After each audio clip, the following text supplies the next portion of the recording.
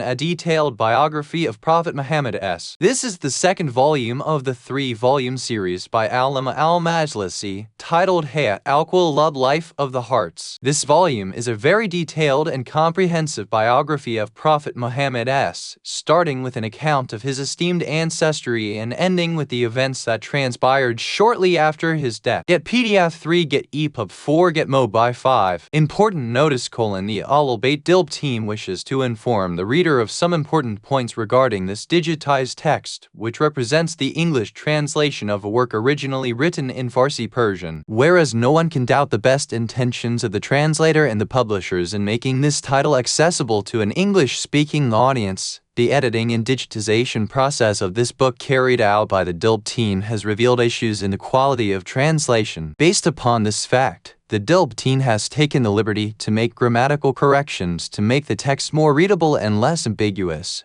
Spelling mistakes and typographical errors have also been corrected, and an attempt has been made to improve the highly non-standard use of transliteration of Arabic names and terms. The online text is not an exact reproduction of the original translation. Users wishing to see the translation as it was published should refer to printed copies available in bookshops. Those who understand are advised to refer directly to the original text. Note: some narrations in this text may appear to be very hagiographical in nature. As a classic work late 17th century by a prominent Shia traditionist, Allamah Muhammad Baqir Al-Majlisi, Roman 2d. 1110 AH/1699 CE, it is still an important source of early Islamic history and the biography of prophets as recorded in Islamic texts. For the most part, this work makes an extremely interesting read, written in a captivating narrative style. Reports in this work that seem to be legends or myths may simply be symbolic and mystical rather than mythical. It would therefore be a folly to always interpret such narrations literally. In cases where a narration appears to contradict a fundamental belief in Islam, such as the infallibility of a prophet, the author/translator has alluded via footnotes that they may have crept into the work because of dissimulation, taqiyya, or forgery. Publisher's preface. In the name of Allah, the Beneficent,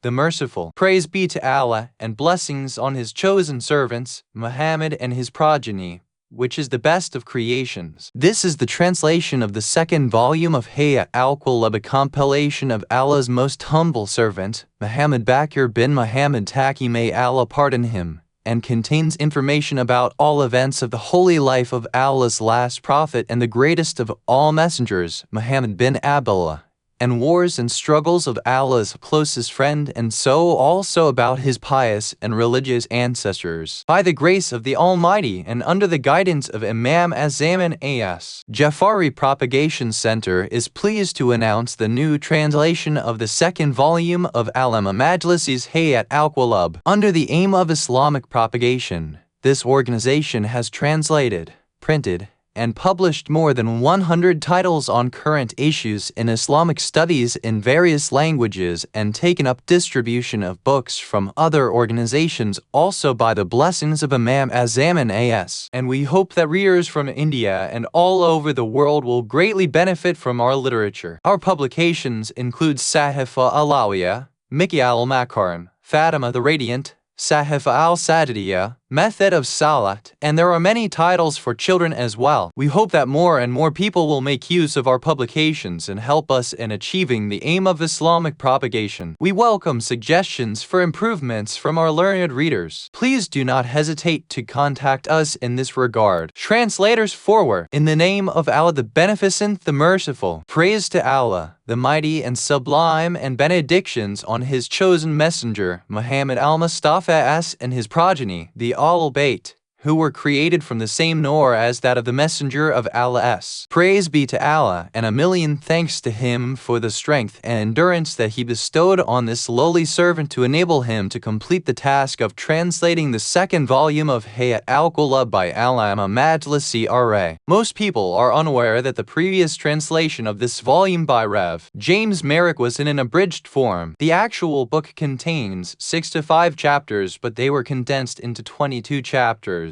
According to some, the language is also disrespectful. So when Jafari Propagation Center decided to republish the complete set of Hayat Al-Qulub, I suggested them to have this volume translated anew. This suggestion was accepted, and the book in your hands is a fresh translation of the second volume of Hayat Al-Qulub by Allamah Al-Majlisi R.A. My special thanks to Janab Sid Fayez Hussein Abedi, who made it a point to assure that the translation work is done with regularity and punctuality. It is also worth noting that the translation of the book on the biography of the Messenger of Allah was completed on 17th Rabi al-Awwal, which is the birthday of our Holy Prophet S. May Allah give us the tawfiq to strive on the path of Ahl Bayt As, and under the guidance of the last successor of Prophet Muhammad S. Mazalang. 17th Rabi al-Awwal 1431 A.H./4th March 2010. Sid Afar Hussein S. Had Rizi al-Kalam translators and writers Vira Imam Sayafar at the Mimatum 8 out of Hussein Complex H. 22-2-440 and 441 Noor Khan Bazar, Hyderabad 500-024, India. Ancestry of the Holy Prophet S and circumstances of his forefathers. Ancestry of the Holy Prophet S. The well-known genealogy of the Holy Prophet S is as follows: Muhammad S., son of Abdullah, son of Abdul Muttalib, son of Hashim, son of Manaf, son of Qusay, son of Kilab, son of Maris, son of Levi, son of Galib, son of Fahur, son of Malik, son of Muzair, son of Kanaz, son of Kuzima, son of Madrika, son of Elias, son of Mazur, son of Nazar, son of Mad, son of Adnan, son of Av, son of Elios, son of Alhamis, son of Salam, and son of Olman, son of Hamil, son of Kitar, son of Esmail, son of Ibrahim Khalil Ahas, son of Turk, son of Nakar, son of Sherig, son of Urgur, son of Falag, son of Abr, son of Shalek, son of Urfashad, son of Sam, son of Nus, son of Malik, son of Madashalek, son of Akanun, son of Aliur, son of Malil, son of Finan, son of Anush, son of Sheath, son of His Eminence, Adam As. According to a narration of Lady Salma, Adnan was son of Av, and he of Zayd, and he of Asera, and he of Iraq's Sarah. Salma says that Zayd is Hamisat, and Sarah is Bant, and that Iraq's Sarah is Ismail As. And according to the narration of Ibn Babawayh, Anan is son of Av, and he of Awad, and he of Zayd, and he of Yakdu, and he of Hamsa, and he of Bant, and he of Kedar bin Ismail. According to the report of Ibn Abbas, it is Anan bin Aben, and bin Yaswa bin Hamsa bin Yasham, bin Manjat bin Sabah bin Al-Thamis, bin Bant bin Kedar bin Ismail bin Ibrahim bin Tara bin Madashal bin Sam bin Nub bin Malik bin Aknu bin Malil bin Sabasar. And according to yet another statement, Tarad, and according to yet another Ayad bin Kinan bin Arad bin Anush bin Sheath bin Adam. What is more famous is that the name of his eminence, Abdul Muttalib, was Shaybatul Hamdi, and the name of Hashim was Amr, and that Ab Manaf was Makira, and also that the name of Kassa was Zayd, who was also called Majma, and the name of Quraysh was Nasser. There was some reason behind this naming of every one of them. It is also said that the name of Argu was Hud. Some have said his name was Gabar, and that Aknu is his eminence,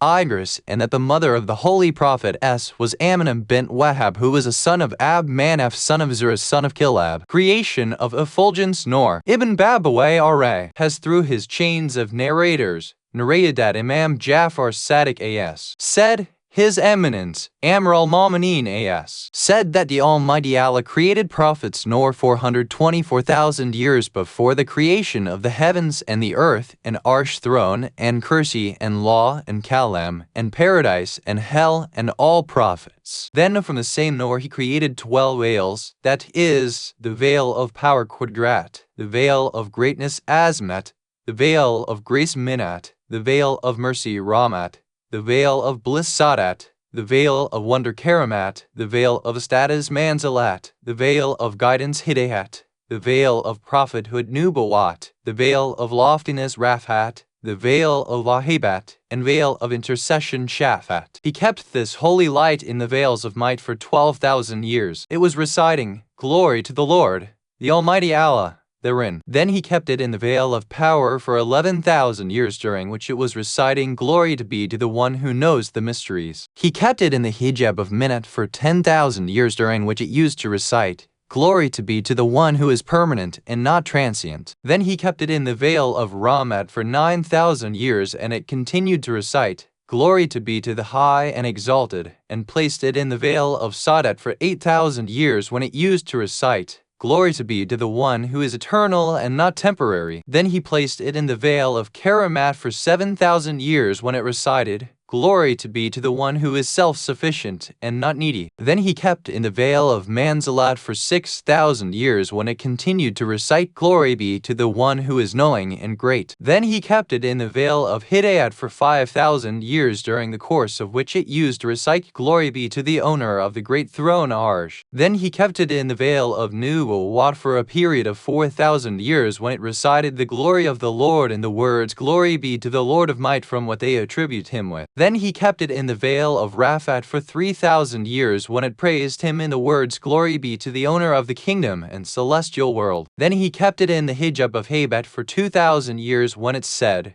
Glory be to Allah and praise be to him. Then he kept it in the hijab of intercession for 1,000 years when it recited, Glory be to Allah the Great and praise be to him. Then he inscribed the name of the Holy Prophet on Lawh Mahfuz protected tablet and it continued to shine there for 4,000 years. Then Prophet's name was displayed on the Arsh and written on the leg of the Arsh where it continued to dazzle for 7,000 years. In this way that Noor continued to revolve with might, loftiness and greatness until the Almighty Allah put it in the loins of Adam as. Then it continued to be transferred until it reached the loins of Nuh and thereafter till Allah placed it in the loin of Abdullah bin Abdul Muttalib and decorated it with 6 wonders. He gave it the shirt of his pleasure, beautified it with the chador of awe, put the crown of guidance on its head, thus making it scale the height, and clothed it in attire of dignity, tied the belt of love, gave it shoes of fear and hope and provided it with the staff of status. Then sent a revelation to it, O Muhammad, go to the people and proclaim, there is no God but Allah, and Muhammad is the messenger of Allah and ask them to believe in this proclamation. The aforesaid shirt of divine pleasure had 6 basic jewels. Its length was of ruby, its sleeves of pearl, its skirt of yellow flint glass, its neck of red coral and slits of neck were made of the Almighty Allah's radiance. Allah accepted the repentance of Yaqub as. Because of the same shirt, he made him eat Yusuf due to its bliss, freed Yunus as. From the belly of the fish by the wonder of the same shirt, the Prophet got rid of troubles and hardships due to it. It was but the same shirt of Prophet Muhammad as. It is reported with reliable authorities that people asked Imam Ja'far Sadiq as, where was the Holy Prophet as before Allah created the heaven and earth and light and darkness? He replied, there were some bodies of radiance revolving round the divine throne reciting Allah's praise 25,000 years before Allah created sky,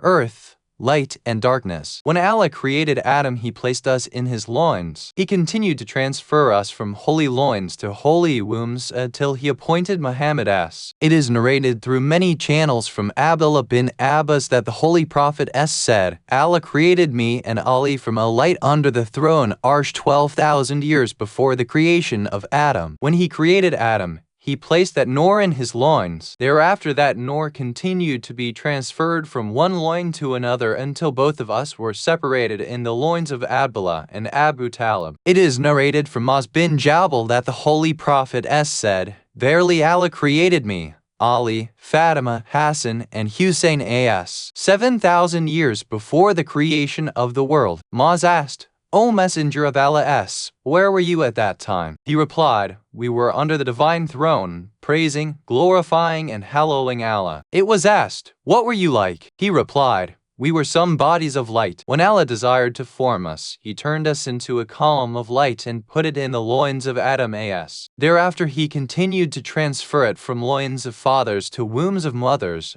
always keeping us away from impurity, polytheism, and adultery, which was being indulged in during the time of blasphemy. In every age, some groups used to be successful by putting faith in us. Some used to remain hard-hearted and unfortunate as they did not believe in us. When we were brought to the loins of Abdul Muttalib, that Noor was divided into 2. Allah put one half of it in the loins of Abdullah, and the other half in that of Abu Talib. Thereafter my Noor was transferred to the womb of Amina, and the other entered the womb of Fatima bint Asad. I was born from Amina R.A. and Ali A.S. from Fatima R.A. Then the entire pillar returned to me, and my daughter Fatima R.A. was born. Then that whole light was transferred to Ali A.S. and Hassan A.S. and Hussein A.S. were born from those two parts of light. Similarly, my Noor will continue to revolve till Judgment Day in the descendants of Hussein A.S. towards the Imams A.S. It is narrated from some channels from the Holy Prophet S. that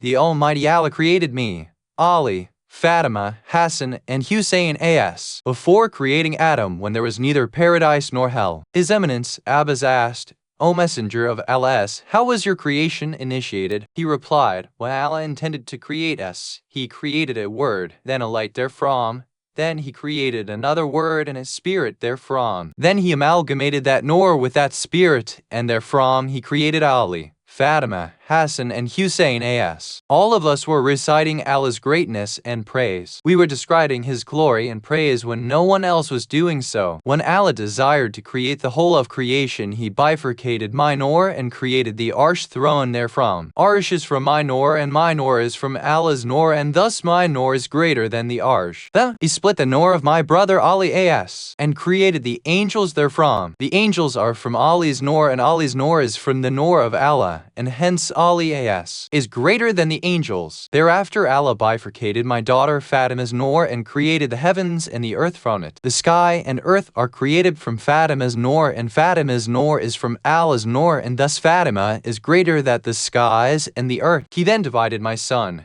Hassan's Noor and created the sun and the moon therefrom. So the sun and the moon have come into existence from my son Hassan's Noor, and Hassan's Noor is created from Allah's Noor, and so it is greater than sun and the moon. Thereafter Allah divided my son Hussein's Noor and created paradise and Houris fairies. So paradise and Houris have been created from my son Hussein's Noor, and my son Hussein's Noor is from the Noor of Allah, and therefore my son Hussein A.S. is better than paradise and Houris. Abu Dihar has, through reliable chains, narrated that the Holy Prophet S. said, I and Ali have been created from one Noor, and we were glorifying Allah on the right side of the Arsh 2,000 years before the creation of Adam. When Allah created Adam, He put this Noor in his loins. When he was allowed to dwell in paradise, we were in his loins. Likewise, when Noah was riding the ship, we were in his loins. So also when Abraham A.S. was thrown into fire, the Almighty Allah transferred us from holy loins into holy wombs until we reached the loins of Abdul Muttalib. Now the Almighty Allah divided that Noor into two, placed me in the loins of Abu Talib. He granted me prophethood and gave eloquence and courage to Ali, and gave derivatives from His holy names to both of us. The Almighty is the Lord of the throne Arsh, which is Muhammad, and I am Muhammad. Allah is High Allah, and my brother is Ali. He designated me for messengership and prophethood, and appointed Ali for wasaya, guardianship, and imamate, and to command people with truth. It is narrated through reliable chains from Imam Jafar Sadiq A.S. that before the creation of the universe, Allah had two radiances. Angels looked at both these lights, found one to be original wherefrom a ray was spreading, which was a part of it. They asked, O Allah, what is this radiance? The Almighty Allah revealed that it is one of my Noors, the origin of which is messengership and branches imamate. The messengership is for Muhammad, who is my servant and messenger,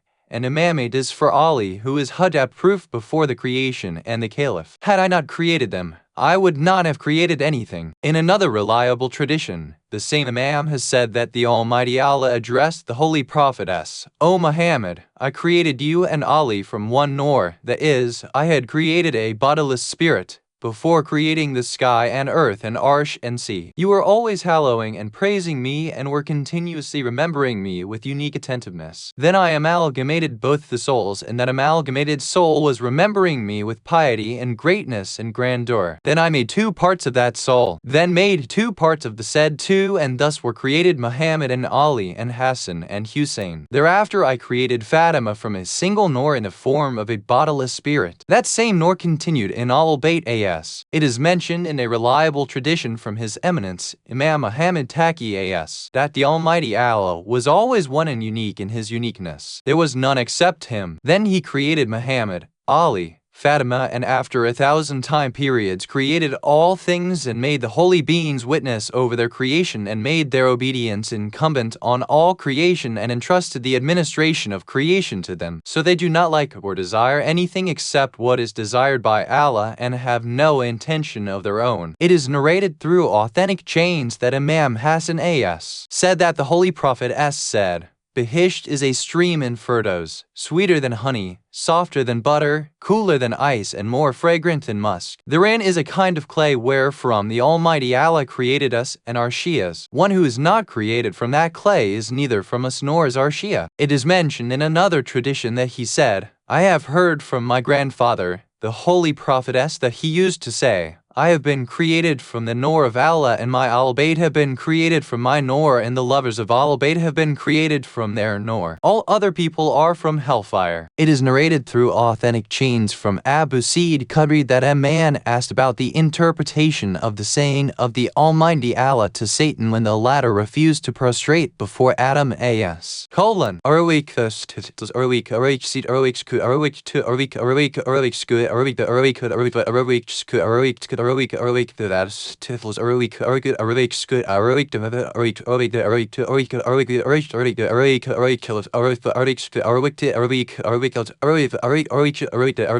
you proud, or are you of the exalted ones? But the Holy Prophet has said, I, Ali, Fatima, Hassan, and Hussein were in the enclosure of the Arsh and praising Allah. The angels were reciting praise on hearing us, and this was 2,000 years before the creation of Adam. When Allah created Adam, He commanded the angels to prostrate before him, but we were not ordered to prostrate. All the angels prostrated, but Iblis refused. At that Allah said to him, "You have shown pride against prostrating.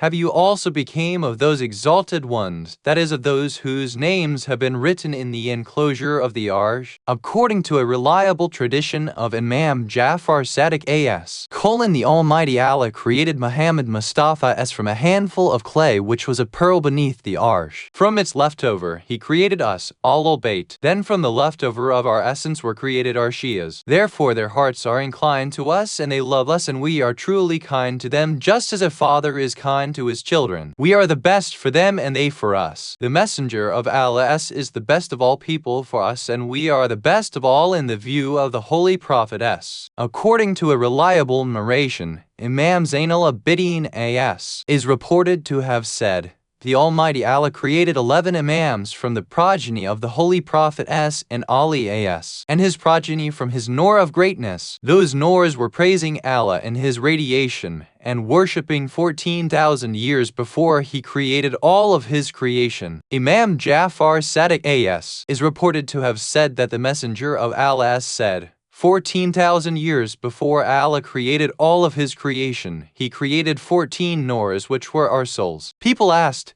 "O Messenger of Allah, who are those 14? He replied, "Muhammad, Ali, Fatima, Hassan, Hussein, and 9 sons from their progeny, the last of whom is Cain A.S., who will remain unseen to people's eyes. Then he will appear and kill Dajjal and purify the earth from every oppression." 2. It is mentioned in a reliable tradition of Imam Jafar Sadiq A.S. that the Almighty Allah presented the Holy Spirit of Prophet Muhammad to the spirits of all the prophets 2,000 years before the creation of universe. The Holy Prophet invited them to worship only one Allah and to obey Him, and promised paradise to the followers of prophets, and warned all those who oppose them of hellfire. In another reliable tradition, Amir al-Mu'minin A.S. said, "I am a slave of Allah and brother of the Messenger of Allah, and am a constant attester from the very first day. Verily I believed in the Messenger of Allah and attested him when the soul of Adam was not yet connected to his body. Also I am the first to testify for the Prophet among this Ummah. Therefore we are the first among both the earlier and the later." It is narrated through reliable chains that people asked the Holy Prophet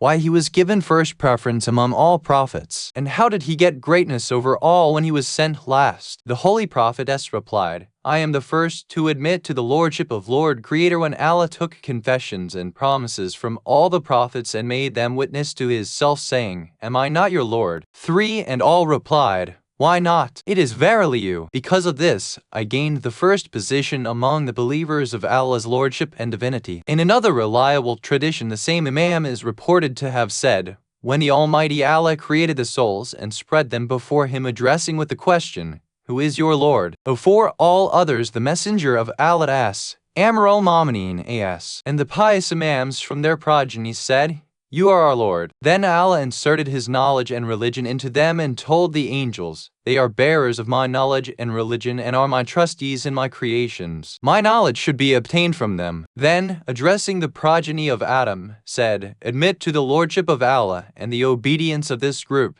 their love and wilayat guardianship. They responded, Doubtlessly, O Lord, we admit. Then Allah told the angels, All of you be witness. The angels replied, We witness, so that none may say tomorrow that he did not know. Imam Ja'far Sadiq as said by Allah, the prophets have been, on the very first day of Al-Ast as mentioned above, emphatically asked to confess belief in our guardianship. Sheikh Abul Hassan Baqir is in Kitabul and were mentioned with his evidence and through Abdullah bin Abbas and a group of companions that when Allah intended to create Muhammad he told the angels that he wanted to create a creation and give it greatness over all other creations and make it better than all the earlier and the later people and also the intercessor on Judgment Day. Had he not been there, I would not have created paradise and hell. So realize his status and consider him prestigious for my honor and appreciate his greatness because of my greatness. The angels replied, O our Lord, we slaves cannot have any objection to our Lord and Master. We have heard and we have obeyed. Then the Almighty Allah commanded Angel Jibreel and upholders of Arsh to bring the radiant earth from the place of the grave of His Eminence.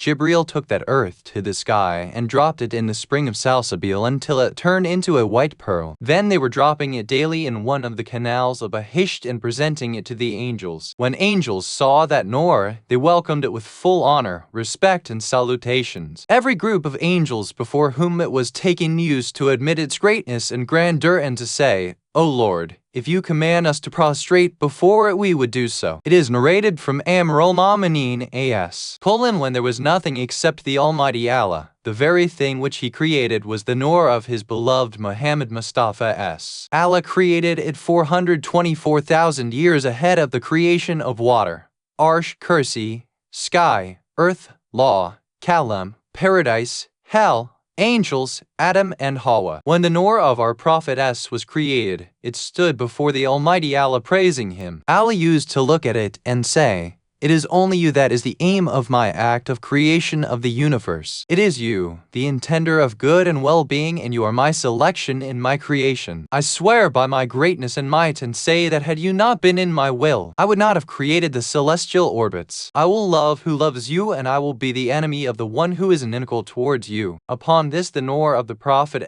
brightened further, and its ray rose up. Then Allah created 12 veils from that radiance, veil of might, veil of greatness, veil of power, honor, veil of law, veil of dominance, veil of mercy, veil of prophethood, veil of divinity, veil of status, veil of loftiness, veil of bliss, and veil of intercession. Then He put the Noor of Muhammad in veil of might, where it remained for 12,000 years, reciting glory to the highest of the high. Then it entered veil of greatness and recited, Glory to be to the one cognizant of the mysteries and secrets for 11,000 years. Likewise it went on reciting glory to be to the Master and Bestower for 10,000 years in the veil of awe, glory to be to the noble and majestic one for 8,000 years in veil of dominance, glory be to the Lord of the mighty throne for 7,000 years in veil of mercy, glory be to the Lord of might from what they attribute Him with for 6,000 years in veil of prophethood, glory be to the greatest of the greatest for 5,000 years in veil of divinity, glory to the knowing and the noble for 4,000 years in veil of status, glory be to the owner of the kingdom and celestial world for 3,000 years in veil of loftiness,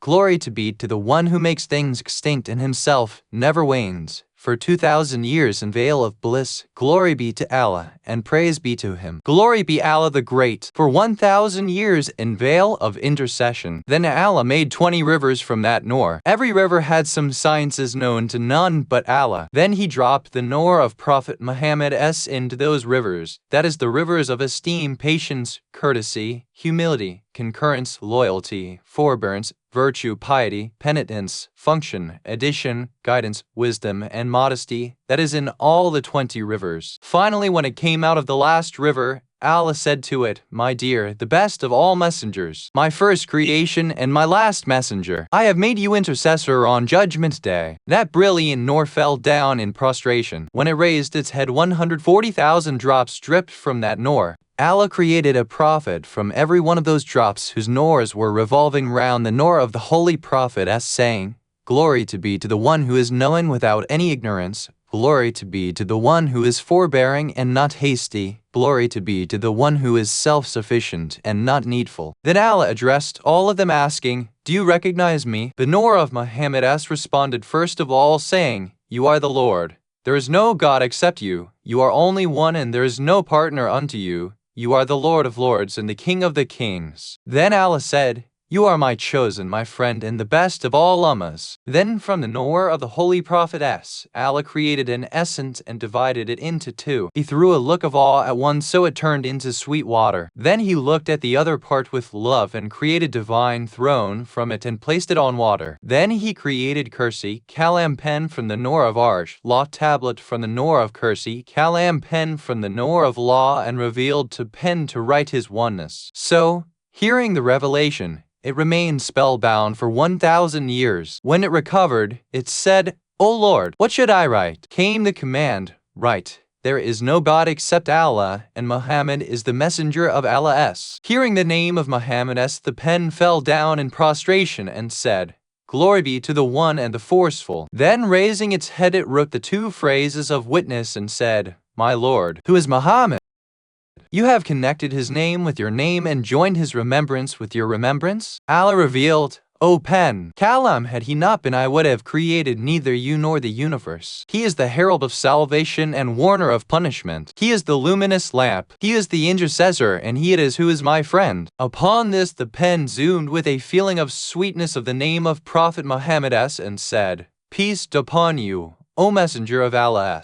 The Holy Prophet responded, And peace be upon you from me and the mercy of Allah and His blessings. Ever since that day it became incumbent to salute in these words, it being the way of the Prophet, and replying to it an obligatory duty. Then the Almighty Allah ordered the pen, Write down my decree and destiny which I will go on creating till Judgment Day. Thereafter Allah created some angels so that they may go on invoking blessings on Muhammad and his progeny until Judgment Day, and seek pardon for their shias. Then Allah created paradise from the Noor of Muhammad and beautified it with 4 virtues of reverence, dignity, generosity, and honesty, and reserved it for His friends and obedience. Then He created the sky from the smoke that rose from the water, and created earths from its foam. The earths were then trembling. So He created mountains to make them still. Then He created an angel who held the earth. Then He created a big rock whereupon the angel rested his leg. Then He created a very big cow and placed that rock on her back. And He created a very huge fish. The cow stood on its back. That fish is on water, the water on air, and the air is in darkness. Whatever is beneath darkness is not known to anyone but Allah. Then He brightened the arsh with the Noor of grace and the Noor of justice. He created intelligence, knowledge, forbearance, and generosity from grace. He created fear and panic from intelligence, consent and happiness from knowledge, affection from forbearance, and love from generosity. He mixed up all these virtues in the essence of Muhammad and his progeny. Thereafter He created from the Ummah of Muhammad the spirits of the faithful. Then He created the sun, moon, stars, night, day, darkness, and all angels from the Noor of Muhammad. He kept the holy Noor of Muhammad still for 72,000 years. Then He went on transferring it from the earth for making the body of Adam as. At that time the cursed Iblis rushed to earth and told it that Allah wants to create a creation from you and then to punish it with fire. If the angels come to you to take, just tell them that I seek Allah's refuge, that something might be taken from me and then it might be thrown in fire. So when Angel Jibril descended, The earth sought refuge of Allah. So he Jibril returned and said, My Lord, the earth sought your shelter, so I pitied it. Likewise came Mikael and Israfil, and they also returned. Then Allah sent Israel. The earth, as before, sought refuge from him too. But Israel said, I also seek Allah's refuge from disobeying him. Then he gathered some earth from above and below, and from every level of earth, white and black and red and soft and hard, all kinds of dust. Therefore the colors and morals of the children of Adam differed from one another. Allah asked Israel, Why did you not show mercy to earth as others had? Israel replied, My Lord, your obedience was better than having mercy on it. Then Allah revealed, I intend to create a creation from this earth wherein there will be prophets and good people, and so also hard-hearted and bad ones also. And I have appointed you for the task of retrieving the souls of them all. Then Allah ordered Jibril to bring the white and shining clay, which is of the last prophet of the last age, and which is the origin of the entire creation. So Jibril came with all the angels, including cherubim, clean, the praise chanters, to the holy grave of the Prophet, and amalgamated it with the waters of tasnim and homage, honor, creation, mercy, happiness, and pardon. Then Allah mixed affection with His Eminence's chest, generosity with His hands, patience and confidence with heart, chastity with private parts, dignity with legs, and fragrance with breaths. Then mixed that clay with the clay of Adam. When Adam's body became ready, he revealed to the angels, I will create a man from clay. When I blow the spirit into it, all of you must prostrate before him. The angels put the body of Adam in paradise and waited for Allah's command so that they may prostrate before it. Then Allah ordered the soul of Adam to enter his body. Seeing it narrow, the spirit disliked entering it. So Allah ordered, Enter it with dislike and come out with dislike. The spirit entered and reached the eyes. Adam was seeing his body and hearing the howling of angels. When it reached his brain, Adam sneezed. Allah made him speaking, so he said, Praise be to Allah. It was the first word uttered by Adam. Allah said through revelation, May Allah have mercy on you. O Adam, I created you for mercy and have reserved my mercy for you and your progeny whenever they also utter like you. That is why it has become a tradition to pray for one who sneezes, and no other deed is as much disliked by Satan as a prayer for one who sneezes. Then Adam looked up and observed that there is no God except Allah, and Muhammad is the messenger of Allah. Was written on the arsh. Names of the members of the holy progeny were also written there. Then the spirit reached his Adam's forelegs. He intended to get up even before it reached his feet. That is why Allah has said, Arabica, Arabica, Arabica, Arabica, Arabica, Arabica, Arabica, Arabica, Arabics, Arabica, Tubs, Arabiki, Arabik, Arabiksi, Arabica, Arabica, Arabic, Arabic, Arabic, Arabic, Arabic, Arabics, Arabic, Arabicala, Arabic, Arabica, Arabica, Arabic. 640. Man is created of haste. Thor. It is narrated from Imam Jafar Sadiq that the spirit of Adam remained in his head for 100 years, then for another 100 years in his chest, for 100 years in his back, for 100 years in his thighs, for 100 years in his forelegs, for 100 years in his feet. When Adam stood up, Allah commanded the angels to prostrate before him. It was a Friday afternoon. The angels remained prostrated till Asr. Then Adam heard a voice chanting Allah's praise and glory from the rear like songs of birds. He asked, My Lord, what is this voice? Came the reply, O Adam, it is praise recitation of Muhammad the Arabi, who is the best among the earliest and latest. Lucky is he who obeys and follows him, and ill luck for one that opposes him. Therefore, O Adam, take this oath of mine, and never entrust it except to the pure wombs of chaste women and clean loins of pious men. Adam submitted, My Lord, you have multiplied my honor, dignity, and beauty because of this newborn. Then Allah created Hawa from a part of Adam's body and put him in a deep slumber. When he woke up, he saw Hawa beside his head. He asked her,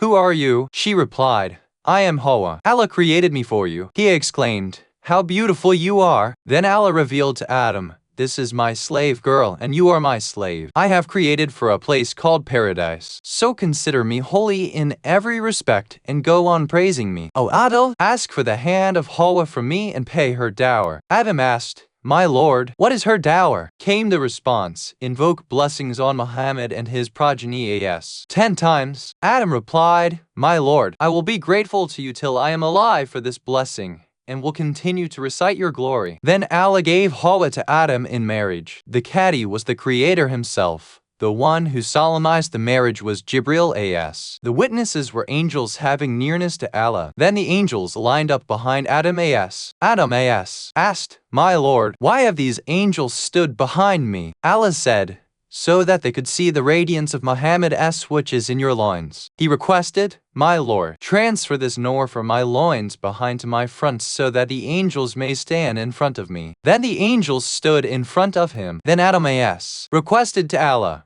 "Please place the nur at a point where they too can see it." So Allah put that nur in Adam's forefinger, and the nur of Ali as in his middle finger, the nur of Fatima as in the adjoining finger, and the nur of Hassan as in his little finger, and the nur of Hussein as in his thumb. The nur began to shine like the sun in the hand of Adam as, and the heavens and the earth and the arsh and the kursi and the outskirts of the glory, everything became radiant by that nur. Whenever Adam as desired to have intercourse with Hawa, he used to ask her to make an ablution, and he too made himself clean and fragrant with scents, and used to tell her, "Allah will give this nur to you, and this is a trust of Allah and a contract of binding nature." That nur remained in the fingers of Adam as until Sheeth as came in the womb of Hawa as, when the nur took place in the forehead of Hawa as, and the angels used to congratulate Hawa as. When Sheeth as was born, the nur of his eminence as came to his forehead. Then Jibril as drew a curtain between him and Hawa as, and made it invisible to his eyes. When he became adult,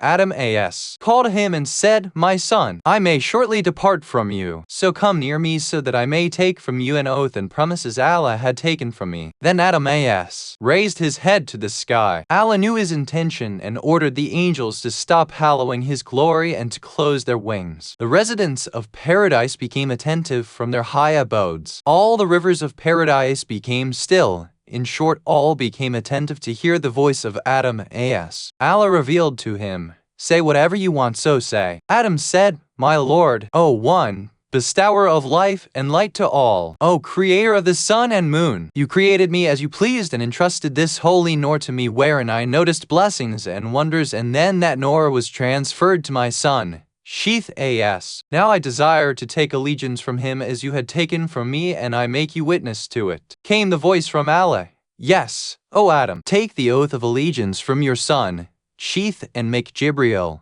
Mikhail, and all angels witness it." Then Allah ordered Jibril, who came down together with 70,000 angels on earth. All of them carried a flag of praise, Liwal Hamdi. Jibril had in his hands a piece of silk and a pen created by Allah with his power. Then Jibril as turned to Adam as and said, "Allah has sent greetings to you and ordered you to write down a document of caliphate and prophethood and the oath, and make Jibril, Mikhail, and all angels witness to it." The document was written, and Jibril as put a seal on it and gave it to Sheeth as. Then they dressed him in 2 red clothes, the brightness of which was more than the sun, and his color was prettier than that of the sky. Both the clothes were neither cut nor sewn. Rather, Allah said be, and they were. The nur of Muhammad continued to shine on the forehead of Sheeth all the time. He married Awari Mahadilla Beza. Jibril as solemnized her marriage with Sheeth as. When he mated with her, Anesh came into her womb. At that moment a caller called out,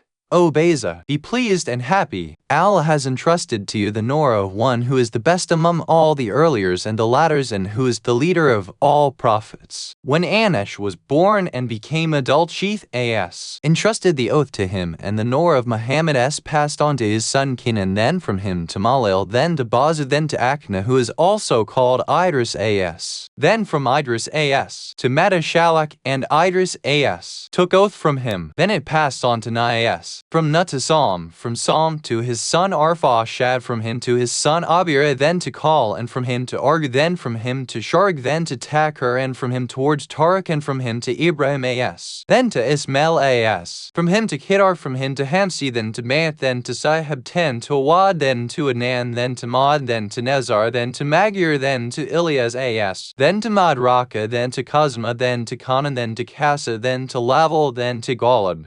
then to Fahar, then to Abd-Manaf, and therefrom to Hashim, who was called Amr-Ullah. The nur of his eminence was radiating from him so much so that when he was entering Masjid al-Haram, the Kaaba used to brighten up due to it. Always light used to rise up to the sky from his face. When His Eminence's grandmother, Attica, was born, she had 2 strings of curly hair on both sides as were for Ismail as, wherefrom the radiance used to rise to the sky. The Meccans were astonished to observe this. Arab tribes came to Mecca from all sides, soothsayers arose, idols began to sing songs of the Prophet's glory. Stones by which Hashim used to pass were, by the might of Allah, exclaiming, "O Hashim, congratulations to you. Very soon a son will be born in your progeny who will have a very great status in the view of Allah and who will be honored very much by the entire creation, that is the last prophet, Muhammad s." When Hashim was passing through a dark place, that place used to brighten up with the nur of the Holy Prophet s. When the time of death of Abd-Manaf arrived, he took oath from Hashim that he would not transfer the nur of the Holy Prophet s to any woman but the one who should be a believer, pious and chaste. Hashim agreed. The kings of that time wanted to give their daughters in marriage to Hayim, and they were sending lots of money and wealth to him so that he may agree to marry their daughter. Hayim used to hum to the Kaaba every day, circumambulate 7 times and hunt the urtan. Whoever approached him used to honor him. He was clothing the naked, feeding the hungry, and solving the problems of people, repaying debts of the indebted, and paying others blood money. His door was never closed for anybody. Whenever he gave a feast, he made it so vast that invitees could take even for their animals and birds. Thus he became famous for his kindness all around, and the kingdom of Mecca became assured for him. Keeping the keys of the Kaaba, feeding the pilgrims, looking after the Zamzam well, the trusteeship of Kaaba, hosting of Hajjis, and all the affairs of Mecca were entrusted to him. He inherited the Alam of Nazar, the bow of Ismail as, the shirt of Abraham as, the shoes of Sheath as, and the ring of Na as. He accorded respect to Hajjis and fulfilled their needs. When the moon of Zil-Hajj was sighted, he gathered people and addressed them, saying, "O people, you have been granted safety by Allah. You are the neighbors of this holy house. People come to visit this house in this season. They are the guests of Allah. Guests are more respectable than others. Allah has favored you with greatness. Very soon pilgrims will arrive here from far-off places through every veil and oppression, whose hair will be in disarray and whose bodies full of dust. So host them and be ready to assist them in every manner so that Allah may endear you." Responding to such advices, leaders of Quraysh used to offer big amounts to Hashim as. He prepared a big leather basin and filled it with sands and water. He used to host pilgrims from the 7th of Zil-Hajj and send them food etc. to Mina and Arafat. One year brought a drought to Mecca. People had nothing to spare for the Hajjis. Hashim as had some camels which he sent to Syria and sold them out. He spent that income for feasting the pilgrims and did not keep even a meal for himself. This made his generosity well known throughout the world. One Najashi,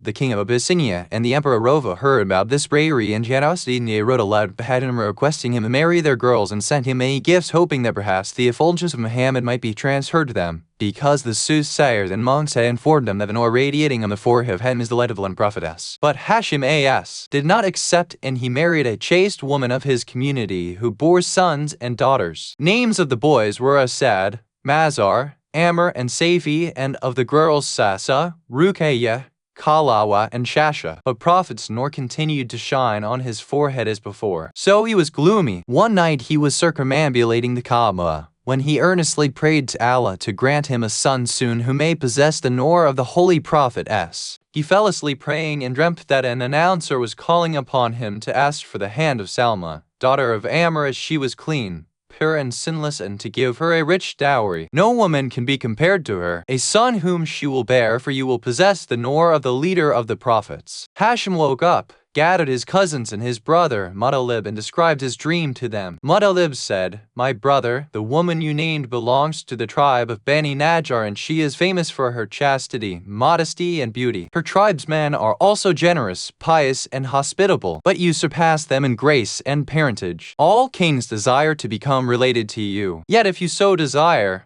permit us to go with a proposal from you." Hashim replied, A need is fulfilled only by the efforts of one who is needy. I intend to go for trade to Syria and myself put a proposal en route. Then he prepared for the journey and went to Medina with his brother Muttalib and the sons of his uncle because Bani Najjar resided there. When he entered Medina, the Noor on his forehead brightened entire Medina and all the buildings of the city shone up. Seeing this, all the residents themselves advanced towards him and asked him who he was, saying that they had never before seen anyone better than him in beauty, especially due to the radiance that had brightened the entire world. Muttalib replied, "We are residents of the house of Allah and of the holy sanctuary of Almighty Allah. We are the offspring of Lavi bin Ghalib, and this is our brother, Hashim bin Abd Manaf. We have approached you for his marriage. All of you know very well that the kings all around us have proposed to us for his marriage, but he has denied. He himself has desired to ask for the hand of Salma from you." Salma's father was also present in the gathering. He came forward and said, "You gentlemen possess honor, respect, glory, credit, generosity, kindness, and magnanimity, and the modest maiden whose hand you desire is my daughter, who herself is the owner of her wish. She has yesterday gone with the women of our tribe to Bani Hanka. If you gentlemen camp here, it will be better and very kind of you. If you intend to proceed towards them, it is up to you. Now please let us know who from you intends to hold her hand." They replied, "Is this gentleman from whose forehead this radiance is glowing. He is the lamp of the house of Allah who removes all darkness. He is very kind and generous. He is Hashim bin Abd Manaf." The father of Salma said, "Very good. His attention has given us honor and status, and we feel exalted and honored. We are inclined to him more than he is to us. But she owns her wish herself. We shall accompany you to her. But, O the best of visitors and O tribe of Nezar, wait here for the time being." In short, they made them stay there with much honor and respect and hosted them very nicely with the best of feasts. They slaughtered a number of camels and prepared many dishes for them. All the people of the city and the tribesmen of Aus and Khazraj began to arrive to observe the radiance and beauty of Hashim As. When rabbis saw Hashim As, they felt the world had become dark because they had read in Torah that the said Noor was the sign of the prophet of the last age. They began to weep and express grief. On inquiry, they replied that it was the sign of a man who will soon appear and will shed the blood of his enemies. Angels will help him in battles. His name in your book is Mahai, and this radiance shows the same Noor. All Jews wept hearing this and became jealous of Hashim As. From that very day, they decided to extinguish the prophet's Noor. Next morning, Hashim As ordered his companions to adorn costly attire, put helmets on their heads, cover their chests with the Moor, and to raise the flag of Nezor. Thereafter, people surrounded Hashim As like a moon surrounded by stars. Slaves were in the fore and followers behind. With such pomp, they proceeded to Bani Kanka. The father of Salma, along with elders of his community and a big group of Jews, accompanied them. When they approached the bazaar, all who had come there for business left their jobs and came forward to observe the elegance of Hashim As. People rushed to him from all sides. Salma too stood in their midst, observing the holy beauty of Hashim As. In the meanwhile, her father approached her and said, "I congratulate you for good news that will make you very glad and honorable." She asked what it was, and her father said, "Salma, this son of honor and moon of generosity whom you are observing has come to ask for your hand. He is famous all around for his kindness, generosity, chastity, and capability." Salma, with a profound feeling of modesty, looked at her toes. Her father understood her consent and happiness. On this sigh, Hashim ordered the putting up of a red silk pavilion and provided curtains all around and took his seat therein. Men from the bazaar came from all sides to inquire what the matter was. After knowing the fact, they became extremely jealous because Salma was unique in her beauty, modesty, chastity, and morality. At that moment, Satan appeared before Salma in the form of an old man and said, "I am one of the companions of Hashim and want to give you some good advice with sympathy. This man, though he is very handsome and beautiful, is a great womanizer. Even if he loves a woman, he does not keep her for more than 2 months. He has married many women and divorced them. He has nothing like courage and bravery. He is very timid and fearful." Salma replied, If what you have said is true, I will never look at him even if the forts of Khyber are filled with gold and silver for me." Iblis felt relieved on hearing this. Then again he came to Salma in the form of yet another companion of Hashim and said false things like before. Then he came again in the form of a third man and talked similar nonsense. When Salma's father arrived there, he found Salma in a gloomy mood. He asked why she was so unhappy, saying, "This is the moment of extreme pleasure, as you have been given great honor and grace." Salma said, "Father, you are giving me to a man who has no liking for women, who is swift in divorcing and is fearful in battles." Her father laughed and said, "This man does not possess the qualities mentioned by you. People mention him as an example of generosity and goodness. He is called Hashim because he hosts many guests. He has never divorced a woman. His bravery and courage is exemplary. No one can equal him in manners and sweetness of tongue. One who has spoken ill of him is surely the Satan." Next day, when Salma looked at Hashim, she became restless because of the nur shining on his forehead and sent to him a message that he may forward his proposal the following day and that he may not refuse any amount of dower demanded by her relatives, telling him that she herself would help him in that matter. The next day Hashim arrived at pavilion of Salma's father along with his companions. Hashim, Muttalib and his brothers all sat in the front portion of the pavilion. All in the audience looked attentively at the elegance of Hashim.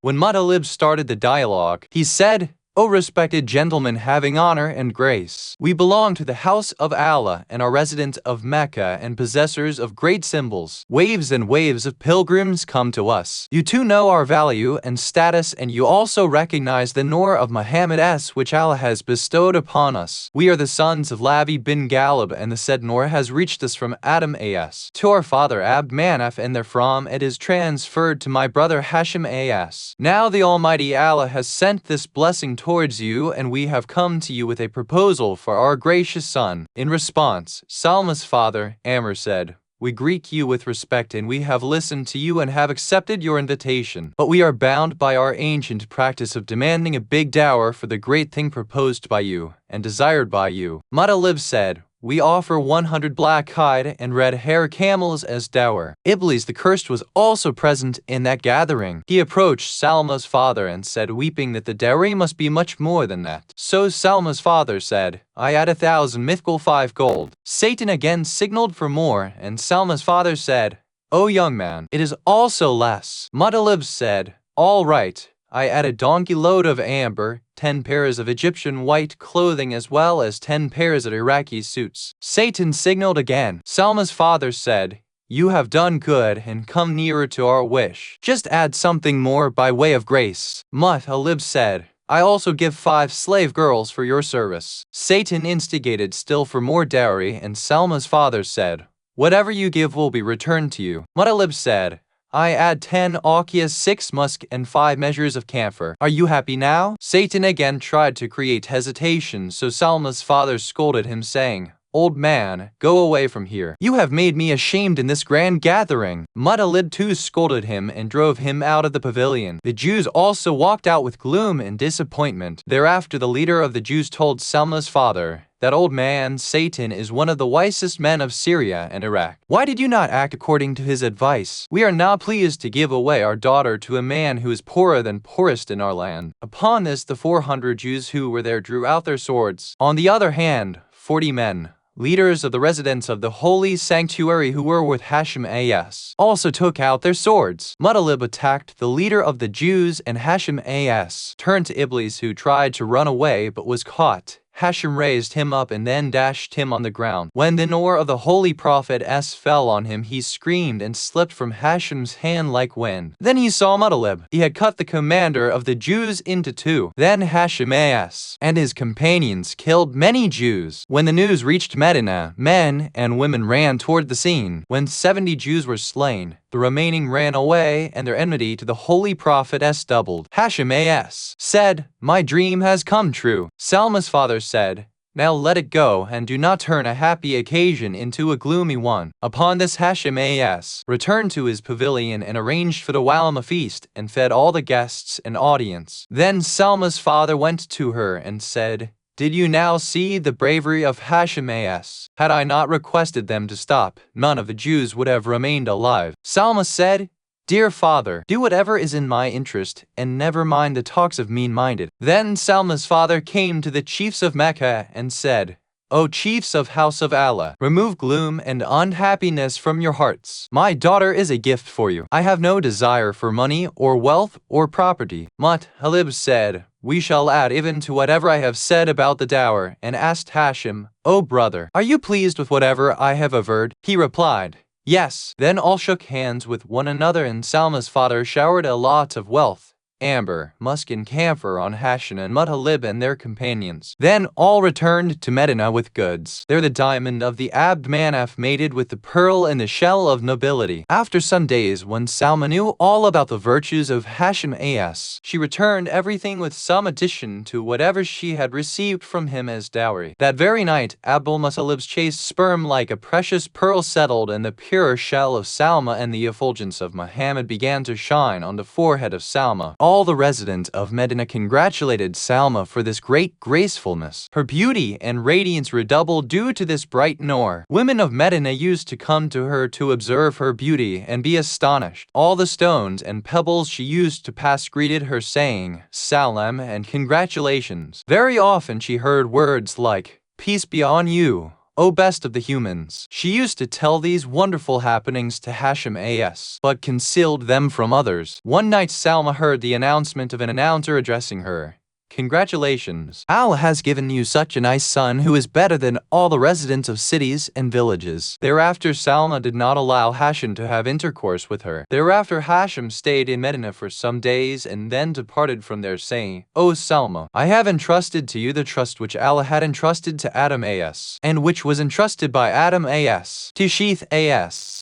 Thus the religious chiefs continued to transfer it from one to another until this great noor came to us, which made us more graceful. Now, by the command of Allah, I have entrusted it to you, and I want from you an assurance and promise that you will protect it. If it comes to life in my absence, let it be dearer to you than your eyes and your life. Keep it hidden from people as far as possible, because there are many who are jealous of and inimical to it, especially the Jews whose enmity is older and apparent. In case I do not return, and if you hear the news of my death, leave no stone unturned in protecting and nourishing him. When he becomes a major, send him to the house of Allah, and do not keep away from his uncle, because the sanctuary of Allah is our place of honor and prestige. Salma said, I have accepted all your words from the depth of my heart, but I am very much grieved due to your separation. I pray to Allah, may he bring you back to me soon. Thereafter Hashim as gathered his brothers and relatives and said, My dear brothers and relatives, death is a path which no one can ever escape. Now I am departing from you and do not know whether I will return to you or not. So I tell you by way of my will that you should always remain united. Do not get disintegrated, as it would dishonor you, because besides the kings and others also are envious of you. I make my brother Muttalib my caliph over you, because he the dearest to me in the world. If you are to accept my will, you must consider him your leader and entrust the keys of Holy Kaaba and the Zams, Amwal and my grandfather Nazar's flag and whatever lucky things have reached us from the prophets to him, so that you will be successful and lucky. My second wish is that you must know that the son who is now in the womb of Salma is very graceful and honorable. Take the utmost care of him. In short, do not ignore any of my words. They responded, We have heard you and are obedient to you, but your will has broken our hearts. Then Hashim proceeded to Syria. He finished his jobs, sold his goods, bought necessary articles, purchased gifts for Salma, and turned to Medina, but fell ill on the way. His illness intensified the next day, so he gathered his servants and slaves and told them, I see signs of my death. It seems it is difficult to recover from this illness, so you may return to Mecca. When you reach Medina, convey my salam to Salma and condole her and tell her that I have no worry except that about my son. Then after 2 days, when the signs of death became clear to him, he asked them, Make me sit up and bring pen and paper for me. Then he began to write with the name of Allah. This letter is written by his lowly slave when he got the divine command to prepare for his journey from the temporary abode towards the permanent place. So at this moment, when my soul is entangled in this scuffle of death from which no one can escape,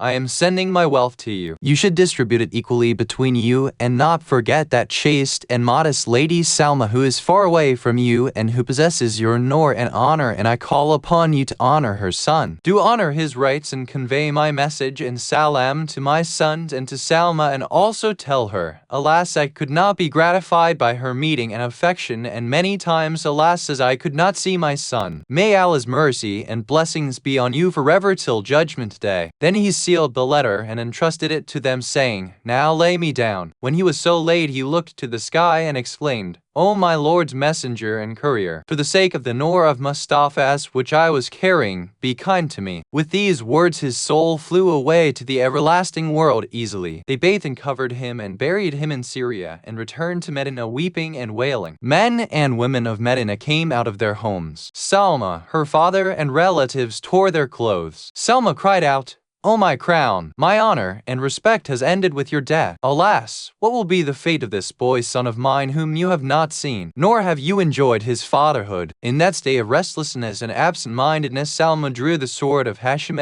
and slew their camels and horses, and then paid up their price herself and told the legatee of Hashim, Convey my prayer to Muttalib and also tell him that I remain firm on the promise of his brother and that after him other men are unlawful for me. Leaving that place, the caravan reached Mecca, where also the news of Hashim created widespread weeping and wailing. Women spread out their hair, tore their necklaces. Every house was wailing. When his will was opened and read it, added to the gloom and grief of people. According to that will, people made Muttalib their chief and leader, and all the things mentioned in the will, namely, the lofty flag of Nazar, the Zamzam for quenching thirst of pilgrims, bow of Ismail as, shoes of Sheath as, shirt o Ibrahim as, and ring of Na as, were handed over to Muttalib as desired by Hashim. When it was time for Salma's confinement, she did not experience any pains normally experienced by women at that time. A voice of the unseen announcer was heard, O beauty of all the women of Bani Najjar, keep your newly born babe in secrecy and hide it from the eyes of the people, so that when Salma heard this voice she closed the doors of her house and hung curtains and did not allow anyone to know about her. Suddenly she observed that a curtain of light was dropped upon her from earth up to the skies so that Satan could not approach. At that time Shaybat al-Hamdi was born with the effulgence of Muhammad on his forehead. He smiled as soon he was born. Salma took him in her arms and saw white hair in his head and hence named him Shaybat al-Hamdi. She kept him in hiding for 1 month. None could know about his birth. After a month, when the kith and kin and nearby women knew about it, they congratulated her. All were wonderstruck by the astonishing events. The newborn began to walk after only 2 months. When the Jews saw him, their hearts overflowed with enmity and jealousy because they knew that the Noor displayed by him was the Noor of the Prophet of the last era, who is to slay the Jews and to nullify their religions. At the age of 7, he appeared like a very strong and courageous youth who could carry the heaviest load and pick other boys and dump them down. Once, a man from the tribe of Bani Harith came from Mecca to Medina on some business. He saw Shaybat al-Hamdi, the boy with a moon-like radiance spreading from his forehead, playing with other boys. He stood there observing the wonderful boy's apparent and hidden beauty and gracefulness. Then he said, How lucky are the people of the city in which you live. The boy was playing and singing, I am the son of Zamzam and Safa. I am the beloved of Hashim, and this is enough for my nobility. That man came near him and asked, Young man, what is your name? He replied, I am Shayba, son of Hashim bin Abd Manaf. My uncles have oppressed me, forcing me to live with my mother and my aunts in this poverty. Oh, respected uncle, where are you coming from? That man replied, From Mecca. The youth said, When you reach Mecca safely, kindly convey my salam to sons of Abd Manaf. When you meet them, say that you are the messenger of an orphan whose father has expired and who is being oppressed by his uncles. O sons of Abd Manaf, you forget the will of Hashim so soon and destroyed his progeny. I smell your fragrance through the wind blowing from Mecca and pass my nights restlessly with the desire to meet you. Upon this message that fellow began to weep and hastened to Mecca. When he reached the gathering of the sons of Abd Manaf, after greeting them with salam, he said, O leaders of community and sons of Abd Manaf, how is it that you forgot your nobility and respect and have left your lamp of guidance in the home of others to light it up? Then he conveyed the messages of Shayba to them. They said, We did not know that he has become a youth and attained maturity. That man said, By Allah, tongues of orators would become dumb before his talks, and no intelligence can equal his wisdom. He is the son of beauty and the light of the eyes of all wise and experts. Upon this, Muttalib asked for a horse and at once headed for Medina all alone. He reached Medina very speedily, where he saw that Shaybat al-Hamdi was playing with other boys. He recognized him from the effulgence of Muhammad. He saw that Shayba had held up a very big rock in his hand and was saying, "I am the son of Hashim, well known for his greatness and grace." Muttalib made his camel kneel and cried out, "Oh, the reminiscent of my brother, come near me." Shayba ran up to him and said, "Who are you? My heart is very much attracted towards you. Perhaps you are one of my uncles." He replied,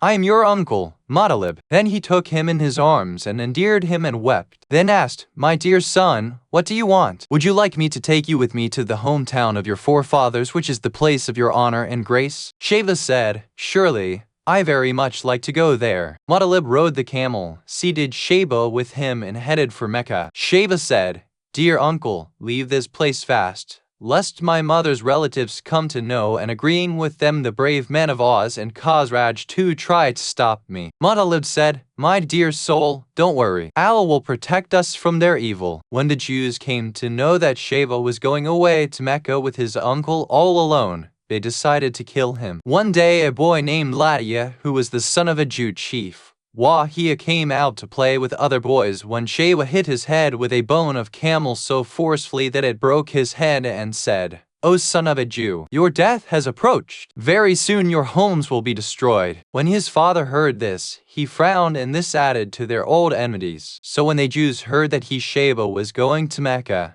they called out to other Jews, saying that the boy was going alone with his uncle to Mecca. "Let us follow him and slay him and be safe from his evil." 70 Jews armed themselves and followed the camel of Muttalib, who heard the noise of their horses at night. So he said, "My son, the feared ones have arrived." Shayba said, "Change the route." Muttalib said, "My son, the radiance on your forehead will show us to them wherever we go." Shayba said, "Hide my face, perhaps the light will stop shining." Muttalib put a threefold cloth on his head, but the brightness did not decrease. Then Muttalib said, "O soul of my brother, this light of your beauty is the Nur of Allah, which cannot be hidden nor can anyone put it off. You are esteemed in the eyes of Allah. Therefore the God who gave you this Nur will also protect you from every danger." When they came to Muttalib, Shayba said, "Bring me down so that I may show you the miracle of providence." Muttalib brought him down. He put his forehead on the ground and prayed, "O the creator of light and darkness and the revolver of the seven skies and the nourisher of every group, I ask from you, for the sake of the intercessor on Judgment Day whom you have entrusted to me, protect us from our enemies." The prayer was not yet concluded when the group of the Jews came up to them and encircled them. So they said cunningly in a flattering tone, "O righteous gentlemen, we have not come here to harm you. We only request you to send Shayba to his mother, because he is a light, bliss, and a sign of luck for our city." Shayba said,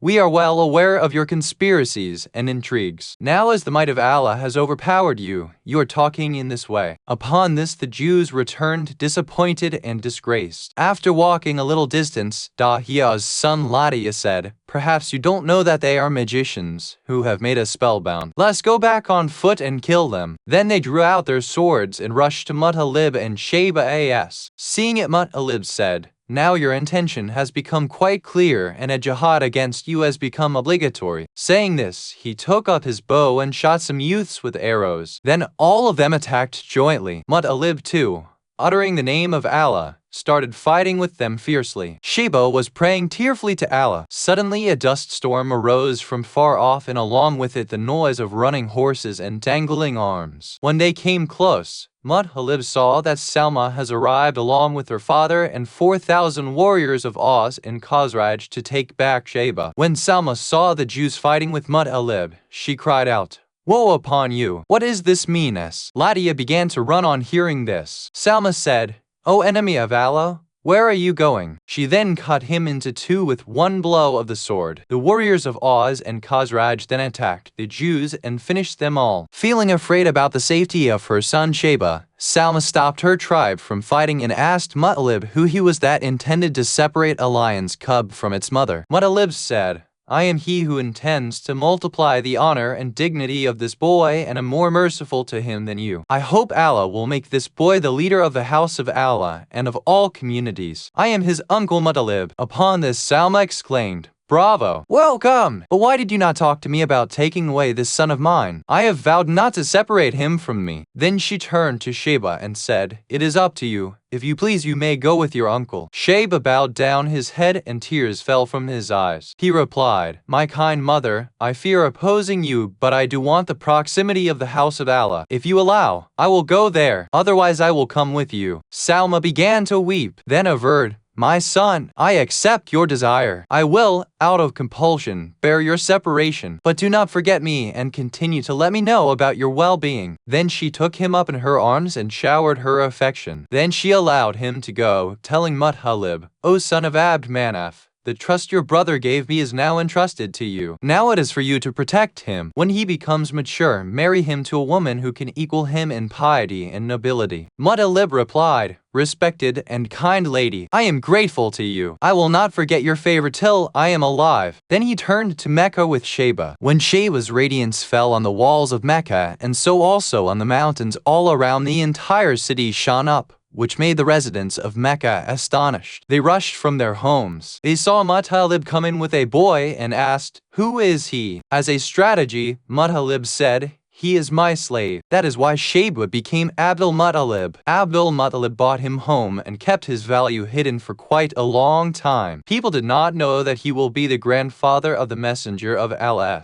He became much honorable in the eyes of the people of Quraysh, who used to be blessed in every matter due to him. It was due to him that they were relieved from every trouble. At the time of every famine and hardship, they used to seek the shelter of the light of the messenger of Allah, and the Almighty Allah used to remove their troubles, that nor used to show miracles. Ancestors of the Holy Prophet S. Imamiya scholars are unanimous that all male and female ancestors of Prophet Muhammad S. right from Adam A.S. up to the parents of the Holy Prophet S. were Muslims, and that the radiance of the Holy Prophet S. had never stayed in the loins of a polytheist man nor in the womb of a polytheist woman. There has never been any kind of doubt in the lineage of the Prophet. It is narrated in Shia and Sunni traditions that all four fathers of the Holy Prophet S. were prophets and messengers of the true religion of Islam, and that the sons of Ismail A.S., who were the ancestors of the Holy Prophet S., were the legatees of Ibrahim A.S. From the very beginning,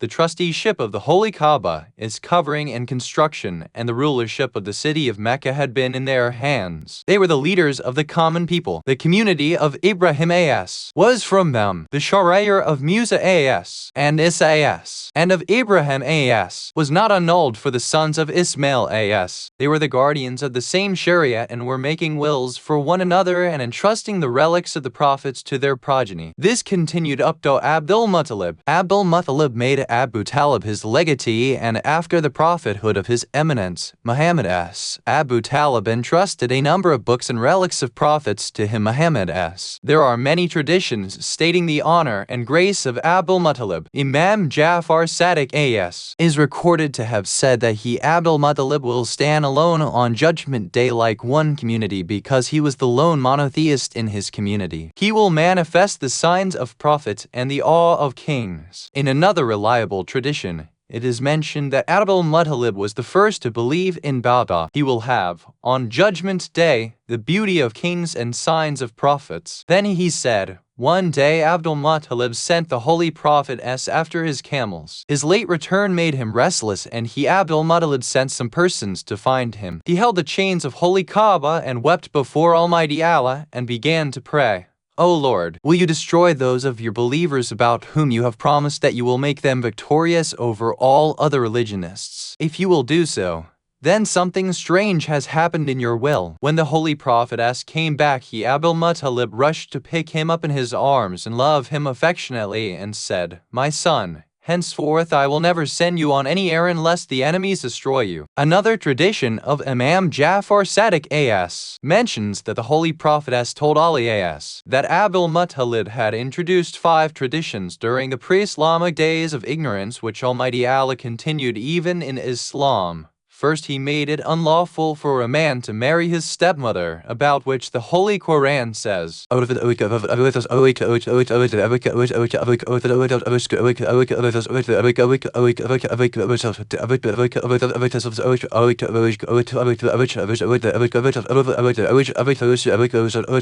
marry not woman whom your fathers marry. 7. Second, when he found a treasure, he spent 1/5 of it in the way of Allah, about which Allah says,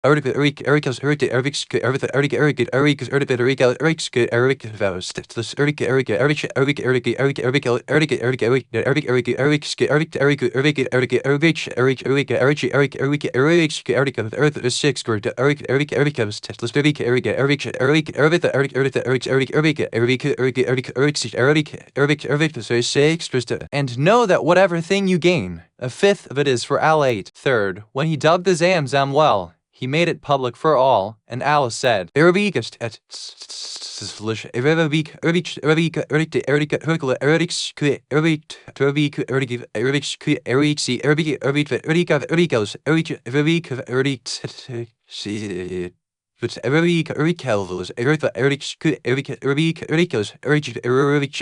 what? Do you make one who undertakes the giving of drink to the pilgrims? 9. Fourth, he fixed 100 camels as the blood money of the man's murder. And fifth, there was no fixed number of tasks. He decided that it should be 7. Then said, Abdul-Muttalib never gambled, nor worshipped idols, or ate the flesh of animals slaughtered for idols, and he always used to say that I am firm on the faith and religion of my father, Ibrahim as. In yet another reliable tradition, it is mentioned by Imam Jafar Sadiq as. that once Angel Jibril descended on the messenger of Allah and said, the creator of the universe greets you and says, I have forbidden hellfire for one from whose loins you are born and in whose womb you grew up, and that is Abdullah and Amina, and also one who maintained you, i.e. Abu Talib. In another authentic tradition, Amir al-Mu'minin as. is reported to have said, by Allah, neither my father ever worshipped idols nor my grandfather,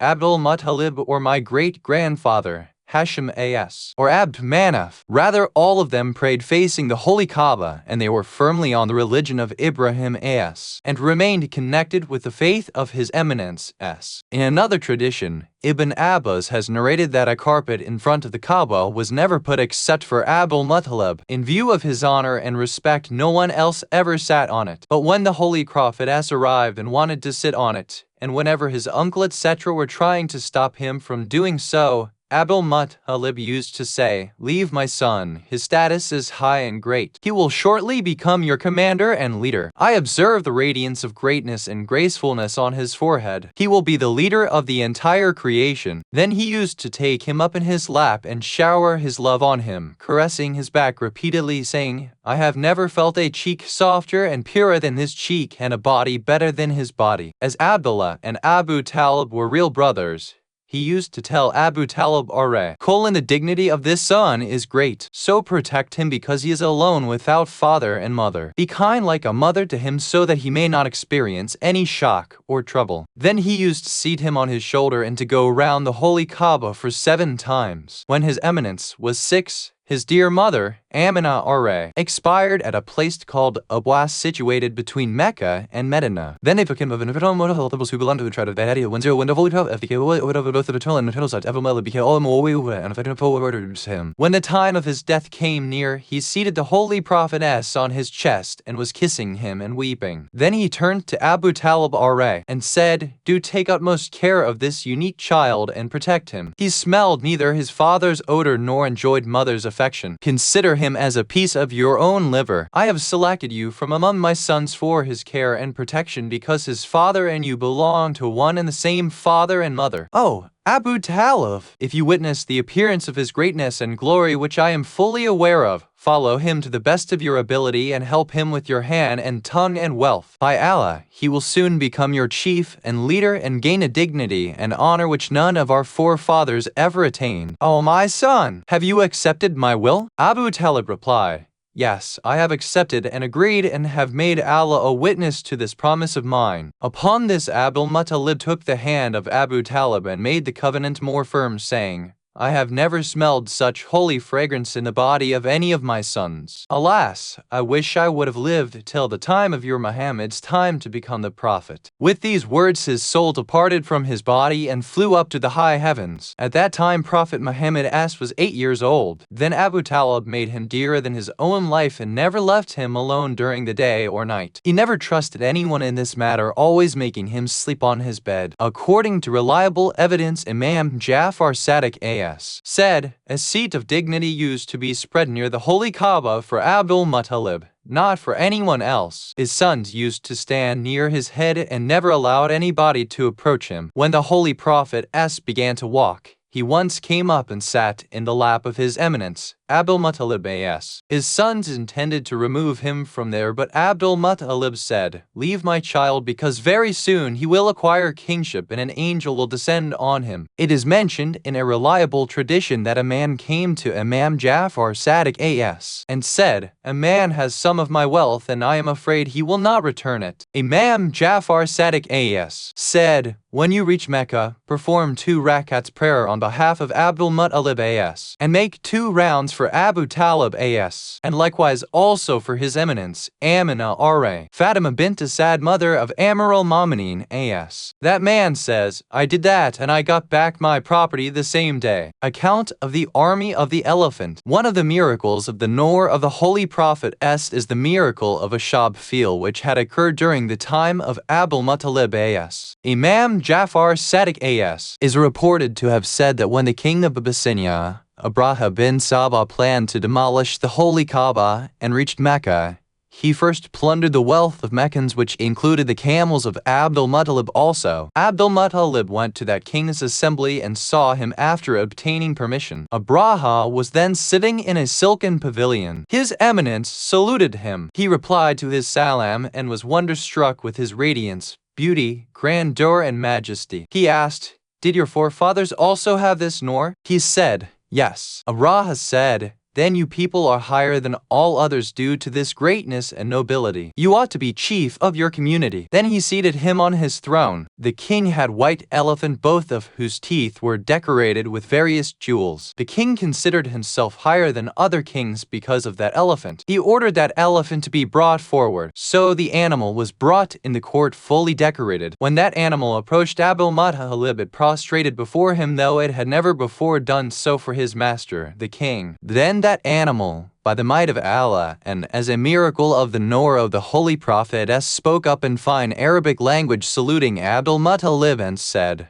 "O the light of the best of creation, and O possessor of the holy sanctuary and Zamzam well, and the best grandfather of the best prophet, peace be on you and on the Noor which is lying in your loins. O Abdul Muttalib, all honor is for you. You can never be downed and disgraced." Seeing this extraordinary miracle, Abraha became fearful. He thought it was magic, so he sent back the elephant and asked Abdul Muttalib, "Why have you come here? I have heard much praise of your generosity, beauty, greatness, and awe, and have now personally observed your greatness and awe. I am prepared to meet your need, so let me know what you want." He had imagined that he would ask him to refrain from destroying the Kaaba. His Eminence, Abdul Muttalib, said, "Your soldiers have taken away my camels. I request you to return them." Abraha became angry and said, "Your honor has now decreased in my sight. I came here to destroy the honor of your Kaaba and also to destroy your community, who are proud of the ownership of the Kaaba, which has made you distinct. This house is where people from the whole world arrive for performing Hajj. You do not say anything about it and merely demand your camels from me." His Eminence replied, "I am not the owner of the house. I am the owner of my camels and have come ask you about them. The owner of the house of Kaaba is mightier than all mighties. He himself will protect and save his house, as it is his prerogative more than all others." Upon this, Abraha returned the camels to Abdul Muttalib who then returned to Mecca with his animals. Then Abraha turned his attention to the destruction of the sanctuary of Allah and advanced with a big army and huge elephants. When he approached Kaaba, his elephant stopped and sat down. When freed, it returned, and when forced to go forward, it lay down on the ground. His Eminence, Abdul Muttalib, asked his men, "Call my sons." They brought Abbas. He said, "Not him. You bring my son." At last they brought Abdullah, father of Muhammad. Then he told Abdullah, "Go up to Mount Abu Qubays and look all around, and let me know what you see. Abdullah climbed the mountain and saw birds called ababil advancing like a dark cloud with the speed of a flooded river. Then the birds sat on that mountain. Then they flew therefrom, circled the holy Kaaba 7 times, did say between the hillocks of Safa and Marwa 7 times. Seeing all this, His Eminence, Abdullah rushed back to Abdul-Muttalib and described what he had seen. His Eminence said, "My son, just see what else the birds do." Abdullah said, "Then they went to the Abyssinian army." Then Abdul-Muttalib asked Meccans, "Go to Abraha's army and take your share of the booty." When the Meccans reached there, they saw all the soldiers lying dead like rotten wood. They also observed that every one of the birds was holding a stone in its beak and claw, hitting to death every one of the army men. After finishing all of them, the birds flew back. Prior to that, no one had ever seen such birds, nor did anyone after that. After all the invaders had died, Abdul-Muttalib came to the holy Kaaba, held its curtains and recited some couplets in praise of Allah for this great grace and bliss. Then he returned to his men and again recited some poetry criticizing the giving up of Kaaba by the Quraysh and the description of his loneliness and his patience over it and his reliance on only one Allah. It is narrated through reliable chains from Imam Jafar Sadiq As that when the king of Abyssinia, Abraha's army, had come to demolish Kaaba and had taken away the camels of Abdul-Muttalib, Abdul-Muttalib went to meet Abraha. The king asked why he had come. He was told that he had come for his camels. The king said, "This man is the chief of his people. I have come to destroy their place of worship." Yet he does not make any recommendation about it, but asks only for his camels. Has he requested me not to destroy the Kaaba? I would have accepted that too. Then he returned his camels. Abdul-Muttalib responded in the words quoted above, and while returning, passed by Abraha's big elephant named Muhammad. He cried, "O Muhammad!" The animal moved its head in response. Then Abdul-Muttalib asked, "Do you know for what purpose they have brought you here?" Raising its head and then shaking it, the elephant replied, "No." Abdul-Muttalib said, "They have brought you here so that you may destroy the house of your Lord. Will you do so?" Moving its head, the animal said, "No." Therefrom Abdul-Muttalib came back to his house. Next day, Abraha's army moved in the early morning to enter the holy sanctuary. The elephant did not go forward. At that time, Abdul-Muttalib asked one of his slaves to climb the hill and see the events and to relate them to him. The slave went, returned, and narrated that a darkness was advancing from the direction of the sea. When it came nearer, he observed that there were innumerable birds. Every one of them had a pebble in its beak. The size of the pebble was as little as the top portion of a finger or even smaller. Abdul-Muttalib said, "By Allah, these birds intend to destroy the army men." The birds hovered over those soldiers and began to drop the pebbles. The pebbles pierced the body of every soldier from head to foot and killed him instantly. None but one man survived, who rushed back to his people to relate what had happened. When he was relating the story, people saw that one of those birds was hovering on his head also. He said, "The birds were like this." At that very moment, the bird dropped a pebble on that man, which killed him then and there.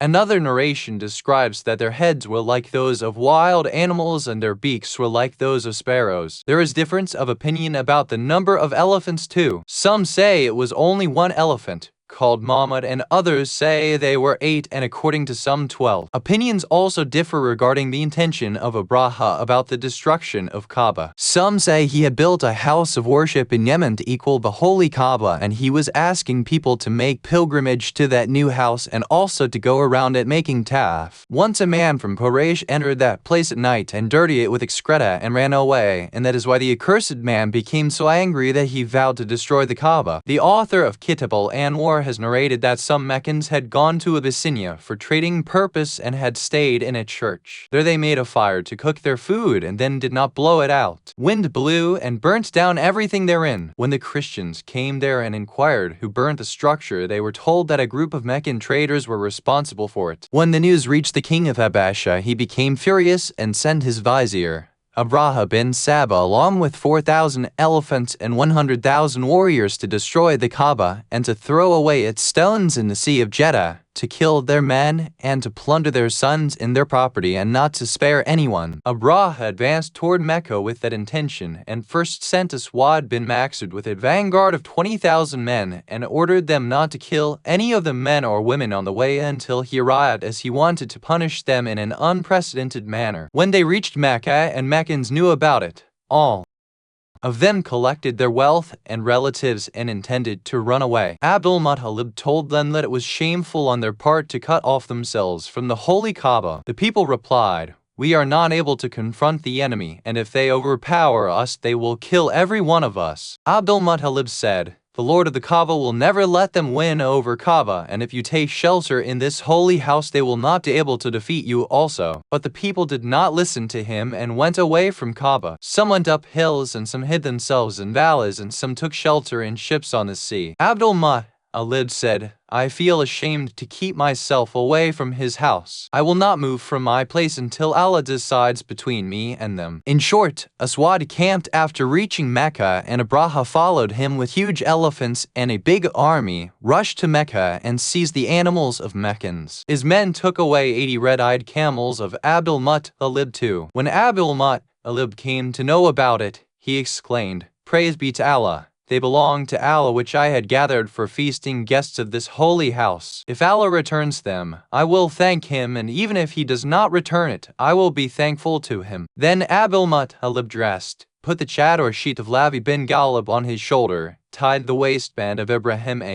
hung the bow of Ismail on his arm, mounted his horse and proceeded to Abraha. His relatives approached him saying, "We will not allow you to go to that oppressor who does not respect the house and the precincts of the house of Allah." Abdul-Muttalib replied, "I am aware of Allah's might and His mercy more than you do. Let me go. If Allah wills, I will return very soon." Then he proceeded. When the army men of Abraha observed his elegance and radiance, they were astonished and trembled due to fright. They too came to him and requested him not to go to the merciless ruler who had vowed not to spare alive even a single Meccan. "We feel pity for you and are afraid that despite all this elegance of yours, that cruel man will kill you." His Eminence told them, "You only take me to him and give up advising me." Then they informed Abraha of the arrival of Abdul-Muttalib and described his courage and bravery, etc. He issued orders whereupon all of his men stood up and drew their swords. He called his biggest elephant in his court and put on his crown, and then called his Eminence, Abdul-Muttalib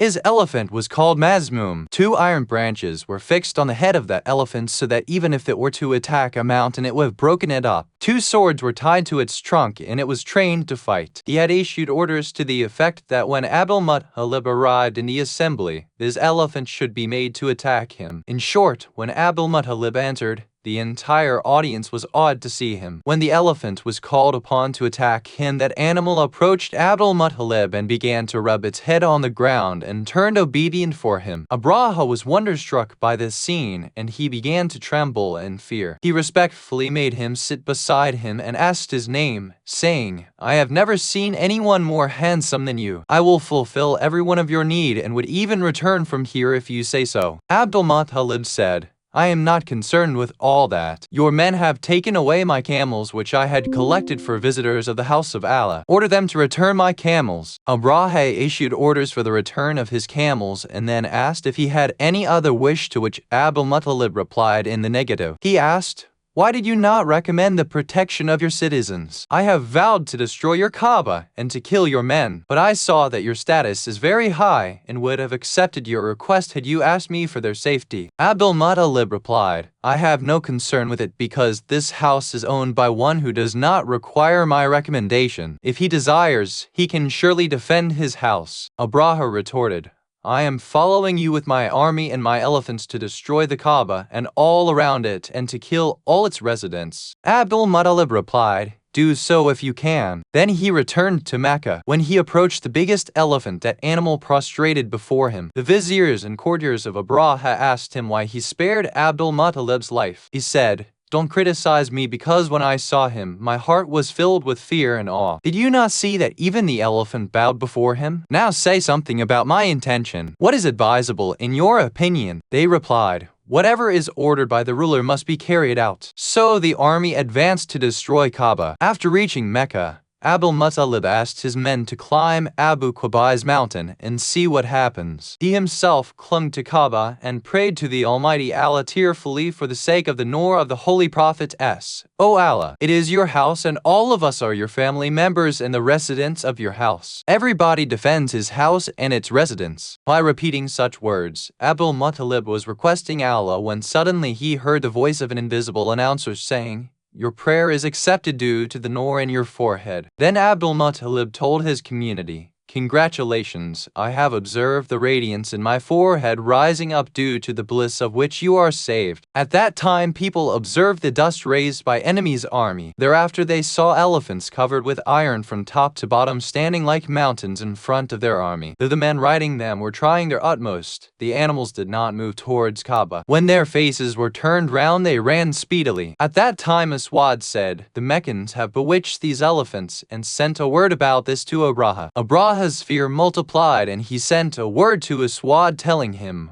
"We have made repeated trials and it is now not advisable to act against our experience. So send a number of messengers to the Meccans for making peace and do not make any mention of the elephants, otherwise they will become more courageous. Tell them to hand over to us as many of their men as have been killed of us and to pay the losses caused to our house of worship so that we may go back." Abraha's messenger carried this message to Aswad. The messenger was a very courageous man and his name was Hanad, who was very proud of his strength as he could all alone confront big armies. His appearance was very dreadful. Aswad asked him, "You yourself go to them with this message. Perhaps peace will be established between us and them because of you." Hanad replied, "I am going. If they don't agree, I will bring back to you the heads of all of them." When he arrived in Mecca and looked at Abdul Muttalib, he became fearful and began to tremble. Abdul Muttalib asked him, "With what intention have you come?" He replied, "My master, Abraha, is convinced of your gracefulness. Now he has bestowed your sanctuary and he wants that you should hand him over as many of your men as have been killed from our side and to pay the losses caused to our house of worship. Then we will return with our army." Abdul Muttalib replied,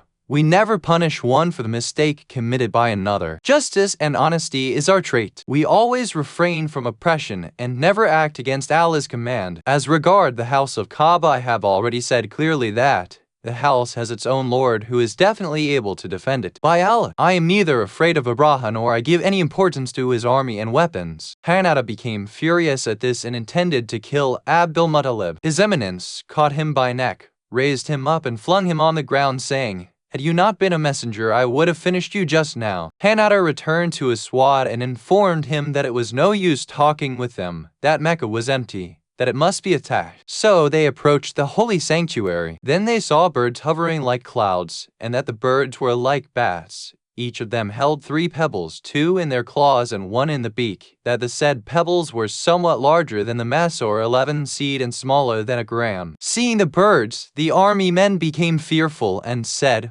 "What is this? We have never seen such birds before." Aswad said, "There is nothing to be afraid of." He also said that these sparrows come out once annually. Saying this, he shot 1 arrow towards them from his bow. The birds began to make noise. Then an unseen announcer announced, "O obedient birds, obey your Lord's command and do what you have been asked to do, as Allah's anger has multiplied against these deniers." When the birds began to hit the army men with the aforesaid pebbles, the first to be hit was Hananeh, whose body was pierced from head to bottom, and that pebble went through the ground beneath him. Hayat fell down and entered hell. The army started to scatter all around. The birds followed them and dropped pebbles on their heads until all of them were killed. Aswad also went to hell. Abraha was fleeing when his right hand was fractured and he fell down. Then his left hand.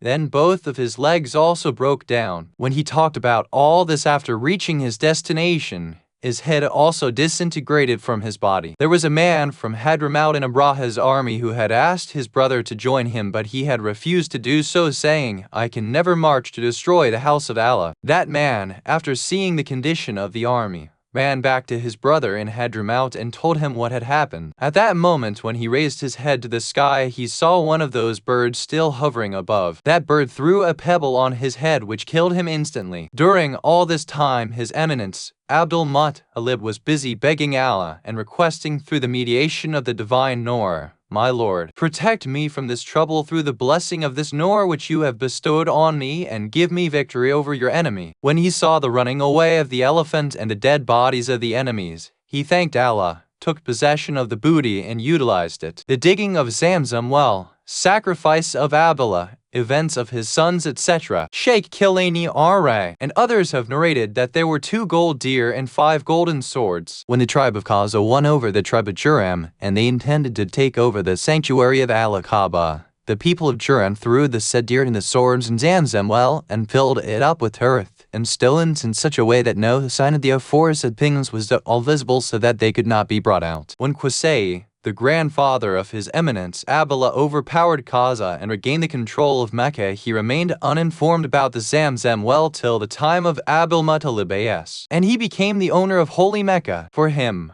a carpet was laid in front of the Holy Kaaba. It was never done so for anybody else. One night when he was asleep near Kaaba, he saw in a dream that someone was asking him to dig up Bara. When he awoke, he could not follow what Bara was. Next night, when he slept at the same place, the same man asked him to dig up Tiba. On the 3rd night, he was asked to dig Maznana. Finally, on the 4th night, he was instructed to dig up Zamzam well, which would never dry up, no matter how much of it is served to Hajis, to dig it at the place where a white crow came daily to eat ants. When Abdul Muttalib dreamt like that, he followed its meaning and also found the location of Zamzam. Then he told Quraysh, "During 4 nights, I have dreamt about the digging of Zamzam well, which is our precious treasure. Let us dig it." As they disagreed, he began to do the job himself. At that time, he had only one son named Harith, who also helped him. When they felt it was hard to dig, he came to the door of Kaaba and prayed to Allah to grant him 10 sons and vowed that he would sacrifice the dearest one of them in his path. Then he began to dig the well again until he saw the foundation stone of Ismail as, and understood that they had reached water. He cried out, "Allah is the greatest." Upon this, the people of Quraysh also repeated takbir and said, "We are also partners in this treasure of grace and bliss. It cannot be reserved only for you." Abdul Muttalib replied, "As you did not help me in digging it, it is now exclusively mine and my sons till Judgment Day." It is narrated through reliable chains from Imam Musa Kazim as that when Abdul Muttalib concluded digging of Zamzam and reached its bottom, he perceived very bad smell from one direction of that well, which made him fearful and made his son Harith go out. But His Eminence remained therein firmly and dug deeper for 1 hand length. Then he felt sleepy and he fell asleep. In dream he saw a beautiful, nicely dressed, cleanly clothed, tall, perfumed man who was asking him to dig more. "You will get booty. Do not hoard it for your heirs, but use it yourself. While the gold, etc. is for you, the swords, etc. are for others. Your honor and should among all Arabs, because this the leader of the community, and his lady will also be very hajani, as well also will be born all the wise man. The swords are their share. That messenger's prophethood will become manifest 1 century after you. Allah will brighten the earth with his light Noor, drive out the devils from earth, disgrace them after honor, and kill them after making them strong. He will disgrace the idols and will kill the idol worshippers wherever they be then from your lineage. After that prophet, his brother and vizier will remain. His age will be less. He will break idols and will be obedient to him in all affairs. That prophet will not hide anything from him. He will consult him in every important matter. When Abdul Muttalib woke up, after having this vision, he found 6 swords near him. He took them out and intended to come out, but thought that the digging was yet to complete, so he dug a depth of a life more and saw that the horns and head of a golden deer had appeared before him. He took it out and saw that on its head was inscribed, "There is no God except Allah. Muhammad is the messenger of Allah. Ali is the wali of Allah. So and so is the caliph of Allah." What was meant by the last phrase is that Sahib al-Amr Mahdi as is the caliph of Allah. Abdul Muttalib was about to come out of the well when the Satan appeared in the form of a snake and began to slip out of the well ahead of him. His Eminence, Abdul Muttalib, gave it a blow of the sword which cut off its tail, and then it disappeared. Now His Eminence came AKFS. "We'll kill it." His Eminence, Abdul Muttalib as desired to, contrary to the dream, hang those swords on the door of Kaaba. Then the following night he again saw in dream the same man saying, O Shaybat al-Hamdi, thank your Lord, who will very soon compensate you for your land and will make you famous through the world and make Quraysh submit to you. Some of them will submit to you due to fear and some because of greed. Keep the swords in their place. When His Eminence woke up, he understood that if the man is guiding him in visions is from Allah, then it is a divine commandment, and if he is a devil, then he must be one whose tail he had cut off. Next night he dreamed that many men and children approached him saying, "We are among your children's followers and we live in the sixth sky. Those swords do not belong to you. You should marry a woman from Bani Maksim. Then make matrimonial contracts with the girls belonging to all Arab tribes. Even if you do not possess wealth, you do have a high status. No tribe will hesitate in giving you their girls in marriage. You may give these 13 swords to the sons who will be born of that girl belonging to Bani Maksim. Nothing more needs to be told you. Yes, one of those swords will disappear and remain hidden in such and such mountain. Its reappearance will be one of the signs of the appearance of King al-Muhammad as. After waking up, His Eminence hung those swords in his neck and went around Mecca. Meanwhile, the best of those swords disappeared, which will reappear at the same place of the coming of the King as. Then His Eminence, Abdul Muttalib, wore ihram for performing Umrah and entered Mecca, made 21 circumambulations carrying those swords and the golden deer. While going round the Kaaba he was reciting, "My Lord, make your word come true. Prove my words right. Spread my description throughout the world. Strengthen my arms." Then he gave those swords to the sons of Makhzumiyah. Out of those 12 swords, one went to His Eminence, Prophetess, and one each to all the 11 Imams up to Imam Hassan Askari as. And the sword of the 12th Imam has gone in hiding in the earth, and the earth will present it to His Eminence, Mahdi as. When he reappears, it is mentioned in a reliable tradition that Ibn Fazl asked Imam Ali Raza as about the words, "I am the son of 2 slaughtered ones." His Eminence said,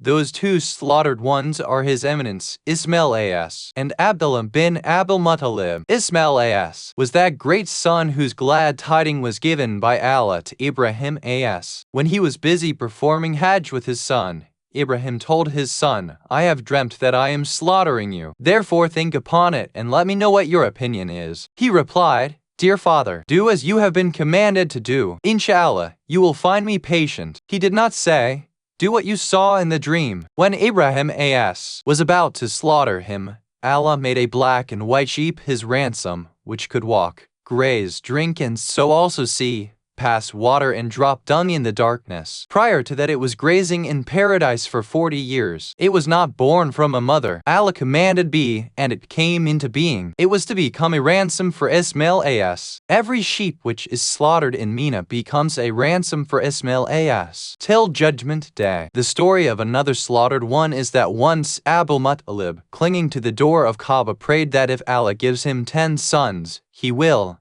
as a gesture of thankfulness, sacrifice one of them in his path. Allah granted him 10 sons. So he said, "Allah fulfilled my desire. Now I must also keep my word." So he gathered his sons, went to Kaaba with them, and drew lots thrice. On all the 3 occasions Abdullah's name, father of the Holy Prophet appeared in the lot who was the dearest to him. Then he laid him on the ground and intended to slaughter him. When the news reached Quraysh chiefs, all rushed to him and tried to stop him. Women of Abdul Muttalib also came weeping and wailing, and his daughter Atticus said, "Dear father, submit an excuse before Allah in the matter of your son." He inquired, "How?" Atticus said, "Draw lots between these camels of yours grazing in the sanctuary and your son, and go on increasing the number of the camels every time until Allah is pleased." Then Abdul Muttalib drew a lot between Abdullah and 10 camels which came out in Abdullah's name. Then he drew again, doubling the number of camels. Again it showed Abdullah's name. Likewise, when he raised the number of camels up to 100, it came in their names. All the Quraysh raised the slogan of Takbir so loudly that hillocks of Mecca trembled. Abdul Muttalib said,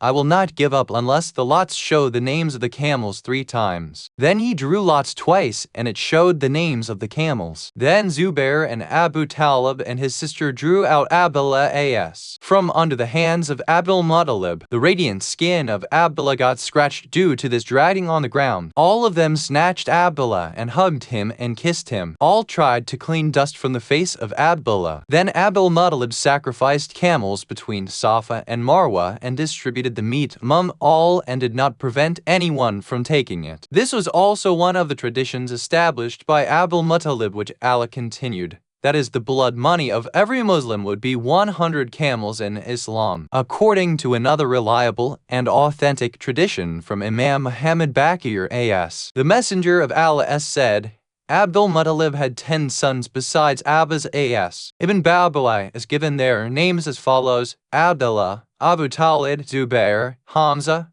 Harith, Iraq, Makum, Hadl, Abu Uzza, who known as Abu Lahab, and Zurar and Abbas. Harith was the eldest. Some have said that Makum and Hadl were one and the same person. His Eminence, Abdul-Muttalib, had 10 names. Kings of the times used to address him by these names: Amir, Shaybat al-Hanbi, Sayyid al-Batha, Saki al-Hajj, Saki al-Gais, Gais al-Wara fil Abu Shadat al-Ashra, Abdul-Muttalib, Hafir, and Zamzam. It is also mentioned in a reliable tradition that the very first lot which was drawn in the world was in the name of Maryam, daughter of Iran, then for Yunus A.S. When Abdul-Muttalib got 9 sons, he vowed that if Allah gives him one more son, he would sacrifice him in the name of Allah. When Abdullah was born, he could not sacrifice him as the messenger of Allah was in his loins. So he brought 10 camels and drew lots. It came out in Abdullah's name. He added 10 more camels and drew lots again. It again came in Abdullah's name. Then he went on adding 10 camels every time until the draw showed the camels when the number was raised to 100. Abdul-Muttalib said, "It is not fair on my part to act according to the only lot which is in my favor." So he drew again twice, and when it came in the name of camels for 3 consequent draws, he understood that now Allah was pleased with him, and then he sacrificed the camels. 1 2. Ibn Abil Hadid and the author of Kitab al-Anwar etc. have reported that when Abdul-Muttalib found out the Zamzam well, the Quraysh became very jealous. They said,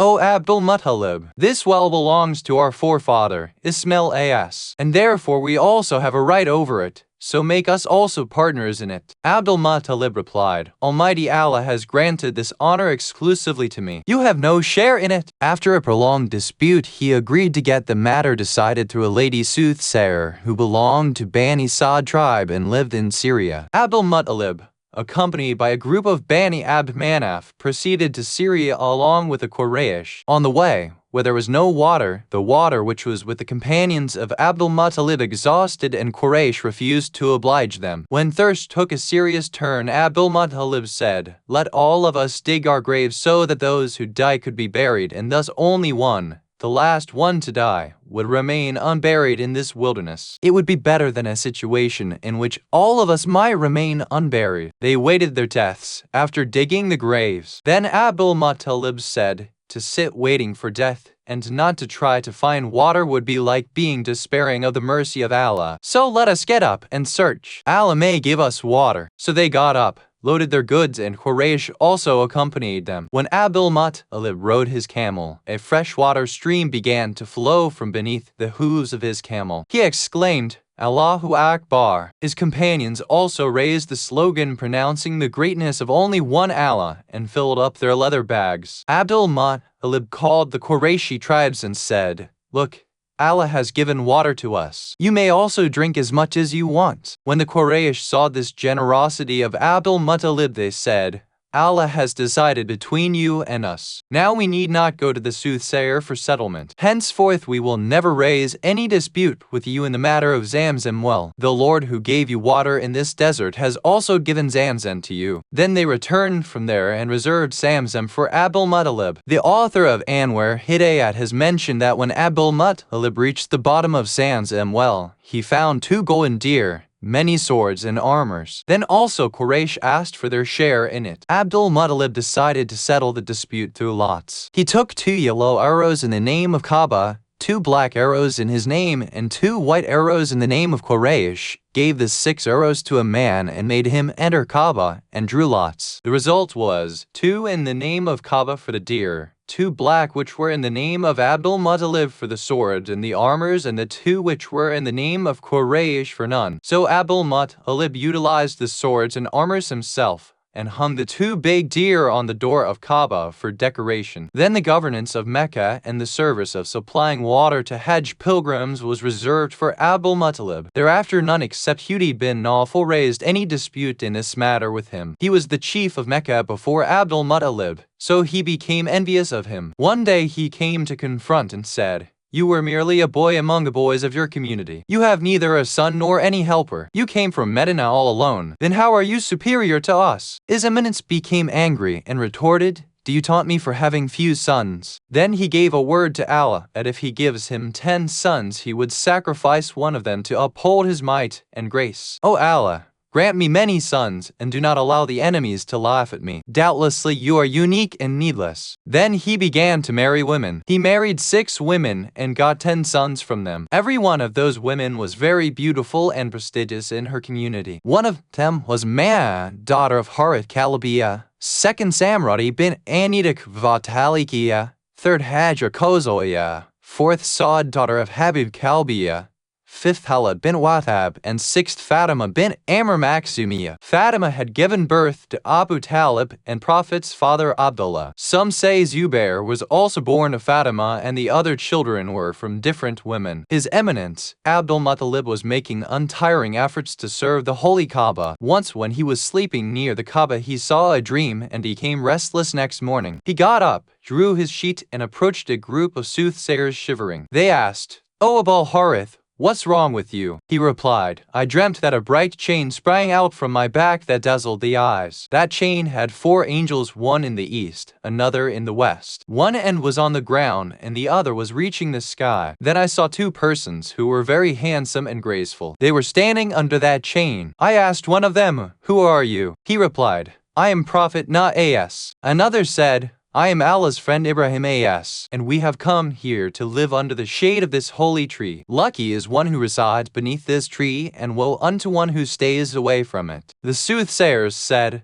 'O Abul Harith, this is glad tidings for you. You will get a thing which will be exclusively for you, and none will have any share in it. If your dream is true, a son will be born to you who will invite the residents of the east and west to the religion of Allah. He will be a blessing for one group and punishment for another.' Abdul Muttalib became much happy and said, 'Who is to possess the light of my forehead?' Once Abdul Muttalib went on a hunt all alone, where he became very thirsty. Then he saw a very clean and sweet spring of water which had stagnated in the midst of clean rock. He drank some water from it which was sweeter than honey and cooler than ice. He understood that it was heavenly water which had arrived for him. After returning from there, he mated with his honorable wife, Fatima Makhzumiyya, who was more noble, virtuous, and pious than all others. It resulted in the conception of Abdullah, the father of the Holy Prophet and the radiance which was in the forehead of Abdul Muttalib was transferred to Fatima. When Abdullah was born, that nur began to spread from him to such an extent that all corners of the sky became bright. His Eminence, Abdul Muttalib, became very happy due to the passing of the nur to that virtuous and chaste lady. All soothsayers and people of book became active. They were aggrieved by this. Rabbis had a gown which they claimed to be the gown of Prophet Yahya As, that he wore at his martyrdom, and it contained stains of his blood. The Jews had read in their holy book that when a drop of blood would fall out from that gown, it would be the time when a prophet would be born soon who would wage jihad with his sword. They went to that gown and saw blood oozing therefrom. They understood that the time for appearance of the prophet of the last age had approached, so they became very sad. They sent a group to Mecca to inquire about the birth of that prophet. His Eminence, Abdullah, was growing very fast. His one day's growth was equal to the growth attained by other boys in 2 months. People used to come to see him in groups and were astonished to observe his elegance and radiance. The behavior of the Jews with His Eminence, Abdullah, was just like that of the brothers of Yusuf with His Eminence, Yusuf As. When Abdul Muttalib got 11 sons, he remembered his vow. He called all his sons and arranged dinner for them. After they had dined, he said, "Dear sons, you know that all of you are very dear to me. I cannot bear even if a thorn troubles you. But Allah's right upon me is greater than yours. I had vowed to my Lord that if He gave me 10 or more sons, I would sacrifice one of them in His way. Now Allah has bestowed me good sons like you. So, what is your opinion about my vow?" Upon this, all kept quiet and began to look at one another. Finally, Abdullah, who was the youngest of them all, said, "Dear father, you are also our ruler, and we are your sons. We will obey whatever your command is. Allah's right over you is higher than ours on you. We are obedient to Allah and will be patient. We are also obedient to you and are happy with Allah's wish, and we seek Allah's protection in opposing your decision." At that time, Abdullah was only 11 years old. Hearing these words of his good son, Allamah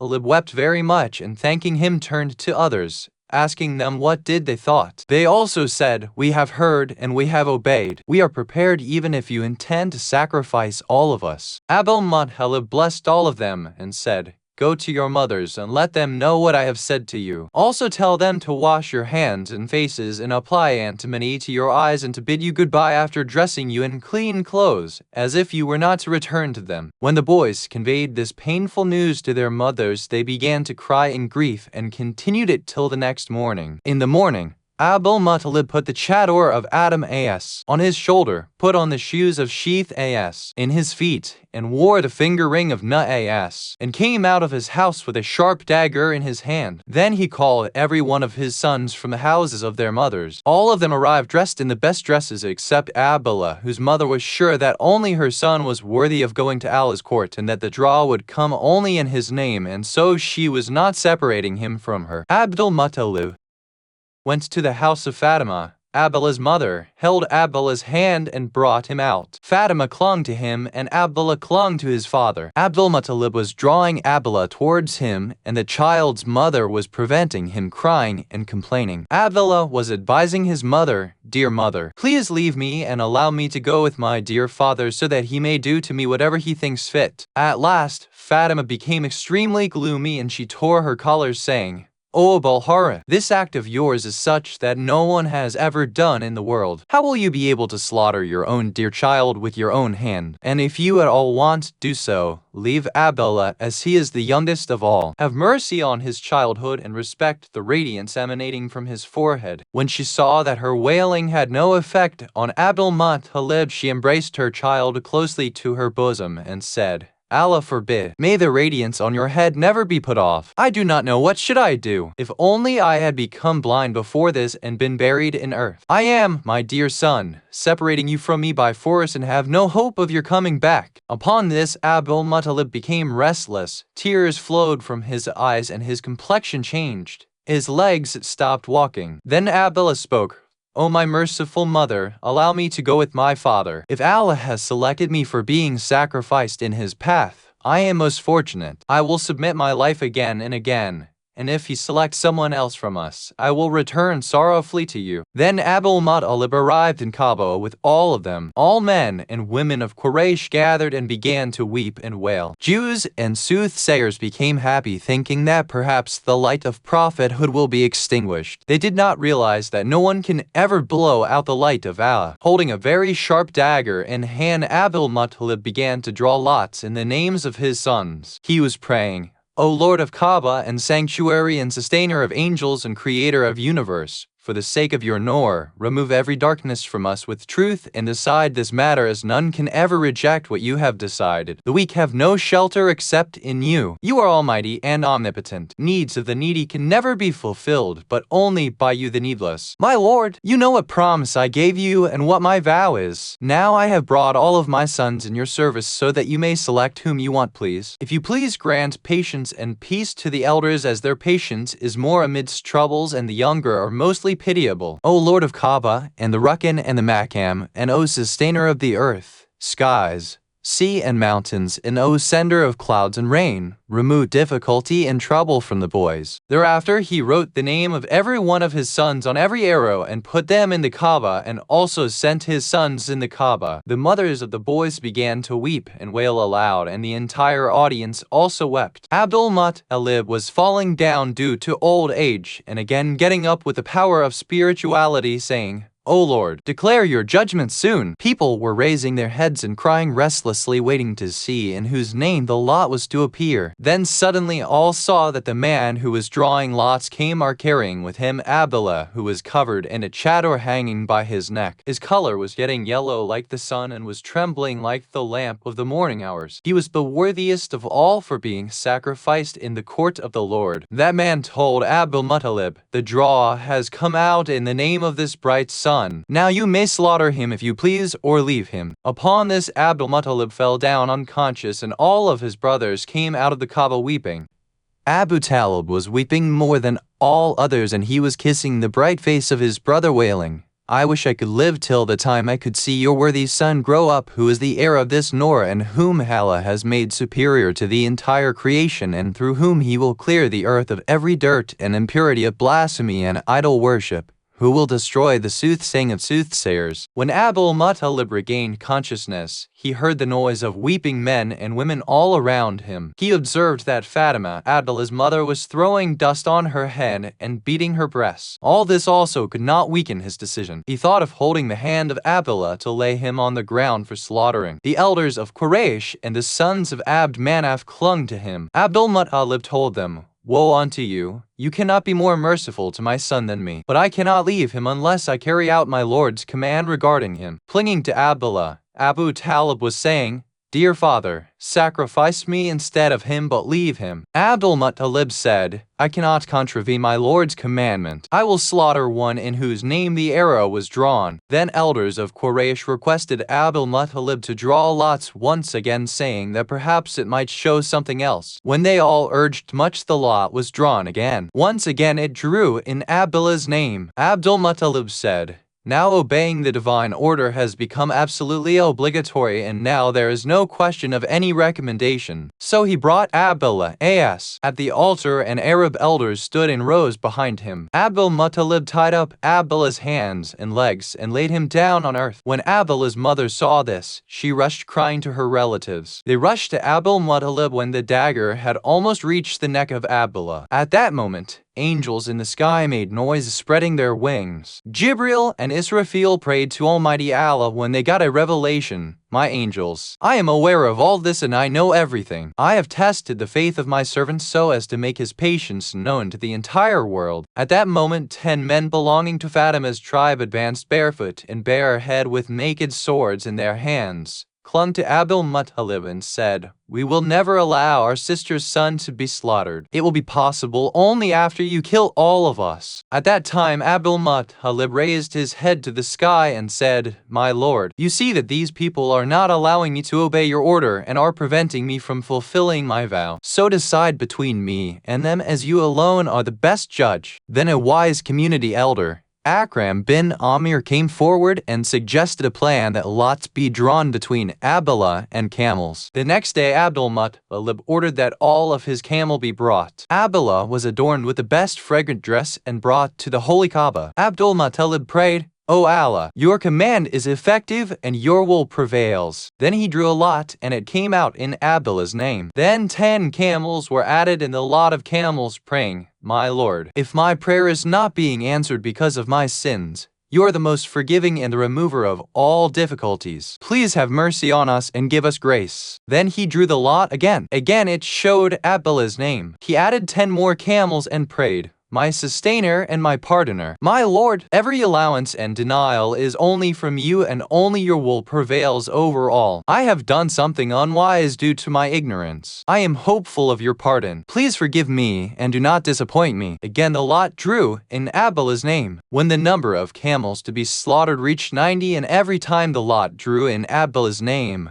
Abdul-Muttalib dragged his dear son towards him for slaughtering him. All around him began to scream and complain when Abdullah himself exclaimed, "My dear father, be ashamed of the Lord and do not disobey his order, and make no delay in sacrificing me, and hasten it up so that I may remain patient at his will. Tie my hands and feet firmly so that I may not be able to convulse. Also hide my face so that compassion may not overcome you, and draw back your clothes so that the stains of my blood may not multiply the sorrowfulness in your heart. My dear father, after my passing away, do not be careless about my dear mother, and leave no stone unturned at appeasing and consoling her, because I know that she will not live longer after my departure. I also request you to feel happy at the will of Allah, and not to remain so gloomy." Hearing these words from his son, the heart of Abdul-Muttalib overflowed with restlessness and sorrow. He laid down Abdullah, put his radiant forehead on earth, and made his dagger reach the neck of his son when all the elders of Quraysh once again rushed to him and kissed his feet and requested him to draw a lot once more. They also promised that if it showed Abdullah's name they would not recommend any more. So again a lot was drawn between Abdullah on one hand and 100 camels on the other. This time it indicated camels. So all screamed with joy, rushed to Abdul-Muttalib and snatched away Abdullah from his hands and congratulated him, and Fatima ran up and took Abdullah in her arms and began to thank Allah tearfully. At that time Abdul-Muttalib said, "It is not justice on my part to spare Abdullah if the lot shows his name on 9 occasions and of camels only once." So he drew the lots again twice, and on both occasions it showed camels. An announcer announced from the midst of Kaaba, "Allah has accepted your prayer, and soon the leader of the pious, the Holy Prophet S, will be born from his progeny." The Qurayshi leaders said, "O Abdul-Muttalib, congratulations for this blessing from Almighty Allah. The unseen announcers are giving you glad tidings regarding your son." Then Fatima A.S. took her son to her house. Arab tribes from all around arrived to congratulate the Sayyid in Mecca. Since then the blood money of every man was fixed at 100 camels. When Jews and soothsayers were disappointed and they saw Abdullah safe, they began to conspire for his detention. One of their conspiracies was that they arranged a feast at the place of one of their chiefs named Riban, where they mixed poison with food, which they sent through some women to the house of Abdul-Muttalib as a gift to Fatima. Fatima asked, "Who are you?" They replied,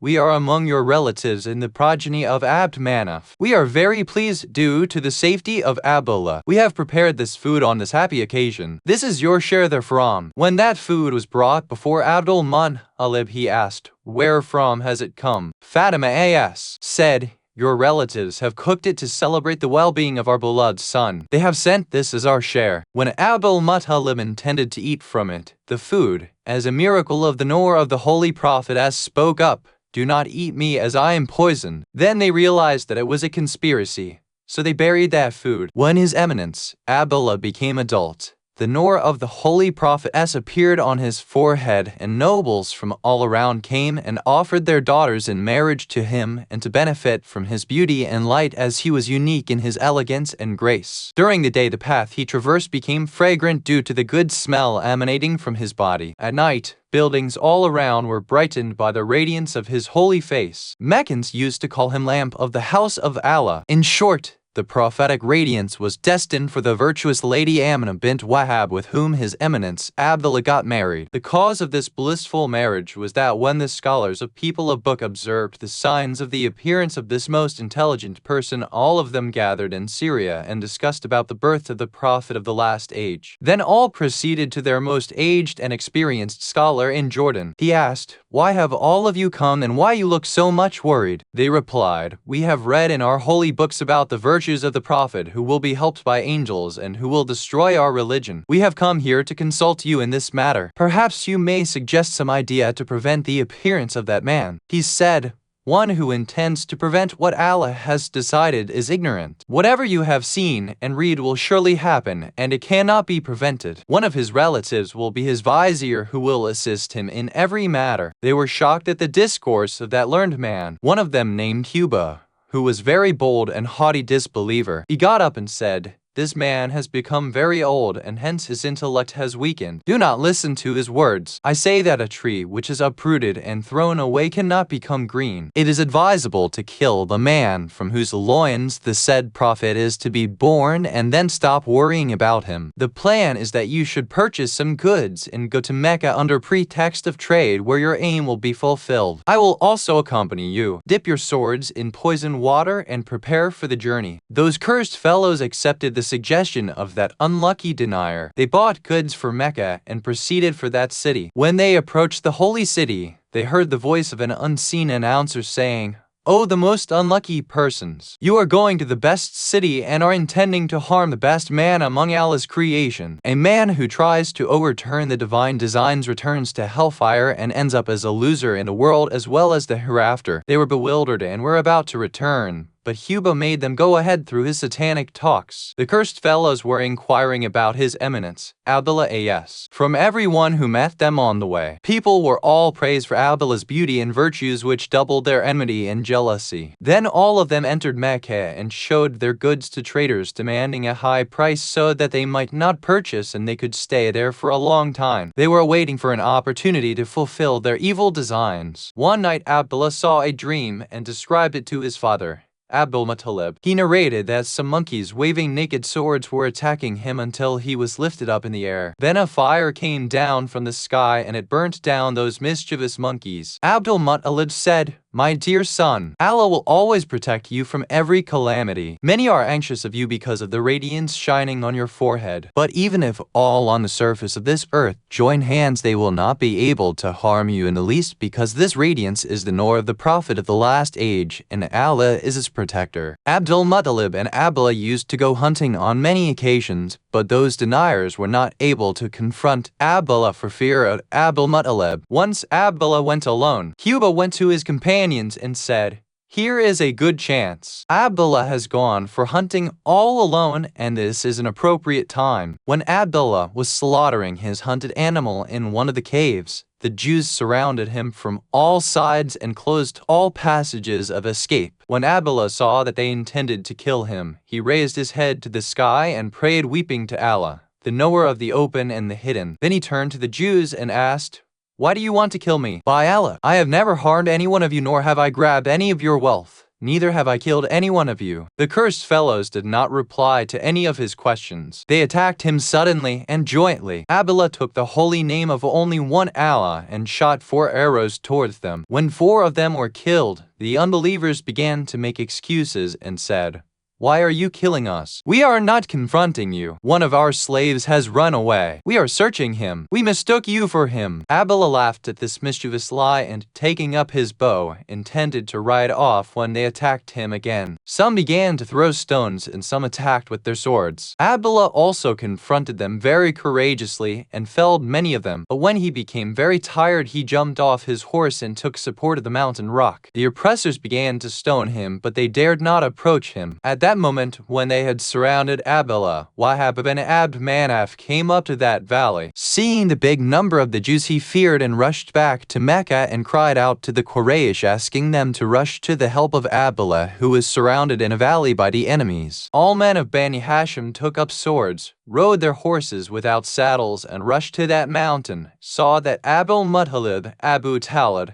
Hamza, Abbas, and other men of Bani Hashim had entered that valley. At that time Abdul-Muttalib said, "My son, this is the meaning of the vision which you had seen in a dream." The Jews understood that they were not likely to remain alive, so they began to flee. Some hid themselves in a narrow pass when, by the command of Allah, a rock fell on them and killed them. Many of them were caught. When people intended to kill them, they said, "Allow us some time so that we may settle our monetary accounts with Meccans. Thereafter you may do whatever you like." So they were tied up and brought to Mecca. Meccans stoned and cursed them. Then Abdul-Muttalib sent some of them to Wahab by way of thanks. When Wahab went to his wife, Bara, he said to her, "Today I observed some strange things in Abdullah, son of Abdul-Muttalib, which were never observed in anybody before, even in the bravest of Arabs. Allah has given him a unique beauty and grace which none in the world has ever seen or heard. I saw that when Jews surrounded him, angels were descending from the sky." Then he said,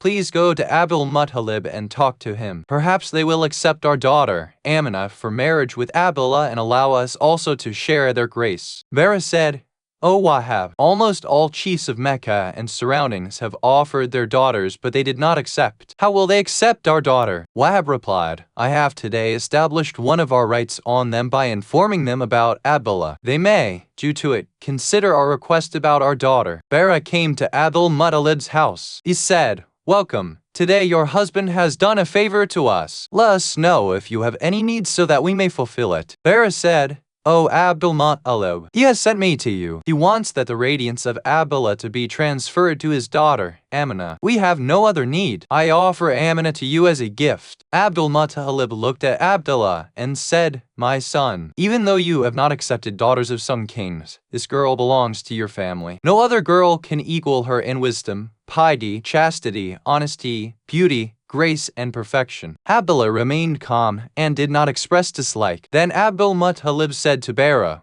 We accept your offer and take your daughter, Amina, for Abdullah. That night Abdul-Muttalib took Abdullah to Wahab's house and began to talk about marriage. At once, the Jews imprisoned in Wahab's house took undue benefit of this engagement, broke their ties, and ran away to their houses. As they were unarmed at that time, they began to pelt stones on them Bani Hashim. But as a miracle of the Nur of the Holy Prophetess, the stones boomeranged on them and broke their heads and chests. The brave persons also took out their swords and, taking intercession of the Nur of the Holy Prophetess, attacked the deniers and killed them all. After the end of this ugly incident, Abdul-Muttalib told Wahab, If Allah wills, we and you will perform this marriage in the presence of our people. Next morning, Abdul-Muttalib took his sons, family members, and relatives with him. Wahab also gathered his kith and kin. When people from both sides gathered, Abdul-Muttalib gave a nicely worded eloquent speech saying, I praise Allah like the praise of the thankful, the praise of which He is worthy for the bounties which He has granted to us. He granted us the shade of His holy sanctuary and allowed us to reside in it. He poured love for us in the hearts of His slaves, and He gave us superiority over all communities. He protected us from all calamities and hardships. I praise Almighty Allah, who made marriage permissible and adultery unlawful for us. Know that our son, Abdullah, demands the hand of your daughter, Amina, for this much dower. Do you accept? Wahab replied, Yes, we agree and we accept. Then Abdul-Muttalib told the audience, Be witness to this. Then Abdul-Muttalib gave a feast to all the residents of Mecca and its surroundings for 4 days. After the night of consummation of Abdullah with Amina, at the time of sunrise, the Creator of the universe commanded Jibril, and he, the angel, announced in paradise that the means of the arrival of the great prophet who is to give glad tidings as well as warnings, the shining moon, have been completed. That prophet will order good and prohibit evil and call my servants to good and to follow the truth. He will be my mercy on my creation. He will be perfectly honest and trustworthy. His light of guidance will spread throughout the universe. Glad tidings of grace and bliss is for one who will be friendly with him, and one who will nurture enmity against him will get the severest chastisement. He is one whose holy and pious clay was presented before you prior to the creation of Adam. His name in the sky is Ahmed, and in the world, Muhammad S., and in paradise, Abul Qasim. Upon this the angels rained the slogans hallowing and pronouncing the greatness of the only one Allah. They opened the doors of paradise, closed the gates of hell. The Hours popped their heads out of their heavenly apartments. Birds of paradise began to sing the praise of the Lord, creator of space and time. Then Jibril came down to the earth with 1,000 angels and conveyed the glad tidings of the conception of the friend of the Lord creator throughout the universe. So much so that the good news reached the guardians of the seas and mountains and clouds and all the residents of the universe, even up to the 7th strata of the earth. Every one of them who loved one selected by Allah got his mercy, and one who envied deprived himself of divine grace. The angel chained the devils and prevented them from hearing the news of heavens, driving them away from every door of the sky, hitting them with missiles of meteors. Next day, which was a Friday as well as the day of Arafat, when Abdullah was busy taking a walk with his father and brothers in the field of Arafat, they became very thirsty. There was no water in that sandy land. Suddenly there appeared a stream of pure water, which astonished all. At once they heard the voice of an unseen announcer saying, "O Abdullah, drink this water." Then Abdullah understood that the stream had appeared for conception of that beloved of Lord Creator. At that very moment he hurriedly rushed back to his tent and asked Amina, "Please get up, take a bath, wear good clothes, and apply fragrance as you are shortly to become the treasurer of the divine radiance." So she at once became pregnant with the embryo of the chief of all prophets, and that Noor was transferred from the loins of Abdullah to the womb of Amina. Amina says, "When Abdullah was upon me, a light came out of him which brightened all the skies and the earth. Thereafter the same radiance dazzled from the forehead of Amanah like the image of sun. Ibn Sharashad has narrated that there was a woman named Fatima, daughter of Mara, who had read many books about the past prophets and religious scholars. Once His Eminence, Abdullah, passed by her. That lady asked him, "Are you the one whose ransom of 100 camels was paid by your father?" He replied, "Yes." She said, "How nice if you contract a marriage with me and mate with me only once. I will give you 100 camels in exchange." But His Eminence, Abdullah, did not pay any attention. After the holy sperm settled in the womb of Lady Amanah Abdullah once again passed by that woman, but he did not find the earlier desire in her. When he asked the reason, she said, "The thing for which I wanted you was destined by the Almighty Allah for another lady, and she has already been fortunate to get it." It is mentioned in a tradition that when Amanah got married to Abdullah, 200 women died of despair. When the time for the transfer of that radiance from Abdullah arrived, it dazzled so much that nobody was able to look at his shining face at night. All the rocks and trees he passed bowed down to him, saluting him. It is said that when His Eminence, Abdullah, proceeded to paradise, the age of the Holy Prophet was only 2 months. According to one narration, he was 7 months old. Yet another report mentions that he was not born till then. When Lady Amanah expired, the Holy Prophet was 4 years old. According to another saying, he was 6, and according to yet another tradition, he was 2 years and 6 months old. Her end came at Abwa, which is situated between Mecca and Medina. When His Eminence, Abdul-Muttalib, passed away, the Holy Prophet was 8 years, 2 months and 10 days old. It is mentioned in Shia and Sunni narrations that one night the Holy Prophet came to the grave of his dear father, Abdullah, offered 2 units of prayer and called him. The grave opened. He observed that His Eminence, Abdullah, was sitting in the grave, and that seeing the Holy Prophet Abdullah said, "I testify that there is no God but only one God, and that you are His Prophet and Messenger." His Eminence asked, "Who is your wali?" He inquired, "My son, who is your wali?" The Holy Prophet replied, "This Ali is my wali." Then Abdullah said, "I testify that Ali is my wali." Then His Eminence said, "My son, go back to your garden where you had been." Therefrom the Holy Prophet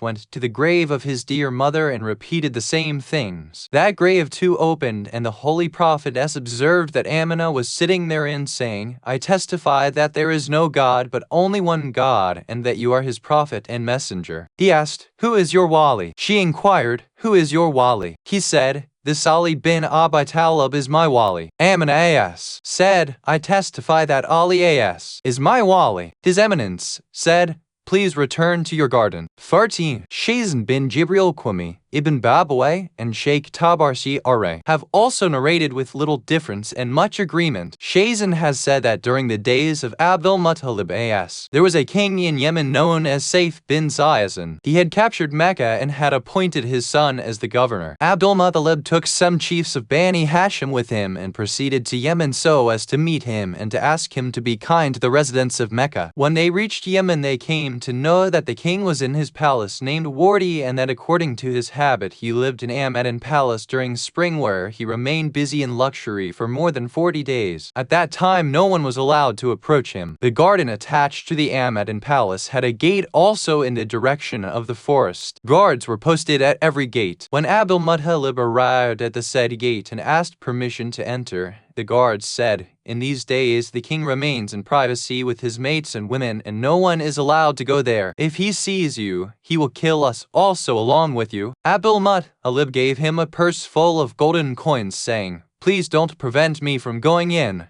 The question of my death is more important to me, and as for you, I will recommend to the king that you will not be harmed." When the eyes of the guard fell on the red golden coins, he forgot his black blood and restlessness and could not stop His Eminence from entering. When Abdul-Muttalib entered that garden, he saw that the Amadin Palace was in the middle of that garden, and that various kinds of flower plants were planted all around it, and a clean water canal was flowing around it, and Saif was staring happily at the flowers resting on a pillow in his palace. When he saw Abdul-Muttalib, he angrily asked his slaves, "Who this man, who has entered this garden without my permission? Bring him to me at once." The slaves rushed and took Abdul-Muttalib to the king. Abdul-Muttalib observed that the palace was decorated with all kinds of jewels besides gold and silver, and extremely beautiful slave girls stood in rows on all sides. There was a pillar of red agate near the king's seat, and a cup of ruby on top of that pillar full of musk wine. On its left was a glass of red gold. The king had a naked sword on his lap. He asked Abdul-Muttalib, "Who are you?" He replied,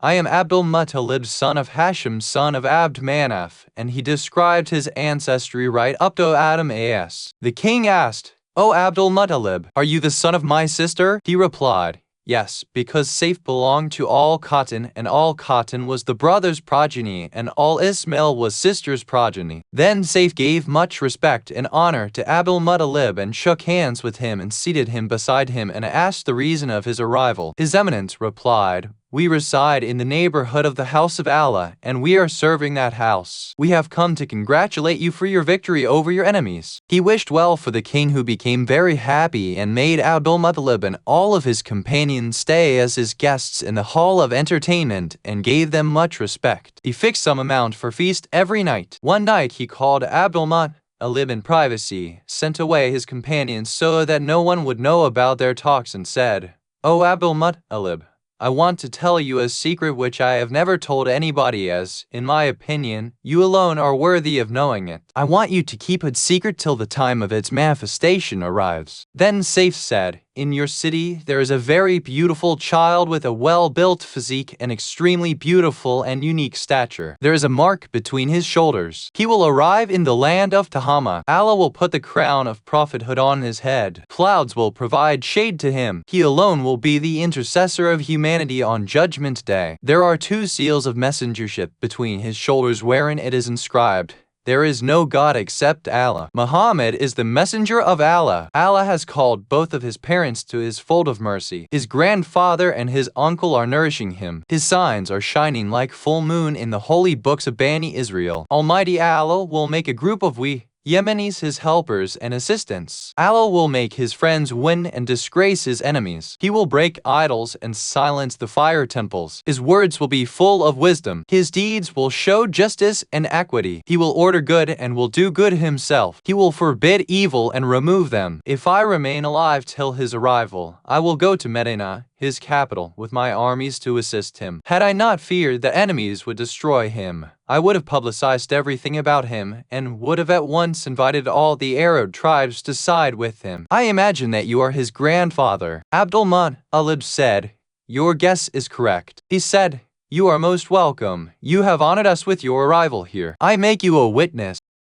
that I have believed in that prophet, and that whatever he has brought from his Lord is truth." Then he sighed thrice sorrowfully, saying, "How good it would have been if I had been living in his time and sacrificed my life for helping him." "Oh, Abdul-Muttalib, try your best to protect him, because his enemies are many, especially the Jews, whose jealousy is very bitter. And also beware of your community, as they too will envy, harass, and harm him." Abdul-Muttalib saw many white hair in the beard of Saif. Then Saif bid goodbye to Abdul-Muttalib and said, "Do come with all your companions tomorrow to my court so that I may arrange a special feast in your honor." Next day, His Eminence, Abdul-Muttalib put on nice clothes, applied scent, and went to Saif's court. The king made him sit near him with much respect. Abdul-Muttalib said, "O king, yesterday I observed white hair in your beard, but I cannot see so now." The king said, "I apply hair dye." It is said that Saif was the first man ever to apply dye. Then the king sent all of them to the bath and also sent dye for them, and they all applied it. Thereafter he gifted to every one of them a purse of gold coins, one slave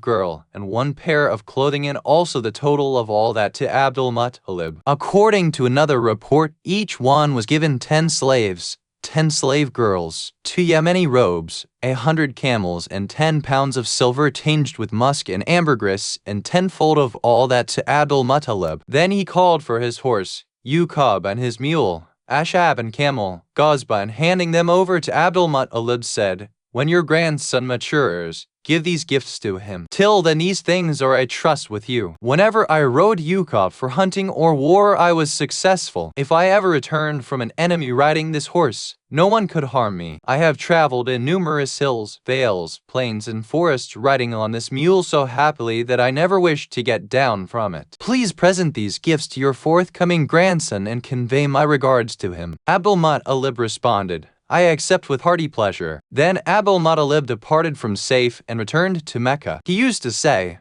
I am not as happy with these gifts because they are all to perish, but I am very happy about the grace for me and my grandson, which are everlasting, and you will know everything about him very soon. When the Meccans came to know about the return of Abdul-Muttalib, their chiefs rushed to welcome him, and the Holy Prophetess also walked a little with peace of mind and poise and sat down on a wayside rock. When the companions and friends arrived, Abdul-Muttalib asked them, Where is my chief and commander Muhammad S? They replied, He is waiting for you in the way. When Abdul-Muttalib approached him, Muhammad, he got down from his horse, took up his eminence S in his lap, kissed his forehead, and said, My dear son, Saif bin Yazan has sent this horse, this mule, and this camel as gifts for you, and has also sent salams to you. His eminence prayed for his well-being and rode the horse, which began to gallop happily. It is narrated that the lineage of that horse was Ukab, its father Nizab, its father Kabil, its father Baytal, its father Zadarakid, its father Al-Kafa, its father Al-Jana, its father Maj, and its father Maimun was from Re, and Re was by the word of Allah, born without a father and a mother. When the Prophet was 8 years, 8 months, and 8 days old, his grandfather, Abdul-Muttalib, fell seriously ill. According to his wish, he was laid on a board and brought near the curtains of the Holy Kaaba. His 9 sons sat all around him weeping. The Holy Prophet also arrived and sat near Abdul-Muttalib on the board. The cursed Abu Lahab intended to remove him, but Abdul-Muttalib scolded him, O Abdul Uzza, you will not remove the enmity against this selected servant of Allah from your heart. Then, turning to Abu Talib, he made many recommendations concerning Muhammad S and emphatically advised all his sons to give utmost respect and honor to Muhammad S, saying, Very soon his greatness and grandeur will come before you. Then he became unconscious. On regaining consciousness, he addressed Quraysh chiefs, Do I have any right over you? All responded, Why not? You have a right on all of us, big or small. May Allah give you a good reward and make death easy for you. You are a very good elder and commander for all of us. Abdul-Muttalib said, I wish that all of you should give utmost respect and honor to my son, Muhammad S, and to consider him your leader, to respect his rights and to honor him fully. All responded, We heard and we accepted sincerely. Then Abdul-Muttalib began to breathe his last. He took up Muhammad S in his lap and said, O my lucky and graceful son, do not get separated from me. I feel peace and rest so long as you are with me. With these words his lucky soul flew away toward the most merciful Allah. According to authentic reports, Imam Jafar Sadiq A.S. is reported to have said, The Almighty Allah had orphaned his dear Prophet, and he called up his parents in his childhood so that obedience of none but only one Allah be incumbent on him, and so that only Allah's right may remain on him. Condition of Arabs and Meccans before the arrival of the Holy Prophet S. It is mentioned in a reliable, rather true tradition that Imam Muhammad Baqir A.S. said, The trusteeship of Kaaba had always remained among the descendants of Ismail A.S. They were always in charge of issues pertaining to Hajj and religion. They inherited leadership by birth from their elders until the time of Adnan bin Awad, when their hearts hardened and they became corrupted. They began to create innovations in the religion of Allah. They expelled some people from the holy precincts, most of them dispersed to earn livelihood and some to escape quarrels. Their majority remained loyal to the way of Ibrahim A.S., like obeying the divine commandments as mentioned in the Holy Quran, like prohibition of marriage with mothers, sisters, and daughters. But they considered marriage with stepmothers and with daughters and with sisters of existing wife lawful. They believed in Hajj, Talbiyah, and ritual bath after sexual intercourse, but they had created innovations in Hajj and Talbiyah, etc. They had also indulged in polytheism and idol worship. In these circumstances, Musa A.S. was appointed between the times of Ismail A.S. and Adnan. It is narrated that when Ma'd bin Adnan feared that the Kaaba would become untraceable after being dilapidated, he made marks and signs of its identification. When the tribe of Jurham took control of Mecca and the trusteeship of Kaaba came in their hands, they continued to pass it on to their heirs as heritage until mischief and corruption spread among them too. They degraded the value of Kaaba and grabbed its property and wealth and began to oppress whoever came to Mecca. Their lawlessness increased. In those days it so happened that whoever dishonored Kaaba was soon destroyed, and so also the one who made mischief in Mecca. That is why this city is called Mecca, meaning the city which breaks the necks of oppressors. It is also called Basasa as it destroys those who resort to oppression therein. This city is also called Rehem, merciful mother, or the source of mercy, as one who serves and respects it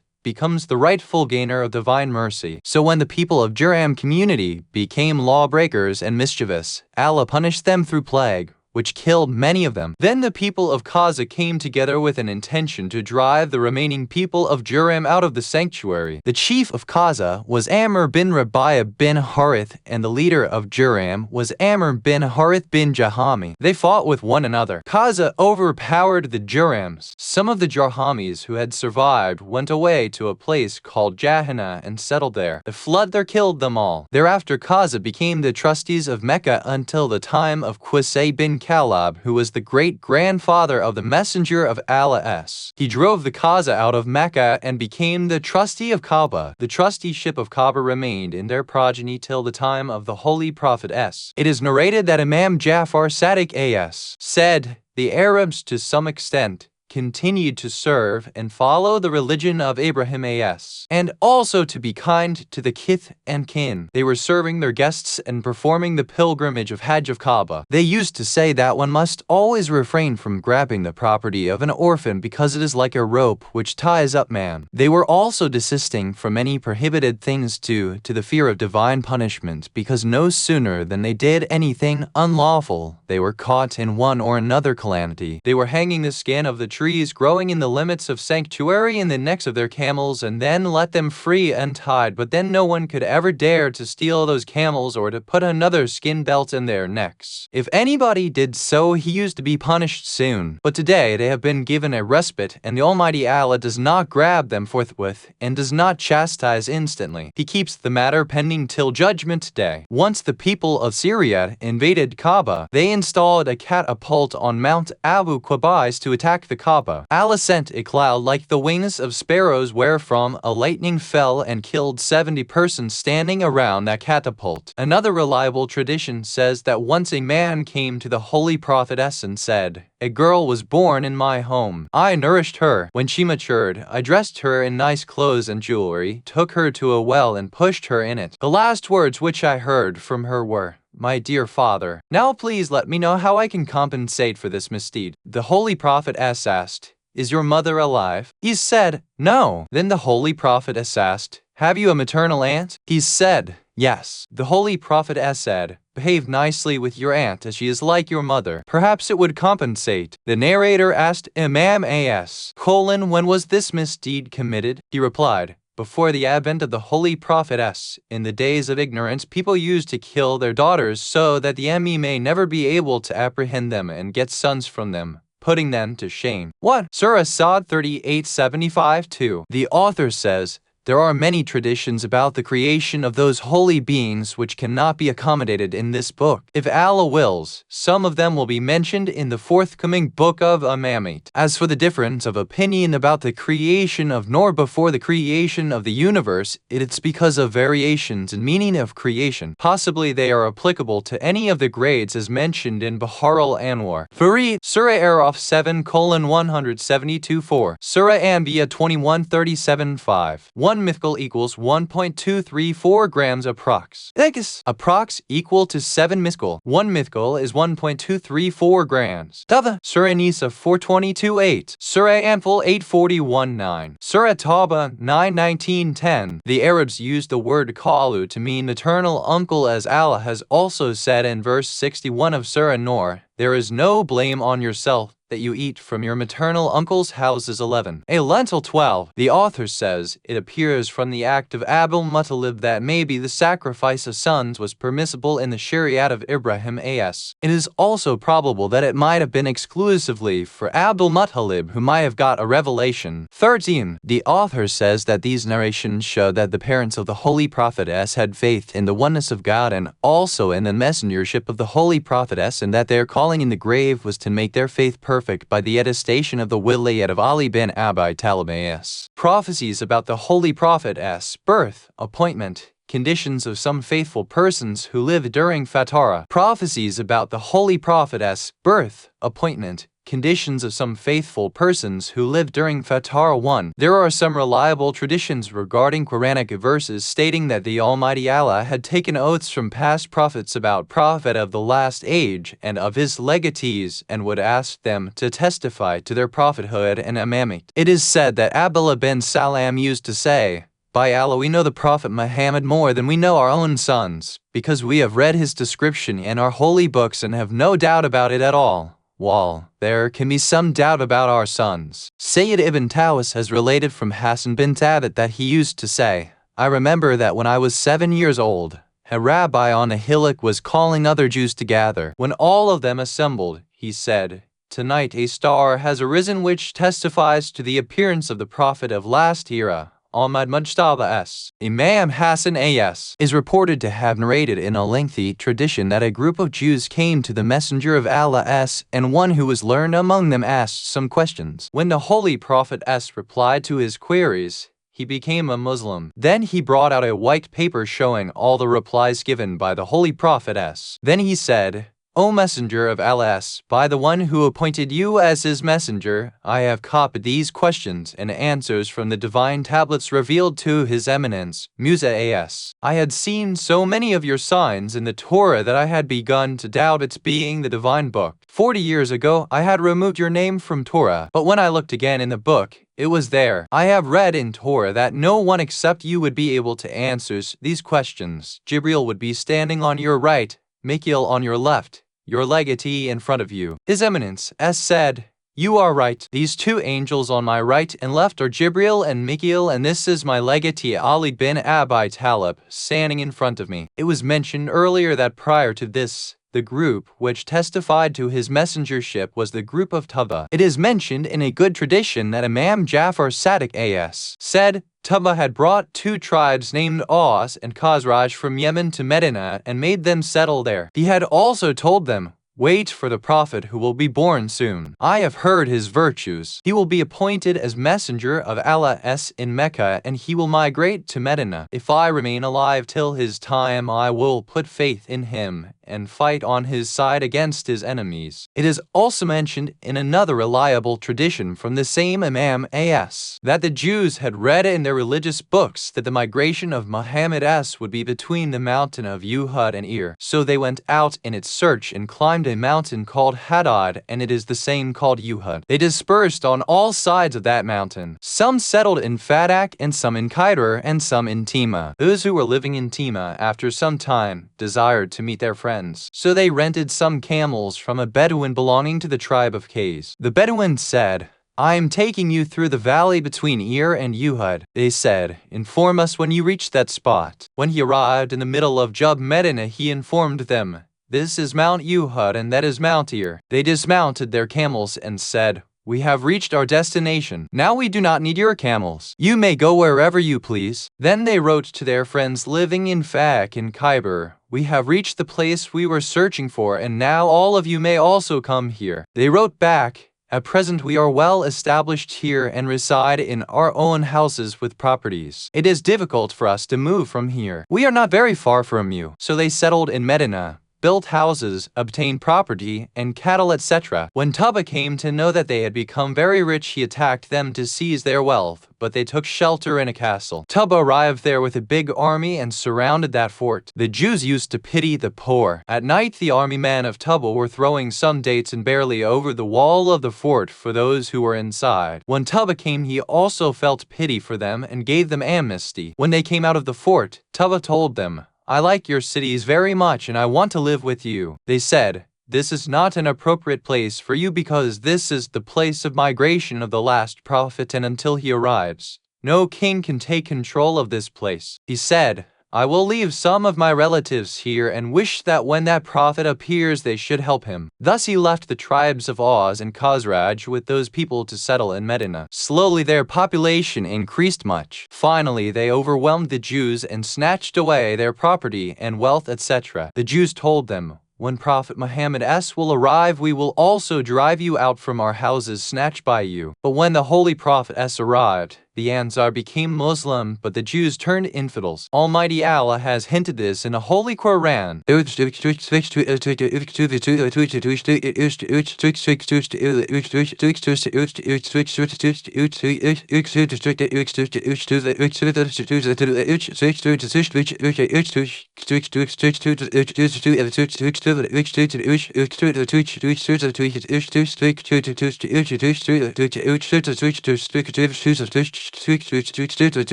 And aforetime they used to pray for victory against those who disbelieve. But when there came to them prophet that which recognized, they disbelieved in him. So Allah's curse is on the unbelievers.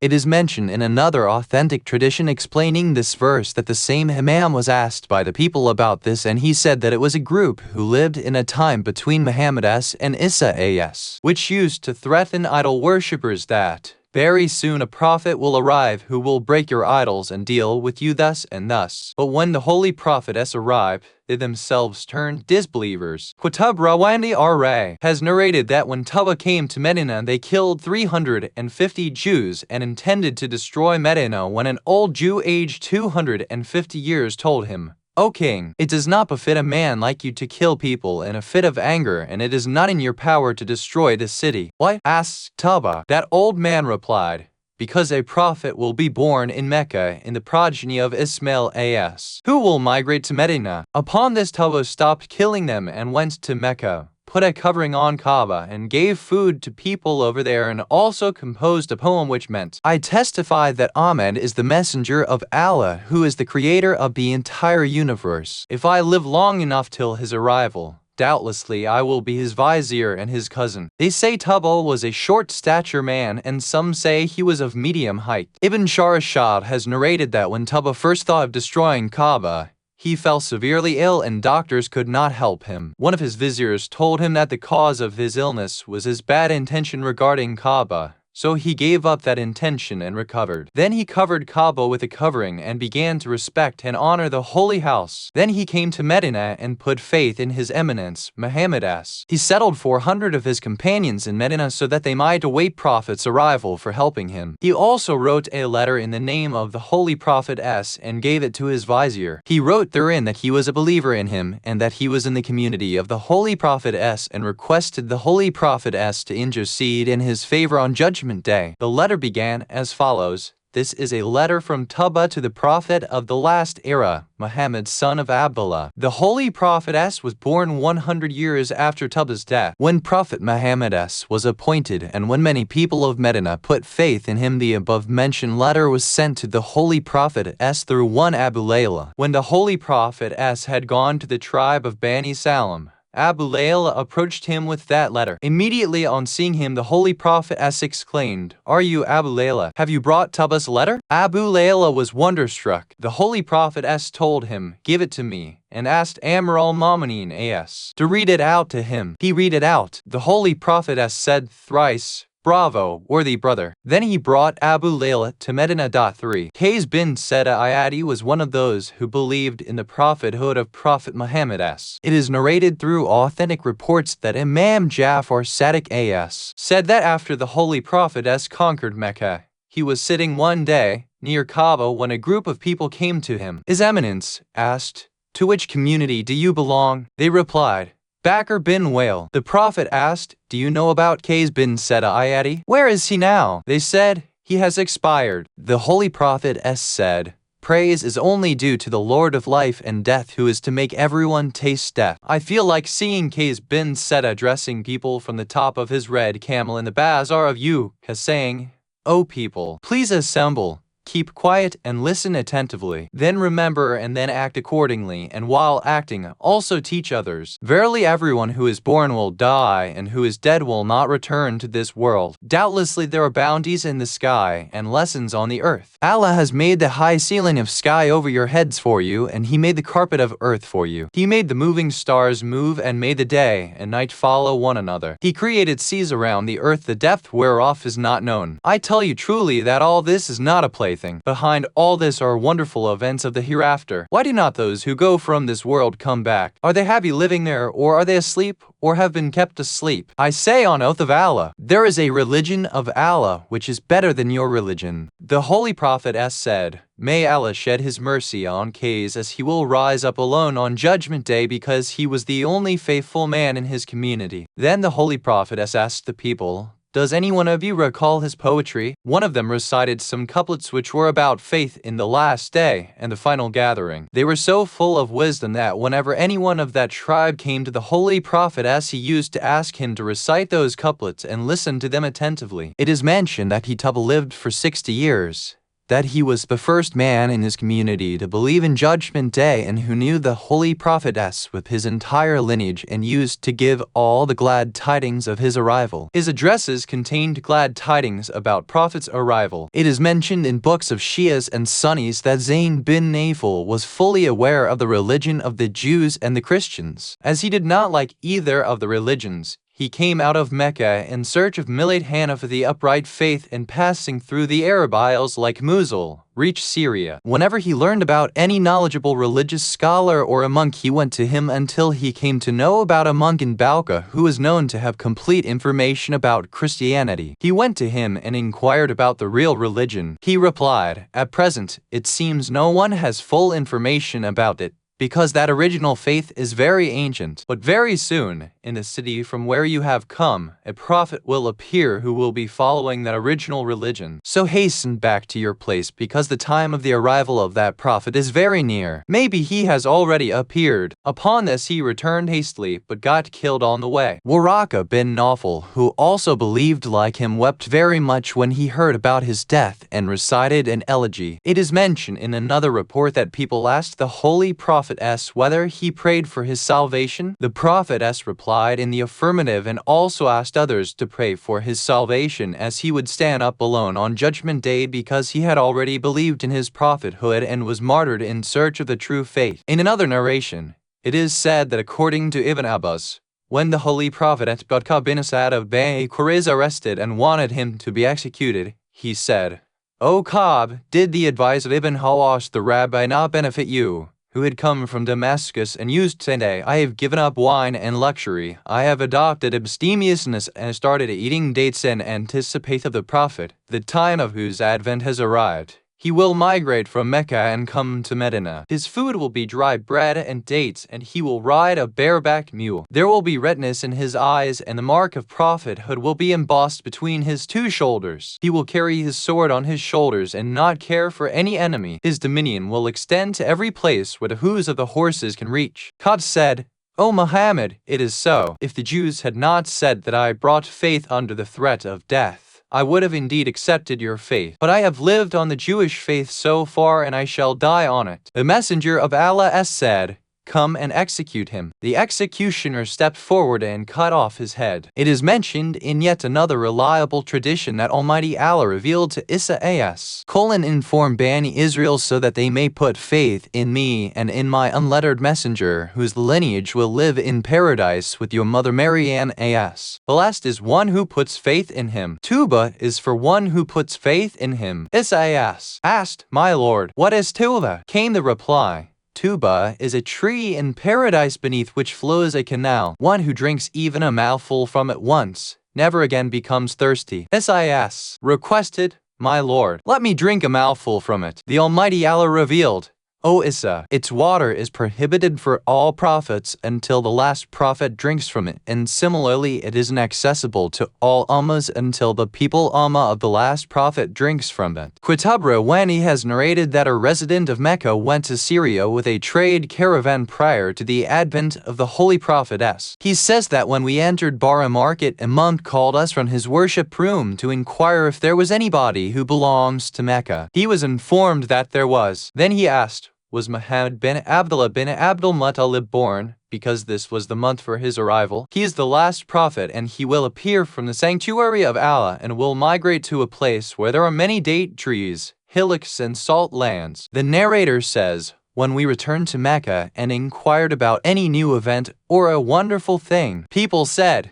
yes, Muhammad bin Abdullah, the Amin Honest, has appeared, and he claims to be the messenger of Allah S. It is reported by Abu Salam that one day the Holy Prophet S was before his appointment as the messenger of Allah S, proceeding to Abtah when he saw two men who looked like travelers. They said, Assalamu alaikum. The Holy Prophet S responded to the salam. Then one of the two said, La ilaha illallah. So far I have never met anyone who gave the answer of proper salam except you. Then the other one asked, is there anybody in this city whose name is Ahmed and Muhammad? Then he was asked, are you a resident of Mecca? He replied, yes, I was born there and am living there. That man made his camel kneel down. He came to his eminence, removed cloth from his back, and saw the seal of messengership, and then said, I bear witness that you are the messenger of Allah S, and will appear with jihad. Can you give me some provision? The Holy Prophet S went home and brought some bread and dates. He took the same and told his companion, I am thankful to Allah who held death from me until I obtained provision from a prophet. Then the Holy Prophet S asked him, do you need anything else? He replied, I desire that you pray to Allah so that He allows meetings between you and me. His Eminence prayed likewise, and that man returned to his town. Abdullah bin Nasr has related that once the Holy Prophet S went with his companions to a worship hall of the Jews and saw some Jews reciting a part of Torah that described his virtues. When they saw the Holy Prophet S, they stopped reciting. A sick man was lying in a corner of that worship hall. He asked, why did you stop reciting? They said, as we had come to the description of the virtues of the last prophet, we stopped reading. That man got up,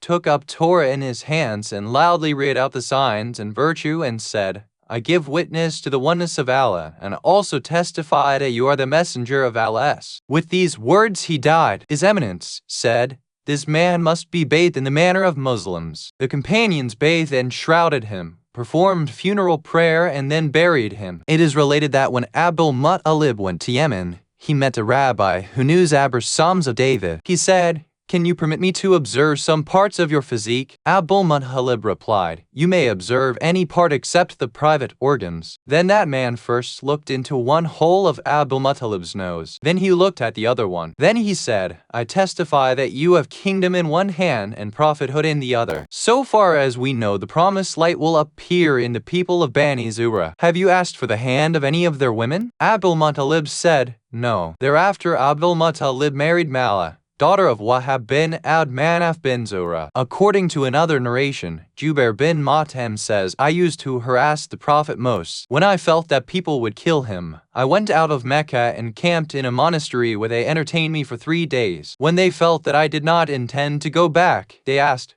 perhaps you are facing some danger. He replied, I am a resident of the city of Ibrahim As. My cousin has claimed that he is the messenger of Allah S. Our community has given him much trouble and wants to kill him. I have left that place so that I may not be there at that time of his murder. They sketched a picture and asked, is he like this? Jubair said, I have never seen any face which resembles him more than this. They said, if it is really so, no one can ever kill him. He is the messenger of Allah S, and the Lord will surely give him victory over them. Jubair says, when I returned to Mecca, I heard that His Eminence had migrated to Medina. Then I asked them, where from did you get this picture? They said, His Eminence, Adam A.S., had asked Allah to show him the face of his messenger. Allah sent to him the pictures of all the prophets A.S. Those pictures were safely deposited in the treasury of His Eminence, Adam A.S. In Baqir, Zulkarnain fetched them out and handed over to Daniel A.S. Jirir bin Abdul Abajali has reported that the Holy Prophet S. once gave me a letter for Zulkala Humari. When I handed it over to him, he respectfully read it,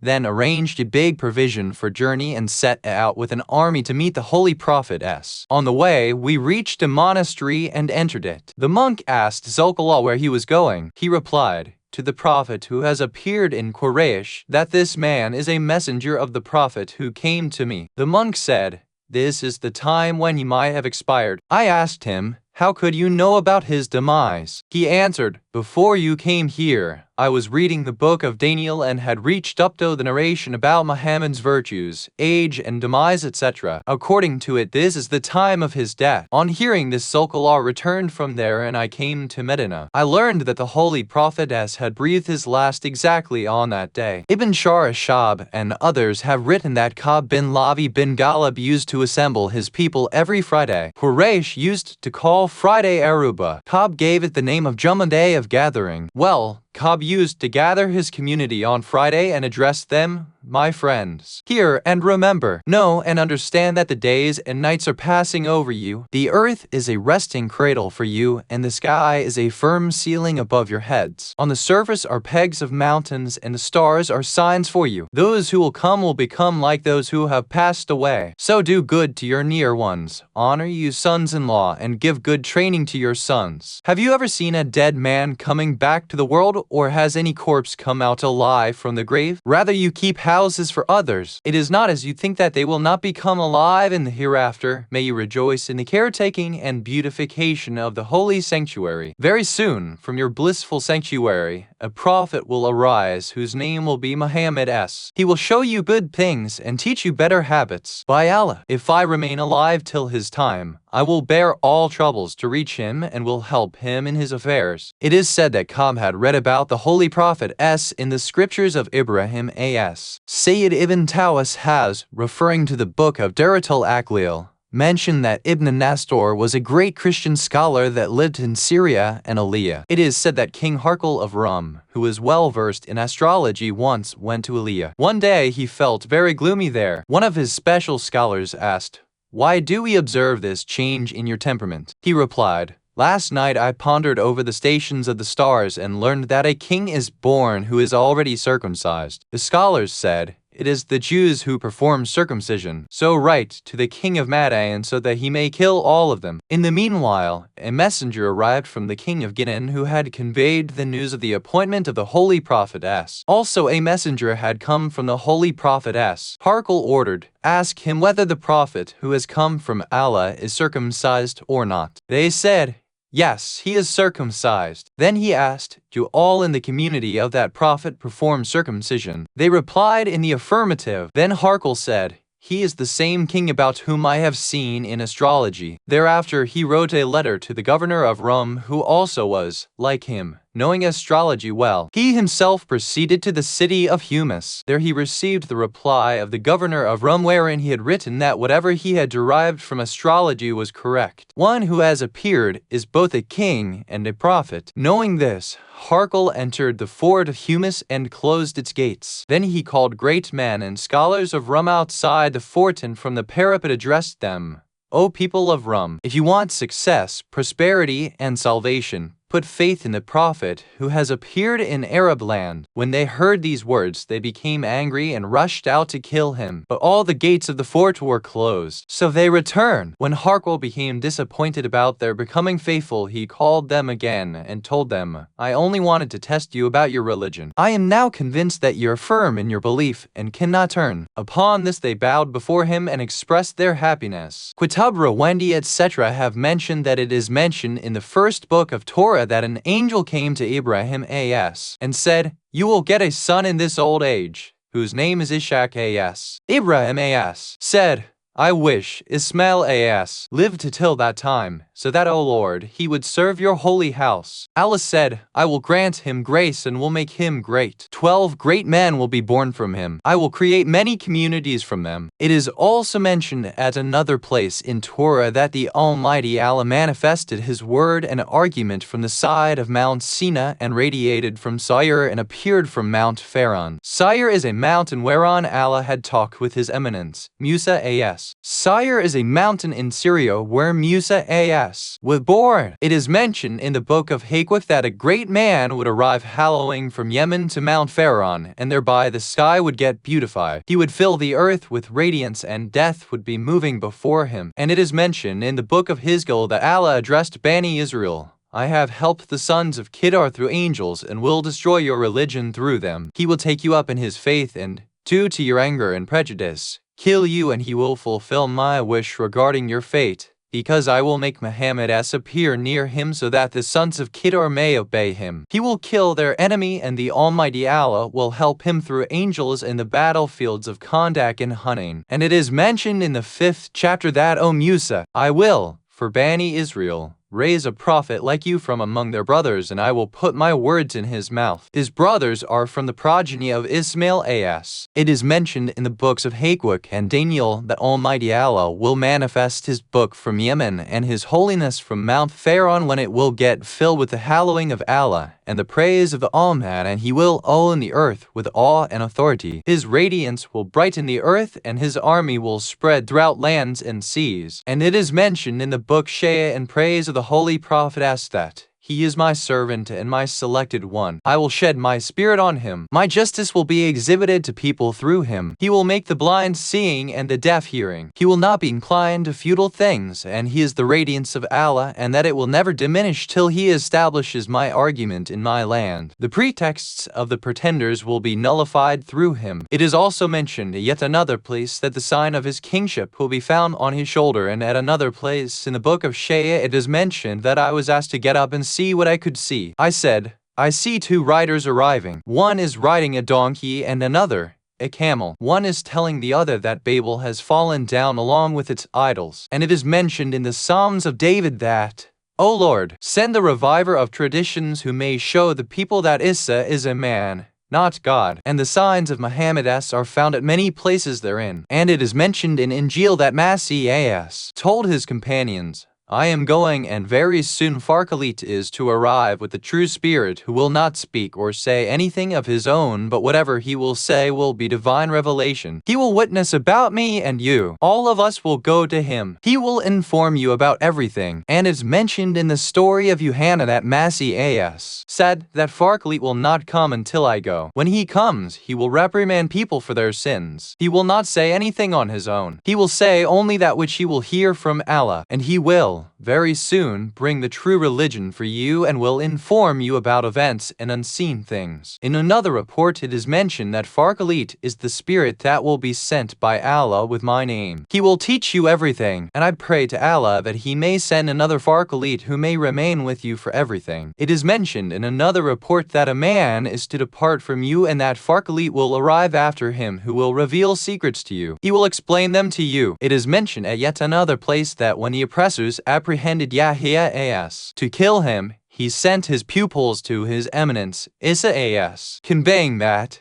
I wait for you. Will you come to me, or I should look out for somebody else? He sent a reply that, I tell you with full confidence and sure truth that no woman has delivered child better than Yahya. Verily it is mentioned in Torah and other books of the prophets that some arrived after some until Yahya came. And now I tell that Alil will arrive after me. Accept my word if you please. One who has ears capable of hearing may hear that Ahmad will be in place of Aliyah as. And it is explained that what is meant by Aliyah is Ali. Some have said that the reason of mentioning Ali as is that he will manage the religious affairs both during the lifetime of the Holy Prophet and also after his passing away. And one of the revelations of Allah to Adam is that I am the Lord of Becca, that is Mecca. Those who reside there are my neighbors and its visitors are my guests. I will make it inhabited by the people of the heaven, and the people of the earth will arrive in it in big numbers, raising slogans of Takbir Allahu Akbar and Thalbiya, hallowing God. So one who visits it just for pleasing me will be like one who visited me and who came to my house, and then it will be for me to reserve my kindness for him. And I will make this house the cause for the description, greatness, and status of one of your sons, that is,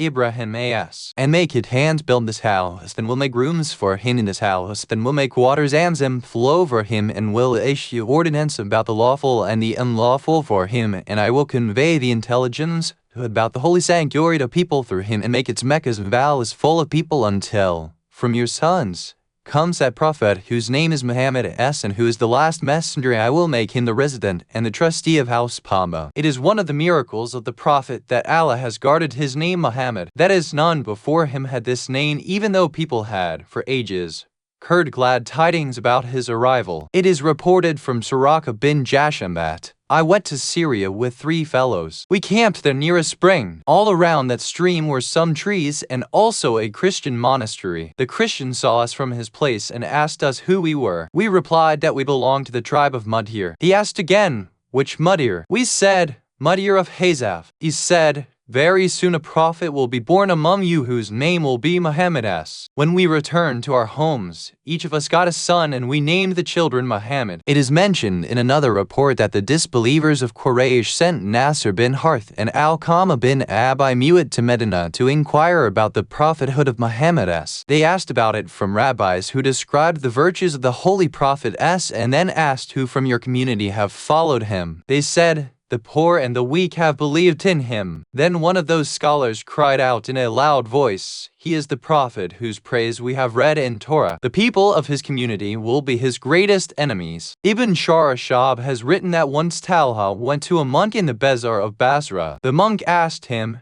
has Ahmad arrived? He must appear in this month. And Kalano Amiri, the younger uncle of Amiri, said to Abdurrahman bin Auf, do you want me to give you some glad tiding which is better than your trade? Verily the Almighty Allah has, last month, sent a prophet and has revealed a book on him. He prevents people from idol worship and invites them to Islam. Return soon. Then he wrote a letter addressed to the Holy Prophet wherein was some poetry meaning, I give witness of the Allah, who is the Lord of Musa as. And you have been appointed in Batha. So kindly recommend for me before your Lord. When Abdurrahman reached the Holy Prophet he asked, have you brought any letter for me from anybody? Abdurrahman said, yes, I have. Then he submitted that letter and message to the Holy Prophet All has been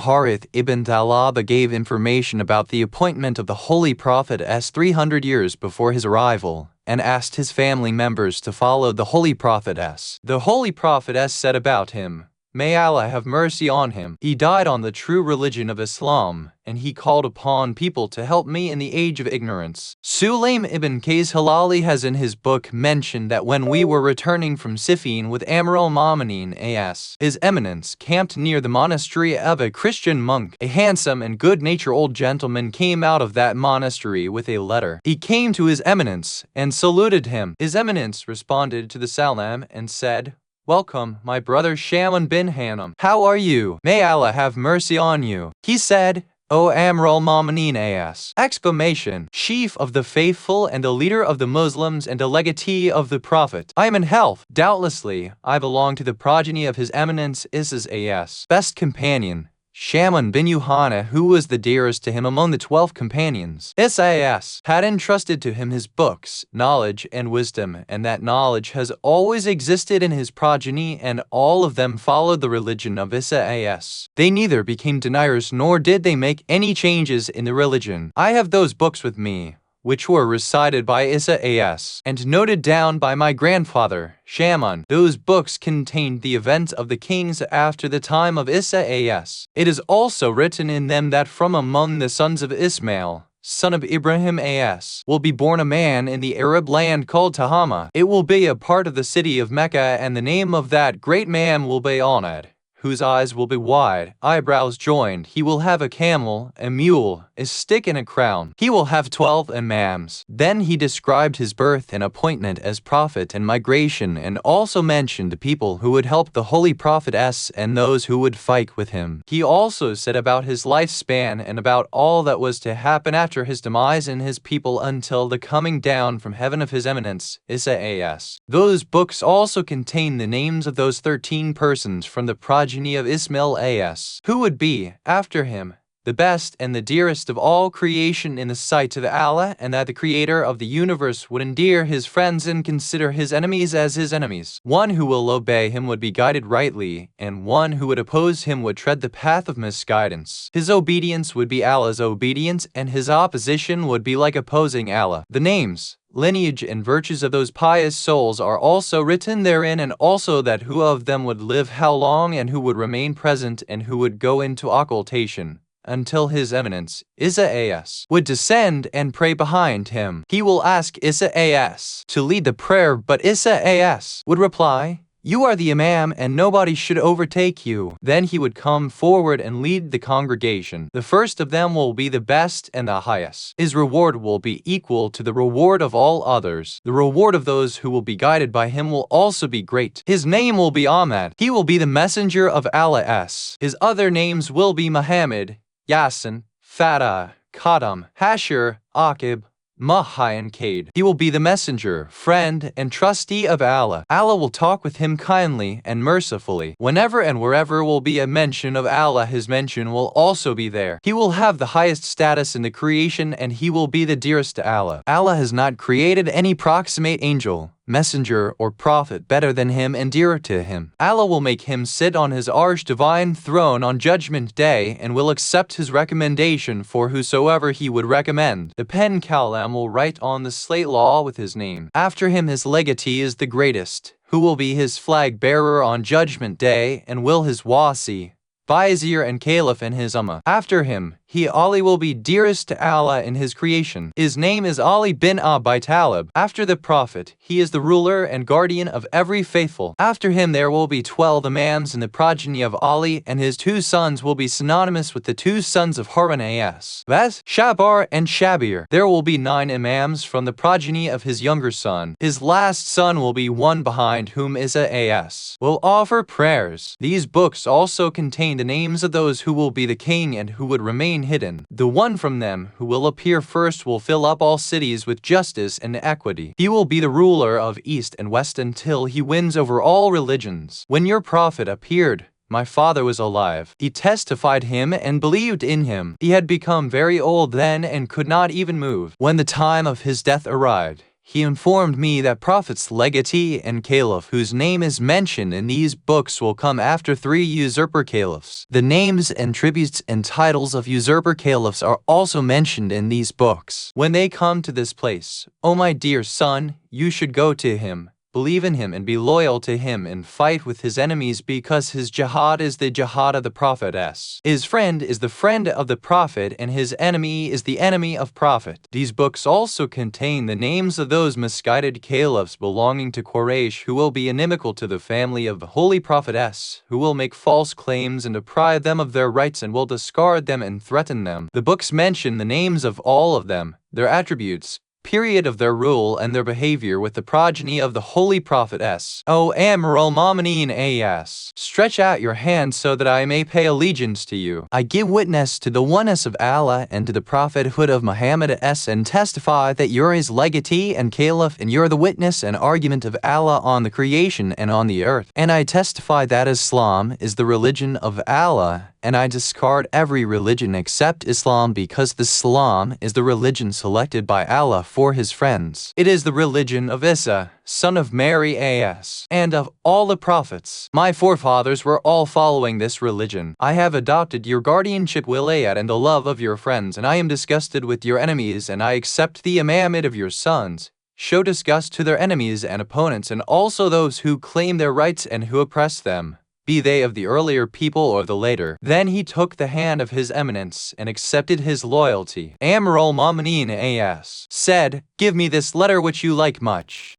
Then he asked one of his companions to go with the monk along with a translator who would translate that letter into Arabic and write it down. When that translator brought that letter to His Eminence, he Ali A.S. asked Imam Hassan A.S. to bring the book which he had given to him earlier. When Hassan A.S. brought that book, His Eminence said, "Read it as I have written it as dictated by the Holy Prophet S." Then he asked that man to see the translated letter. When compared, they found that there was no difference even abundant between the two. It was as if one person had read out and two had written simultaneously. Amir al-Mu'mineen A.S. thanked Allah and said, "I am thankful to God who, if he had considered it proper and expedient, he would not have allowed dispute in the Ummah. I thank Allah who did not leave previous scriptures without my mention therein, and who has dignified my name in the eyes of his friends." Upon this, the Shias of His Eminence, who were with him, became very happy. Their thankfulness and faith also increased due to this event. 4. Date of birth of Prophet Muhammad S. and miraculous events of that time. It should be known that the Imamiyya scholars have reached consensus that Prophet Muhammad S. was born on 17th Rabiul Awwal. Others say the date was 12th Rabiul Awwal,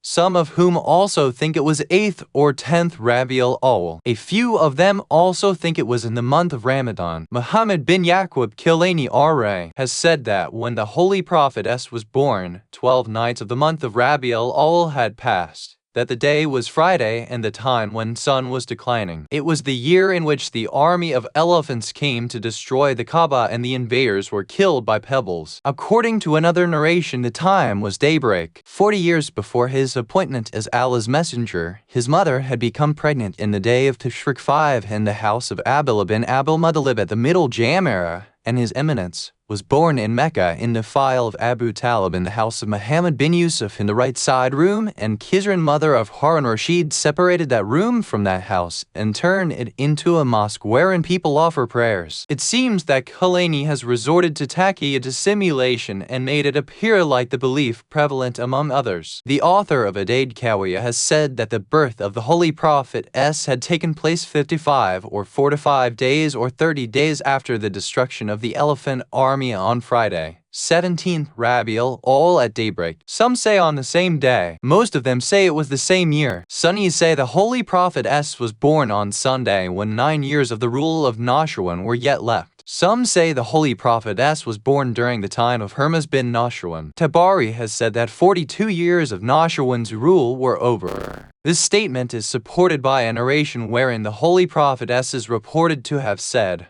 "I was born during the reign of Nashirwan Adil the Just." It is also said that it was the 20th, and according to some 1st or 20th or 28th of Shabat Rumi, and that it was the 17th day of the month Fay of the Persians, and that the star Akrab was shining from the constellation of Cantor. Abu Mashar says that the indicator of Prophet's birth, Jadi, was in the 20th stage, and that Saturn and Jupiter were in the sign of Scorpio. Mars was in its place in Aries, and Sun in Taurus, and Venus at the point of Pisces, and Mercury too was in Hoot. Moon was in Libra and Gemini and Zanab Caus, and that His Eminence was born in his house, and gave that house thereafter to Akil bin Abu Talib. Then Akil sold it out to the brother of Muhammad bin Yusuf bin Hajjaj. He annexed it to his own house. During the time of Harun, his mother Khizran separated it from the house of Muhammad bin Yusuf and turned it into a mosque. Until now it is in the same condition and people visit it. Ibn Babawayh has narrated that the mother of Holy Prophet S. became pregnant in the night of Friday the 18th of Jamadi al-Akhir. Then, quoting a reliable proof, he has described from Abu Talib that Abdul Muttalib had said,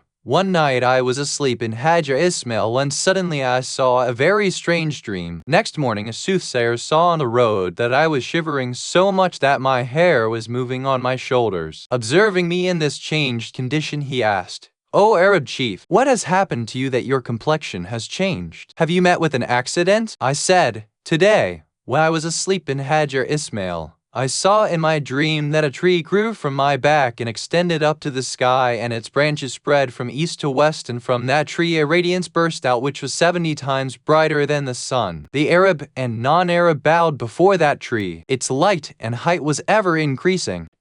A group of Quraysh wanted to dig out that tree, but when they approached it, a handsome, nicely dressed youth caught hold of them, broke their backs and pulled out their eyes. When I intended to extend my hand to pull up a branch from that tree, the youth cried out to me, "You have no share in it." When I said, "This is my tree, and how is it that I have no share in it?" he replied, "Its shareholders are those who have clung to it." I woke up terrified after this vision. When the soothsayer heard this dream, the color of his face also changed, and he said, "If you are telling the truth, a boy will be born from your loins who will own east and west, and he will be a prophet." Then Abdul-Muttalib asked Abu Talib, "You try to be the youth who was assisting him." Abu Talib always used to describe this dream after the prophethood of His Eminence, saying, "By Allah, that tree was Abul Qasim, the Amin. 6. Ibn Shurashab has related that when Mamun came to know about the vast knowledge of Hakim Izid Kha in astrology, he once asked him, "Despite all this knowledge, why do you not put faith in a prophet?" He replied, "How can I believe in him when his falsehood has come before me before he is born in such astrological sign wherein no prophet can ever be born?" A knowledgeable scholar was present there. He said, "I am well versed in astrology." He is true because the scholars are unanimous on the fact that he was born in the horoscope of Mushtari Jupiter Utoid Mercury,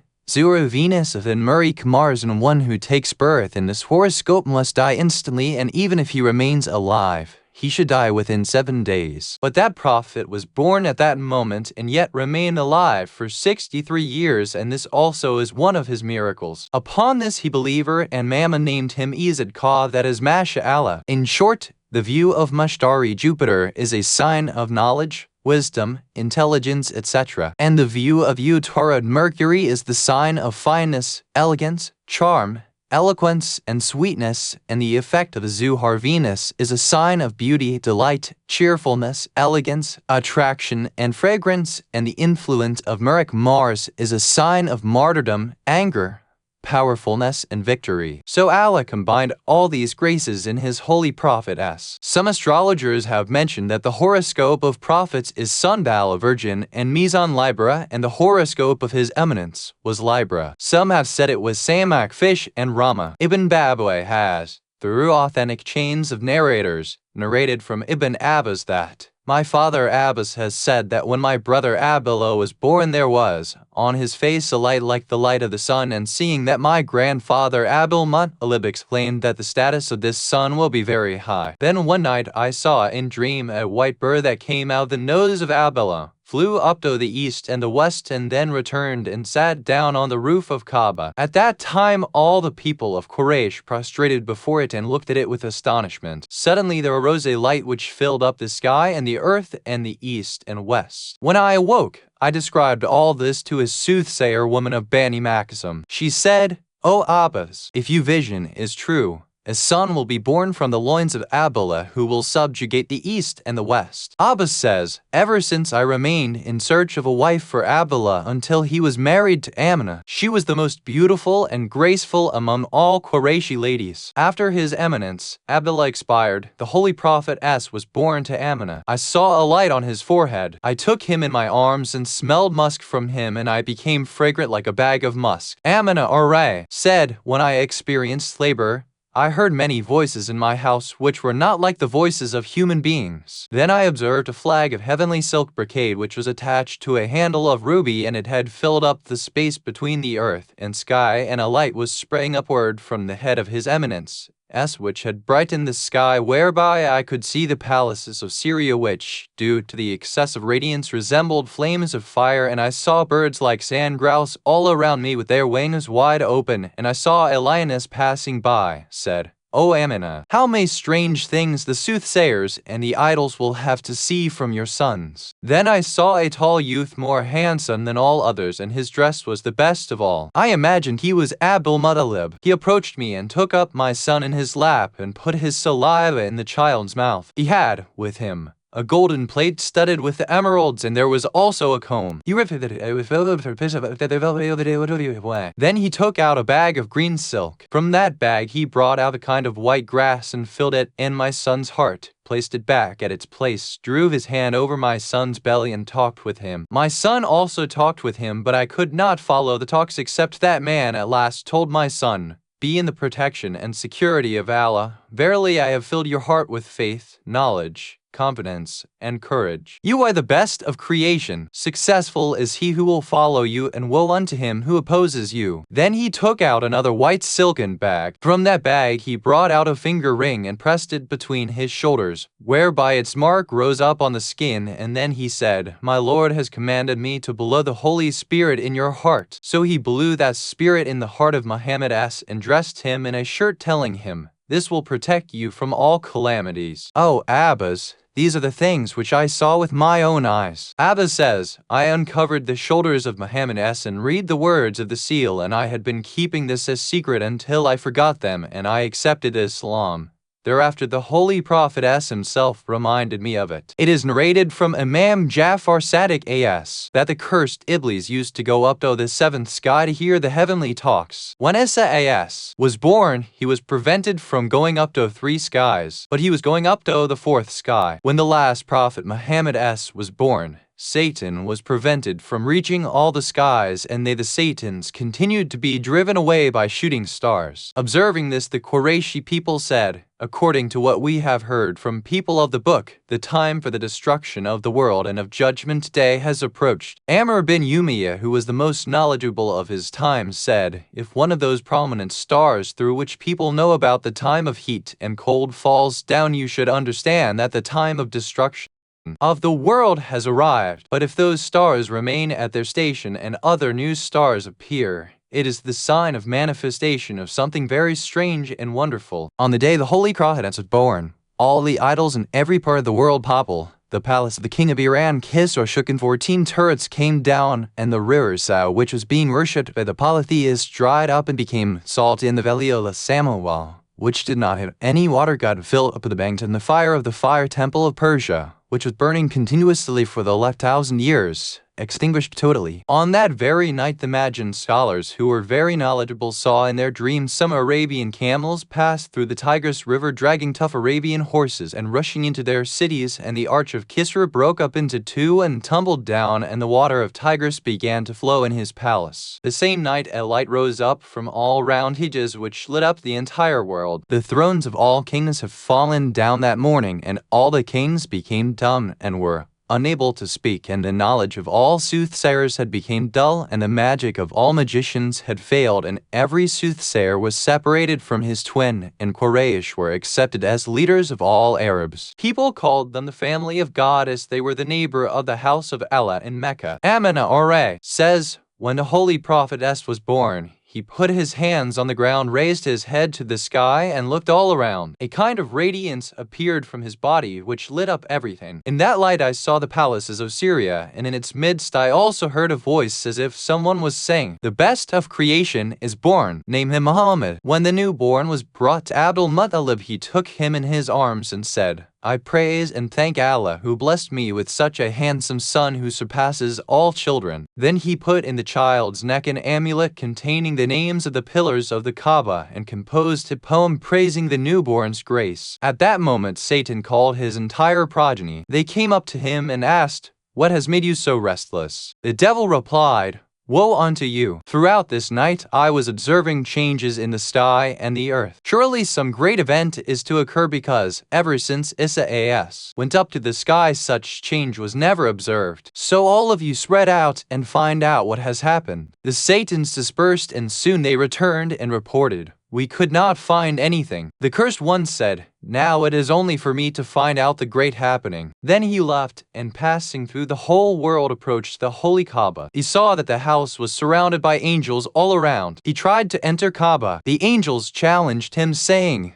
O cursed one, go back! He ran away from there, became small like a sparrow, and entered from the direction of Mount Hira. Angel Jibril scolded him, saying, Get out of here. He said, O Jibril, please let me know just what has happened in the world last night. Jibril A.S. said, Last night Muhammad, the messenger of Allah S. was born. He asked, Will I get any benefit from him? He was informed in the negative. Then he asked, Do I have a share in his blessings? He was informed in the affirmative. Then he said, I am happy. It is mentioned in another tradition that Allamah Al-Majlisi says, "When I conceived the Holy Prophet, no sign of pregnancy appeared in me, and I did not experience those conditions which other women normally experience in this period. Once I saw in my dream that a man came to me and said, 'You have been carrying the best of creation.' When the time of the birth of the Holy Prophet arrived, he was delivered very easily. I did not experience any pain. His Eminence put his hands on the ground and came down. At that moment, I heard the voice of an announcer, 'You have delivered the best man. Give him in the protection of the Lord for being safe from every oppressor and every jealous.' According to another narration, he said that when the messenger of Allah was born, he prayed as follows: 'I seek refuge by the one from the mischief of every jealous one, whether he stands or sits or blows for trying to corrupt, and every rebellious creature that spies from every ambush spot on the way.'" In short,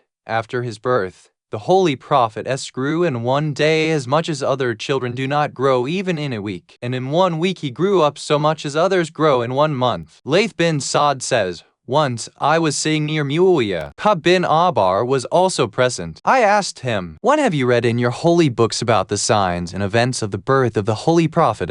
Have you found his grace therein?' Ka'b looked at Muawiyah to ascertain whether he was happy with his speaking or not. Ka'b said, 'I have read 72 books which were revealed from heavens. I have also read the books of Daniel as. All these books contain the description of the Holy Prophet and the birth of his progeny, and in all of them his name appears very clearly. Angels did not come down at the birth of any prophet except that of Isa and Muhammad So also the curtains of the skies were never lifted for any woman except for Maryam and Amina and no angels were ever appointed for any woman but at the time of the pregnancy of Isa and Muhammad The sign of the pregnancy of Muhammad was that the night on which Amina conceived, an announcement was made in all the 7 skies giving glad tidings in the words, 'Congratulations to you, O Amina, the royal pearl. The embryo of the Holy Prophet has settled in the shell of your charity, piety, and gracefulness.' This pleasing news was broadcast throughout the universe to such an extent that there was no walking or flying creature that did not become aware of the birth of the Holy Prophet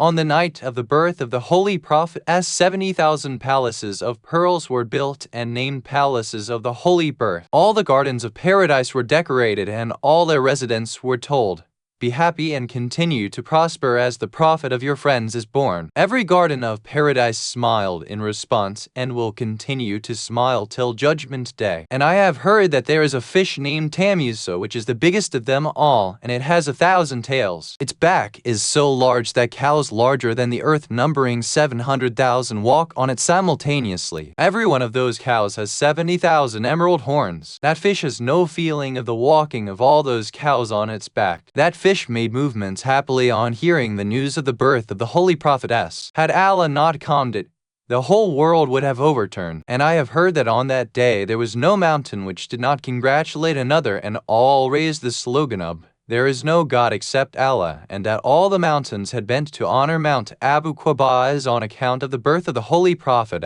and the trees along with their branches and fruits were praising Allah due to pleasure caused by the birth of the Holy Prophet 70 columns of various lights were raised between the earth and sky, none of which resembled the other. The soul of Adam was given the glad tiding of the birth of the Holy Prophet when the beauty of his eminence multiplied 70 times due to the happiness. The bitterness of death at that time faded away from his throat, and the Haus Kathar overflowed with pleasure, and it flung out from his bottom 70,000 palaces of pearls and rubies to be sacrificed on the Holy Prophet and Satan was tied up in chains in a fort for 40 days, and its plank was drowned in water for 40 days, and idols fell upside down and began to cry and wail, and a voice rose from the Holy Kaaba, 'O people of Quraysh, unto you has arrived one who gives glad tidings and warns of chastisement, and with him is eternal honor and unending benefit. He is the last prophet, and we have read in divine scriptures that his progeny is after him,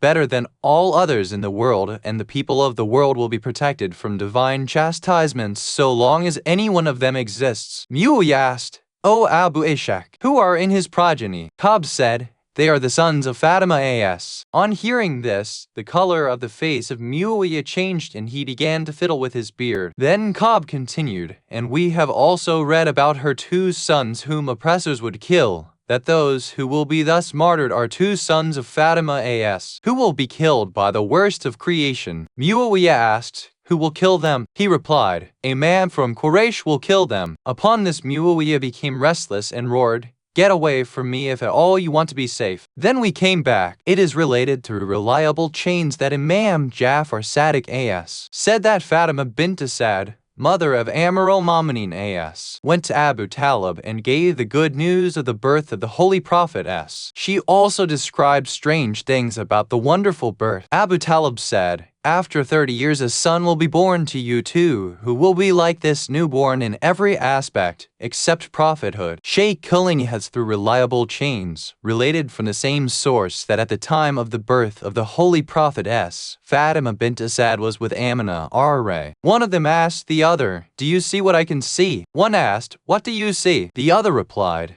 the radiance which is rising and spreading everywhere from east to west. In the meantime, Abu Talib as arrived and asked what strange things were being discussed. Fatima bint Asad spoke about that radiance. Abu Talib asked, do you want me to give glad tidings to you also? Abu Talib said, a son will be born to you too, who will be the legatee of this newborn. It is mentioned in yet another narration that Abu Talib performed the Aqiqah ceremony of the Holy Prophet s on the 7th day of his birth and invited his entire family. They asked, what is this all about? He replied, this is the Walima feast of the Aqiqah of Ahmad. People asked, why is he named Ahmad? He said, because those in heaven will praise him. Kilani and Sheikh Tusi R. have related through reliable chains from Imam Ja'far Sadiq as and Imam Muhammad Baqir as that the morning following the night in which the Holy Prophet s was born, a scholar from people of the book came in the assembly of Quraysh which was being attended by their chiefs including Hisham,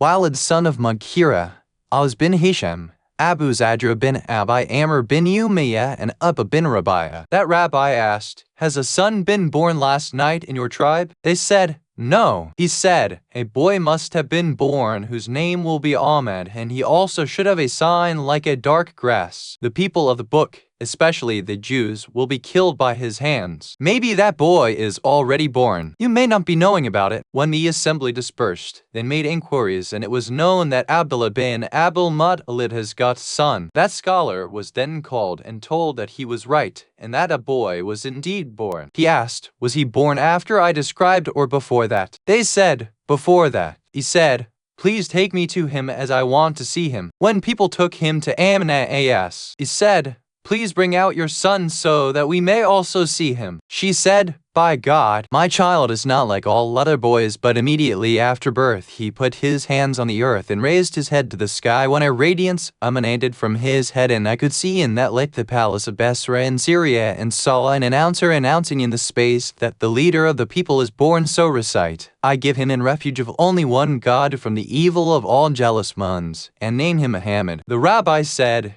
show me that boy. Amina as brought his eminence s before him. He uncovered his eminence's back and shoulders, observed the seal of prophethood, and fell down unconscious. When he came to his senses, people asked him, what happened to you? He replied, prophethood is removed from Bani Israel forever till judgment day. By God, this is the boy who will kill them. When he saw that the Quraysh were pleased at what he was saying, he said, by God, he will overawe you in such a way that it will be remembered by the whole world. Ibn Sharashab, an author of Anwar, and others have narrated from Amina as that, when the time of the birth of Muhammad s arrived, I experienced a kind of dreadfulness. I saw a white bird which rubbed its wings against my heart, and my fright was removed. Then I saw some women as robust like tree trunks who approached me. Fragrance of musk was emanating from their bodies, and they had adorned extremely clean heavenly clothes. They began to talk with me. Their talking was different from that of human beings. They held cups of flint glass full of drinks of paradise. They said,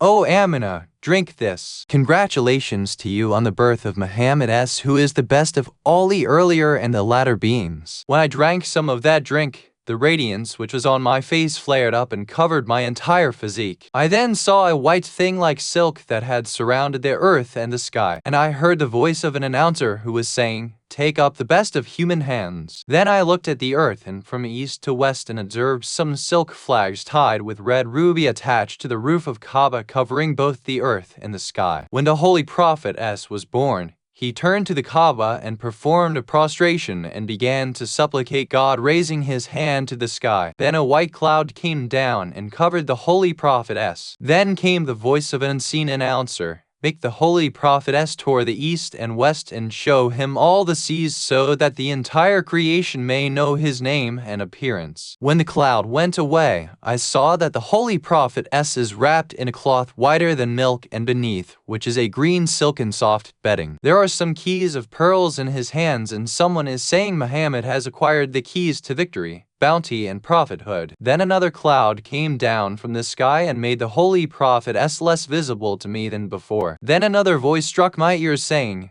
"Make Muhammad toward the east and west and present him to jinns, humans, birds, animals, and angels, and grant him the serenity of Adam as, compassion of Nuh as, friendliness of Abraham as, tongue of Ismail as, elegance of Yusuf as, auspiciousness of Yaqub as, voice melodious of Dawud as, piety of Yahya as, and kindness of Adissa as." When that a cloud dispersed, I saw that the Holy Prophet S holding a silken cloth, which was enveloped firmly, and someone was saying, "Muhammad S has taken the entire world in his possession." Then I saw three persons whose faces dazzled like the rising sun. One of them had a silver flask and a musk pot. The other held a plate of green emerald having 4 drinks studded on all sides with pearls. Someone was saying, "O Wali of Allah, this is world, take it up." Then His Eminence accepted its middle part. Somebody said, "He took up the Kaaba." The third man had a white silken cloth rolled over his hand. He opened it and brought out a ring, the brightness of which dazzled the eyes. Then they bathed the Holy Prophet S 7 times with water from the flask. Then they put a seal between his shoulders and spoke to him, and he also replied to them. Then each one of them took the Holy Prophet S in his wings. One who did all the aforesaid things to the Holy Prophet S was Rizwan,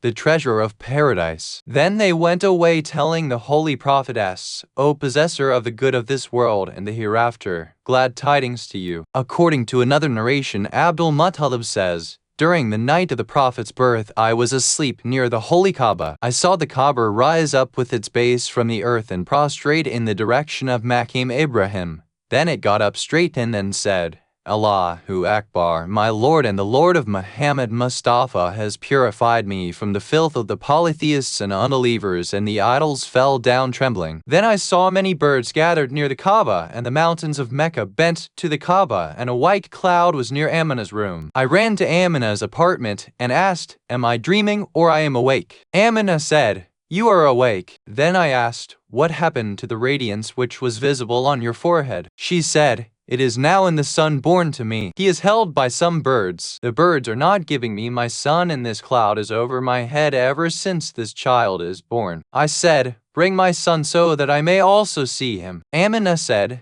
'The birds will not give me the child for 3 days. How will you see it?' Upon this I drew out my sword and cried, 'Bring my child, otherwise I will kill you.' Amina said, 'They are in the apartment. Now you may do what you like.' When I tried to enter the room, a man came out, said, 'Please go back now. Until all the angels see the child, no man can see him.' Upon this I trembled and came out again. It is mentioned that the Holy Prophet S was born circumcised, and his umbilical cord was also cut. Abdul-Muttalib used to say, 'This son of mine has a very great status.' Amir al-Mu'mineen as is reported to have said, when the Holy Prophet S was born, all the idols around the Kaaba toppled, and a voice came from the sky at sunset. The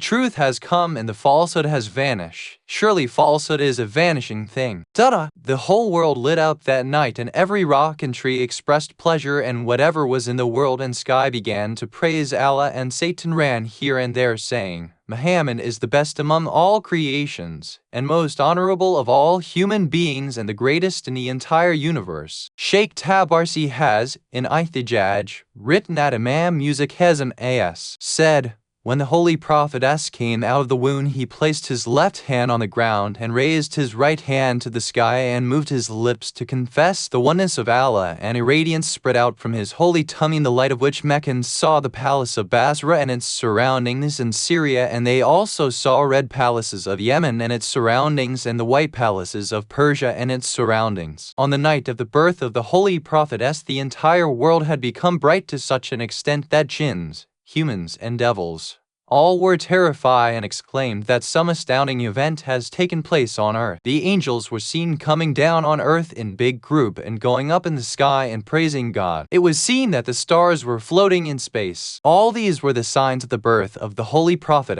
The accursed Satan, Iblis, tried to go up the sky to ascertain the cause of all these wonderful happening, because in the third sky there was a point where he and all his companion devils used to go and hear the conversation of angels. But when they reached there, they were driven away with shooting stars. Ibn Babawayh etc. have narrated, on the night of the birth of the Messenger of Allah, the palace of Chosroe was rocked and its 14 arches crashed. The water of the Sour River dried up. The fire of the temple of Fars that they worshipped was extinguished. The greatest scholar of Fars saw in dream that some hostile camels are dragging Arabian horses and crossing the Tigris and spreading in the Persian lands. When Chosroe saw this, he placed the crown on his head and sat upon the throne, summoned his officers and ministers, and told him all that had occurred. Meanwhile, news was received that the fire of Fars' temple has gone out. This increased his agony, whereas the scholar said, O king, I saw a strange dream, and he related his vision. What is the interpretation of this dream? He said,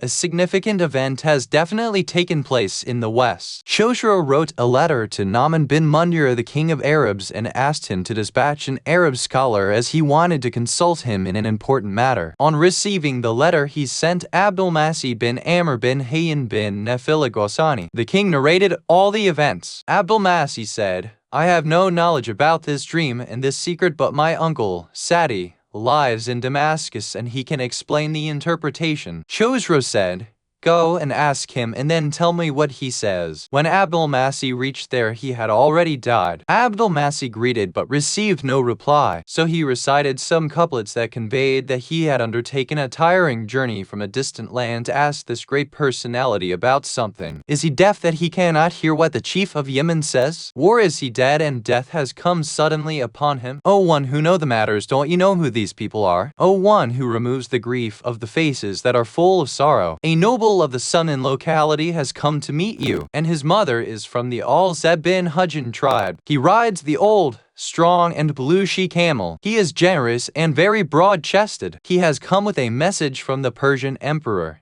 Chosroe. Neither he dreads the lightning nor the change of times. The strong she-camel, leaving the earth behind, is taking me to the Tur and conveys me to the hard ground, so much so that she is weak because of the arduous journey, and the wind envelops her with swirling dust. It seems that due to the speed, the sandy dust of the dunes will fall upon me, and now I have lost hope. When Sadi heard this, he opened his eyes and said, Abdul-Masih mounted a camel and after covering the stages of journey reached Sadi at a time when Sadi is being transferred to the grave. The Sassanid king has sent him to find the truth behind the quaking of the palace, the going out of the fire temple, the dream of the greatest scholar, and the drying up of the Sour River. O Abdul-Masih, the time has come when a Quran will be recited in excess, and a prophet who always carry a small staff will arise. The streams of Sawa will be full of water, and the sea will dry up. Damascus and Persia will go out of the control of their rulers, and the same number of kings will rule as the number of the arches of Caesar and Chosroe have fallen. After that their rule shall decline, and whatever has to happen will indeed happen. After saying this, Sadi died, and Abdul-Masih recited the following couplets. Do it as you have a firm determination, and you do what you will. No separation and change should weaken your resolve. If the king of Bani Sassan tries to do, he will have to give them up, because it is the time of difficulties and calamities, and it is possible that those people may say farewell to their place when their strength declines before the ferocious lions. And in these places live the deer Bayram and his brothers and Hermusin,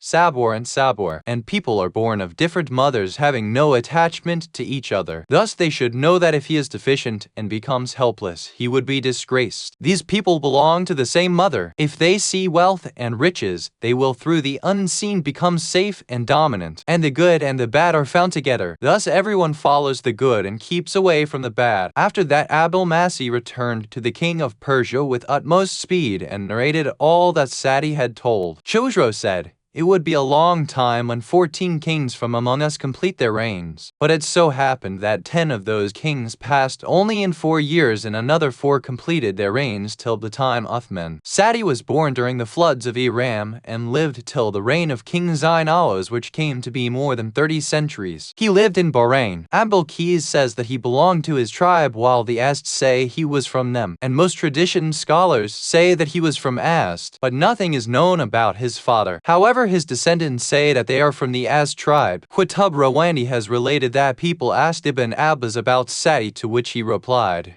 God had made him of only flesh. They used to carry him on date branches wherever they liked. In his body there were no bones save in head and neck, nor were there muscles. He was being rolled up at neck just as cloth is being wrapped. No organ of his body could move except his tongue. He had made a thing like canvas from the skin of tree and brought it to Mecca. 4 persons from the Quraysh came to him and said, "We have come to visit you. We have come to know about your perfection in knowledge. So kindly inform us about the things to happen in our time and in future." He said, "After you, a group will come who will acquire all kinds of knowledge. They will break idols, overpower the people of Iran, and will acquire their wealth and property by way of booty." They inquired about that group. He replied, "By the Lord of Kaaba, they will be born after you, and they will worship Allah, believing strictly in His oneness. They will give up worshipping idols and devils." They asked, "In whose progeny will they be?" He said, "They will the best in the progeny of Abd Manaf." People asked, "From which city will they get out?" He said,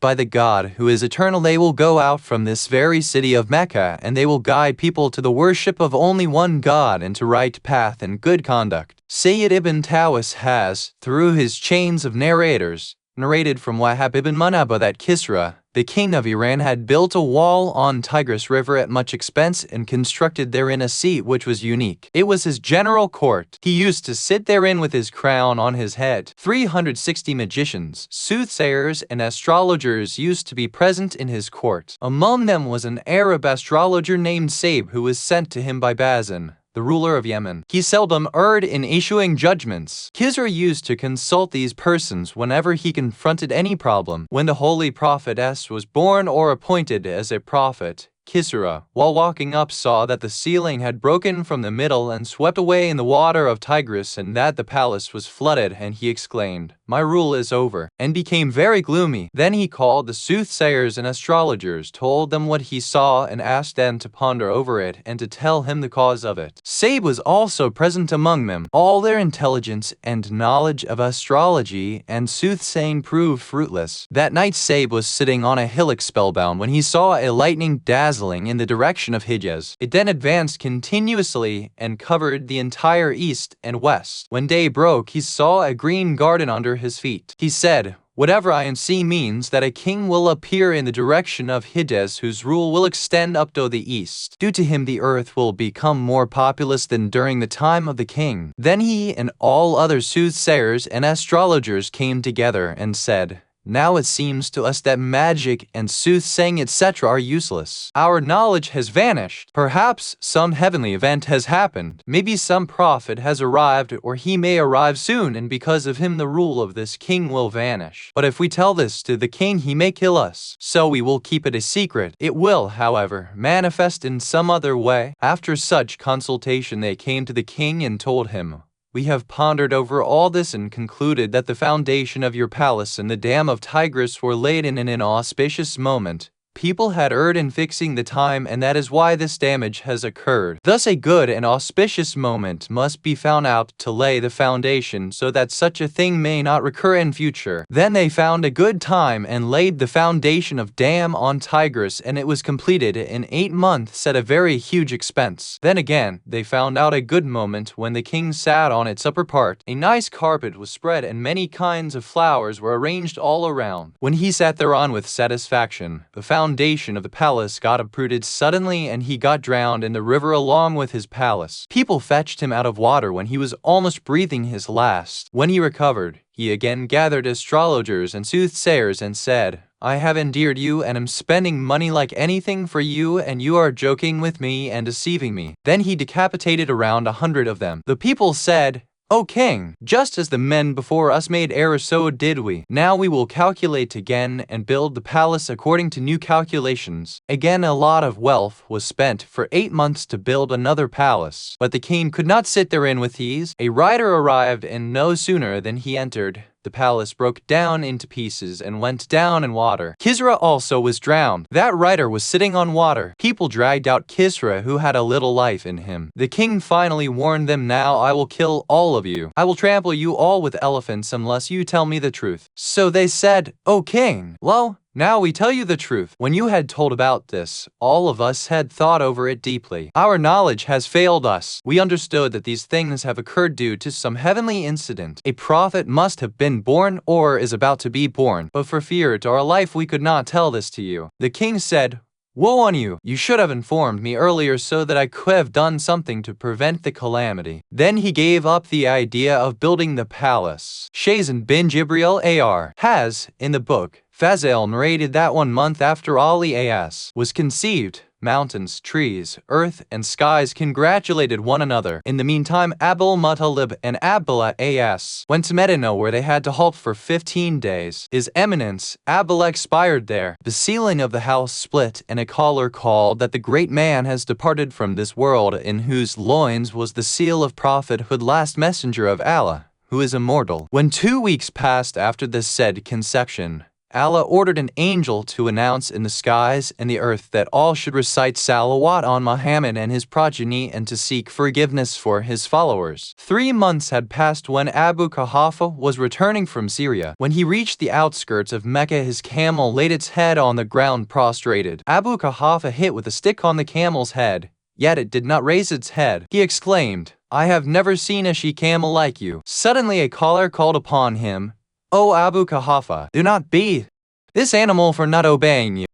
Do you not see that the entire creation except the mountain, the tree, the sea, and the sky are prostrating before their creator to thank him because 3 months have passed since the conception of the Ummi messenger? Very soon you will see the idol worshippers lose, and they will be sent to hell by the swords of the Prophet and his companions. When 4 months passed, an ascetic who lived on the road to Taif left his monastery to visit Mecca to meet his friend called Habib. On his way, he saw a child prostrating. When people were lifting him up, he was again falling down in prostration. When Habib intended to lift that child, an invisible caller called, Let him be there as he is. He is offering thanks to Allah, as 4 months have passed since the conception of the beloved and the selected of the Lord. When 5 months passed and Habib returned to his house of worship, he saw that it was shaking, and he also noticed that on all the altars was written, O worshippers, put faith in Allah and His Messenger Muhammad as the time of his appearance is near. How fortunate is one who believes in him, and woe unto him who denies him. Upon this, Habib said, I heard and I believed. I will not deny him. In the 6th month, the residents of Yemen and Medina went to their respective festival grounds. They used to go there few times in a year, gather there under a tree, eat, drink, enjoy, and worship that tree. Once when they had gathered near that tree, a terrifying voice came out of it. O people of Yemen and Yamama, O idolaters! The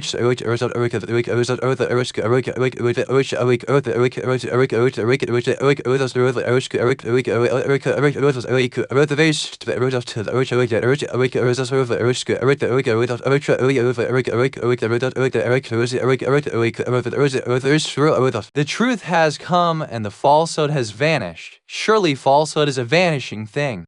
O wrongdoers! The time of your destruction has arrived. They became fearful and returned to their homes hastily. In the 7th month, Sawa bin Qarid came to Abdul-Muttalib and said, "Last night I had a vision in a state of slumber, that the doors of the sky are open and angels are descending from the sky saying, 'Decorate the earth as the time of the arrival of the grandson of Abdul-Muttalib.' That is, Muhammad is near and he will possess sword and arrow arms." I asked, "Who is he?" I was told that he will be Muhammad bin Abdullah bin Abdul-Muttalib bin Hashim bin Abd Manaf. Abdul-Muttalib said, "Keep this dream a secret." When 8 months after conception passed, a fish of the big sea called Tambusa stood upright on its tail. The sea became stormy and an angel said to the fish, "Be quiet, you have created upheaval in the water." The fish said, "On the day my Lord had created me, he had ordered me that, when I create Muhammad bin Abdullah in this world, you must pray for him and his followers." Now I have heard angels congratulating one another on the birth of Muhammad. That is why I have made a movement. The angels said, "Be still and pray." When 9 months passed, Allah ordained the angels of every sky to go down to the earth. 10,000 angels came down, and every angel carried a shining lamp which was burning without oil. The scripture on every lamp read, "There is no God except Allah. Muhammad is the messenger of Allah." Those angels gathered near Mecca saying that this light is the radiance of Muhammad. Abdul-Muttalib was aware of all these events, but he had kept them secret. During the whole month stars kept moving in the sky and meteors were shooting in the space. When 9 months elapsed, Amina told her mother, "Bara,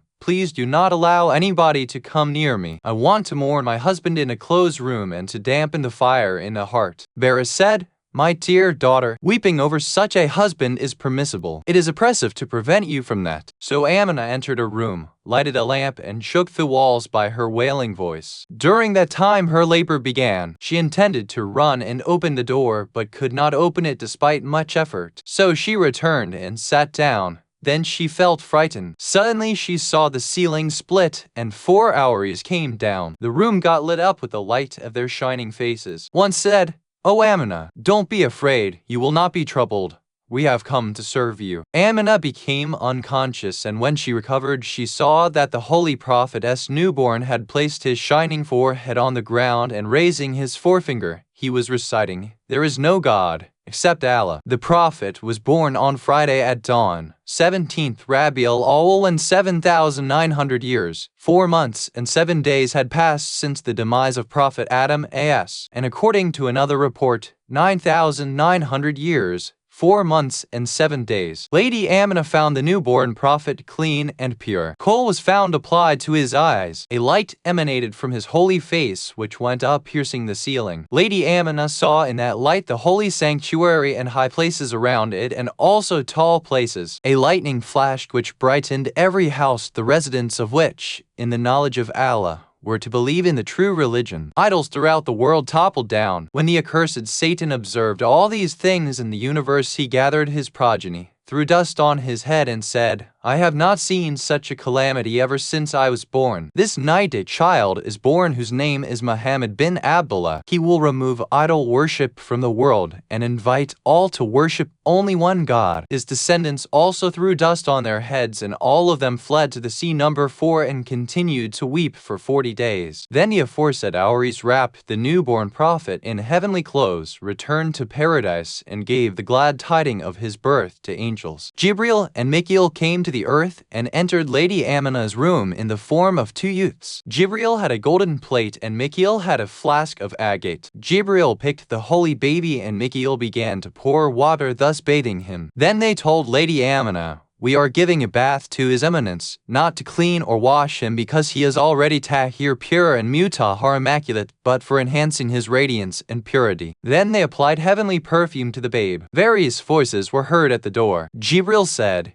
"Angels from all 7 skies have arrived to salute the newborn prophet." That room expanded by the wish of Allah. Waves after waves of angels were entering, saying, "Assalamu alayka ya Muhammad, Assalamu alayka ya Ahmed, ya Hamid." When 1/3 of the night passed, Jibril, by the order of Allah, brought 4 flags, installed the green one on Mount Kaf. On it was written, "There is no God except Allah. Muhammad is the messenger of Allah," in white words and in 2 lines. They planted the second flag on Mount Abu Qubays. That flag had 2 pennants. On one was written, "There is no God except Allah," and on the other, "There is no religion except the religion of Muhammad bin Abdullah." They fixed the third flag on the roof of Kaaba, on which was written, "Tuba paradise is for one who believed in Allah and in Muhammad, and the pit of hell is for one who rejected the message he brought from his Lord." They installed the fourth flag on the Baytullah. On it was written, "None is victorious except Allah, and victory and help is for Allah and Muhammad s." Then one angel announced from Mount Abu Qubays, "O people of Quraysh, believe in Allah and His Prophet and on the light sent by us." Then Allah sent a cloud over the Kaaba, and it sprinkled musk and ambergris. The idols which were in Kaaba slipped towards Hajar and fell face down. Then Jibril brought a red lantern and hung it on the door of Kaaba. It was glowing without oil. Then a light arose from the face of the Holy Prophet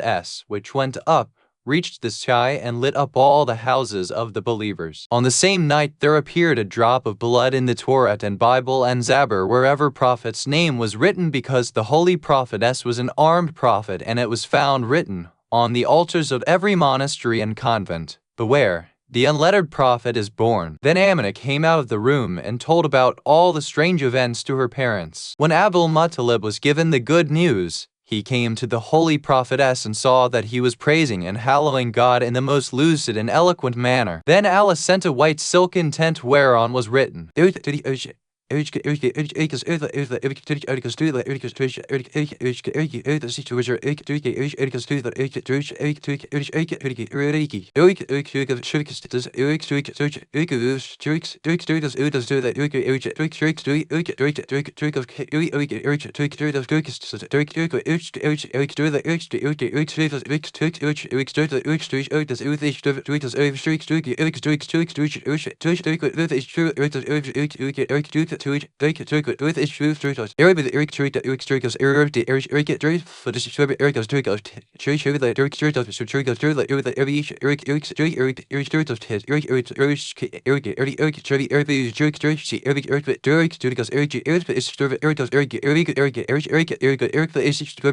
"In the name of Allah, the Beneficent, the Merciful. O Prophet, surely we have sent you as a witness, and as a bearer of good news, and as a warner, and as one inviting to Allah by His permission, and as a luminous torch." Now, that tent remained in the same state for 40 days. When a man's unctuous hand touched it, it was lifted up in the sky. Had it not been so, it would have remained till Judgment Day. When Bani Hashim and the chiefs of the community saw the tent and observed the sprinkling of musk and ambergris, the flashing of lightning, and nearby strange voices, they went to the monk and described these events to him. Habib said, "You know that my religion is different from yours. You may believe me or not. I state the truth. These are the signs of a messenger of Allah who is to appear soon. We have seen his attributes in all divine scriptures. He will remove idol worship and invite people to worship only one God. All kings and tyrants will surrender before him. Woe unto those who disbelieve. They will be destroyed." The next day, Abdul-Muttalib took the Holy Prophet and went to Kaaba. When they entered it, the Holy Prophet said, "In the name of Allah and by Allah." The Kaaba spoke up with the order of God,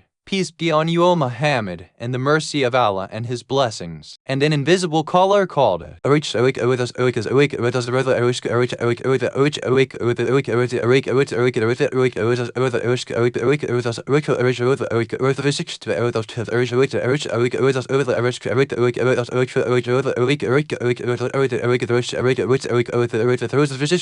"The truth has come and the falsehood has vanished. Surely falsehood is a vanishing thing." On the third day, Abdul-Muttalib purchased a cradle of willow and decorated it with various kinds of jewels and silken cloth overlaid with gold, and hung a necklace of pearls in it so that the Holy Prophet may play with them like other babies. But when the Holy Prophet used to wake up, he used to recite God's names on these pearl beads. On the fourth day, Sawad bin Qarib came to Abdul-Muttalib, who was seated near Kaaba encircled by Quraysh nobles and Bani Hashim. He said, "I have heard that a child is born at Abdullah's who shows strange things. I would also like to see him. He was famed in Arabia because of his vast knowledge and people had complete trust in his words. So Abdul-Muttalib went to Amina's house and inquired about the Prophet. It was told that he was resting in a cradle. When Abdul-Muttalib lifted the cradle's screen, a lightning flashed and blew out of the ceiling. Both Abdul-Muttalib and Saad put their hands on their eyes. Then quite involuntarily Saad rubbed his eyes on the soles of the Holy Prophetess and said to Abdul-Muttalib, I make you witness that I put faith in this child and testify to all that he is to bring from God. Then he left after kissing the Prophet's face. When the Holy Prophetess was 1 month old, everyone who saw him thought that he was 1 year old. Praises of God were heard constantly from his cradle. When the Holy Prophetess became 2 months old, Amina's father expired. The author of Amor has narrated that before the birth of the Holy Prophetess, soothsayers, demons, and magicians had spread much lawlessness and misguidance, and they displayed strange things. The Satans used to go up in the skies to hear the talks therein and to narrate them to the soothsayers. 2 soothsayers were very prominent in Yamama and far advanced than others of their time. One of them was Rabbi bin Azan, who knew more than all others. Another was Washak bin Wail Yamani. Sadi was created by God in a very strange shape. He was mere flesh. There was not a single bone in his body except in his head. He was being rolled up like a cloth. When his body was open, it was dropped on a mat of palm leaves. At night, he slept only for a few moments and kept staring at the sky. When called by the kings, he was carried in a box and he used to tell them secrets and mysteries and foretell the future. He kept lying on his back and no part of his body could move except his eyes and tongue. One night he lay on his back and stared at the sky when all of a sudden he saw a lightning flash which brightened the entire universe. Then stars began to fall, dispelling smoke. These stars were descending, colliding with one another and vanishing in the earth, and this terrified him. Next night he told his slaves, "Take me down as I feel confused. Perhaps my death is near, and a very hard event is likely to occur. I imagine that the Hashemite messenger is about to appear." That morning he gathered his relatives and the people of his community and told them, "I am observing wonderful things and strange happenings, and hence I intend to know about it from all royal soothsayers." Then he sent some messengers and wrote a letter to Washak, who replied, "I have also observed what you saw, and its consequence will be soon become apparent." Sadi also sent a letter to Zarqa, queen of Yemen, who is also a learned soothsayer of that area and preceded all others in magic and astrology. She had very sharp eyesight and could easily observe things from a distance of a 3-day journey. If an enemy intended to attack, she used to inform her people about it a few days in advance and they could defend themselves. When Sadi wrote her a letter and the messenger left, she could see him 3 days before his arrival. She told her people, "A rider is cunning and I can see a letter in his turban." 3 days thereafter the messenger arrived and delivered a letter to her. She said, "He has brought bad news. Sadi has inquired about effulgent light and radiance, etc. By the Lord of Kaaba, the time of people's death and orphaning of children has come. From the sons of Abd Manaf, Muhammad will be the undisputed messenger." Then she wrote in reply that these are the signs of the appearance of the Hashemite messenger. Be alert after reading this letter and give up negligence. Proceed to Mecca without any delay. I'm also going there where I may meet you and both of us may inquire into it. If he is already born, we will conspire to kill him and put off his light before it spreads. When Sadi got this letter, he wailed aloud and started immediately for Mecca, telling his companions, "I am going to a fire.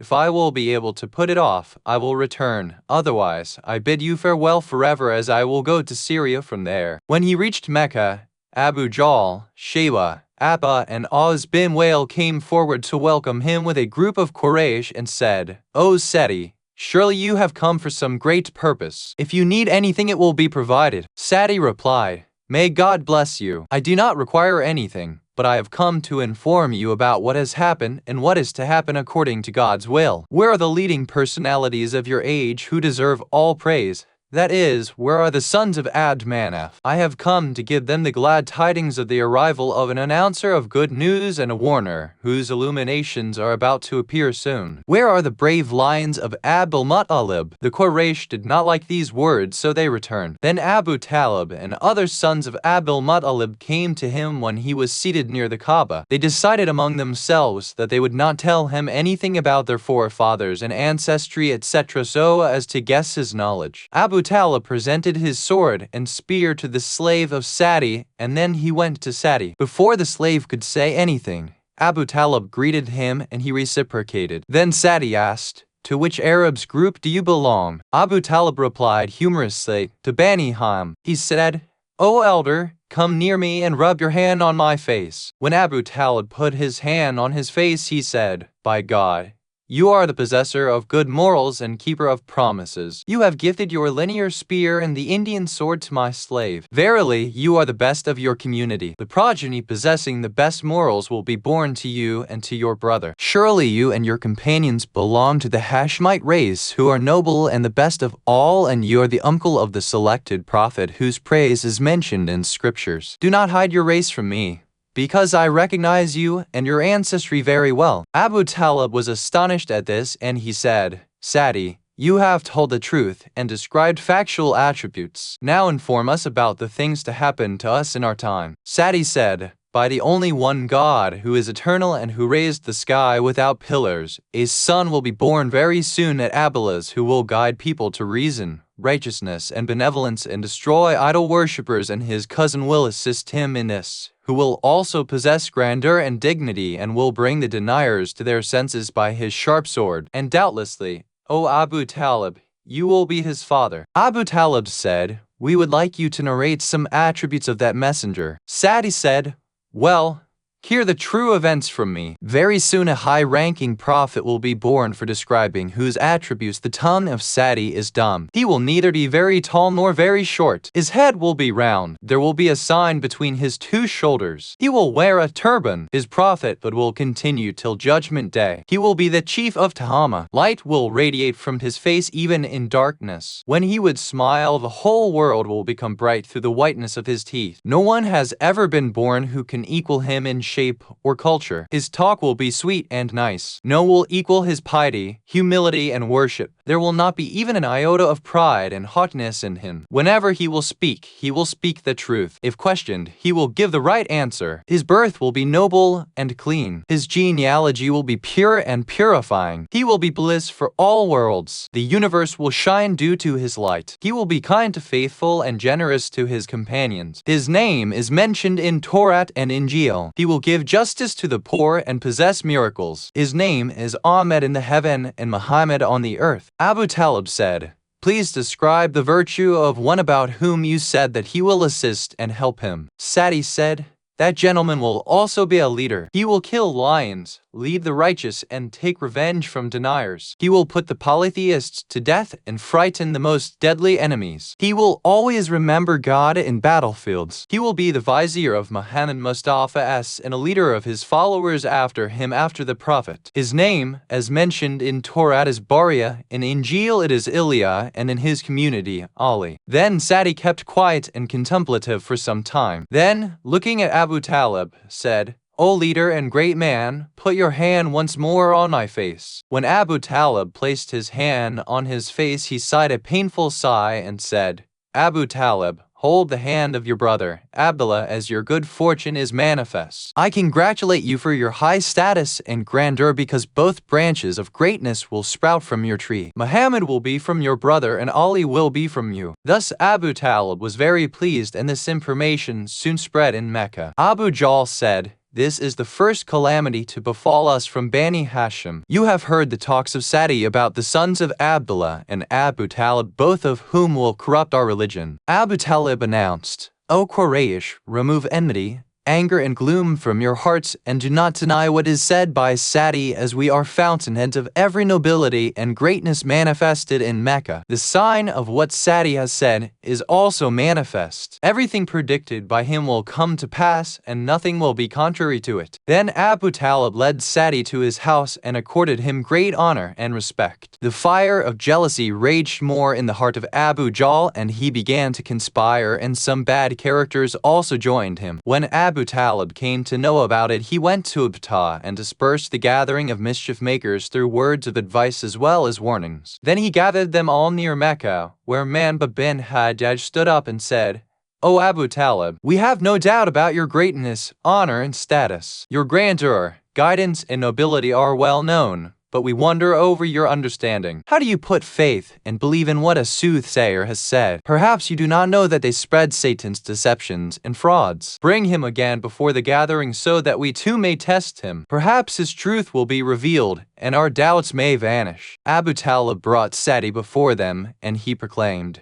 "O Quraysh, what kind of disunity do I witness among you with reference to what I have said regarding the wise one who will break idols and who will humiliate the lying soothsayers? My God, I am not pleased with his appearance because, with the approach of his arrival, the knowledge of soothsayers will also be in danger, and he also will prefer death. If at all you intend to testify my statements, call out your mothers and wives so that I may reveal some very strange things to you." People said, "Perhaps you possess the knowledge of the unseen." He replied, "No, I have a jinni as a companion who hears the conversation of angels and then tells me about it." So they gathered all Meccan ladies in a mosque except Amina and Fatima bint Asad, whom Abdullah and Abdul Muttalib did not allow to go. When they arrived, Sati separated men and called the women to him, looked at them carefully, and kept quiet. The ladies asked, "Why do you not speak?" Sati looked at the sky and said, "I swear by the Lord of the two sanctuaries that the two women are not among you now, one of whom is carrying a son in her womb who will guide people to the right path and welfare, and another who is to conceive the king of the faithful, who will be the chief of the legatees of all the prophets of God and the inheritor of prophetic knowledge." Then those two ladies were also called. Sati, looking at Amina, and said after sighing and weeping,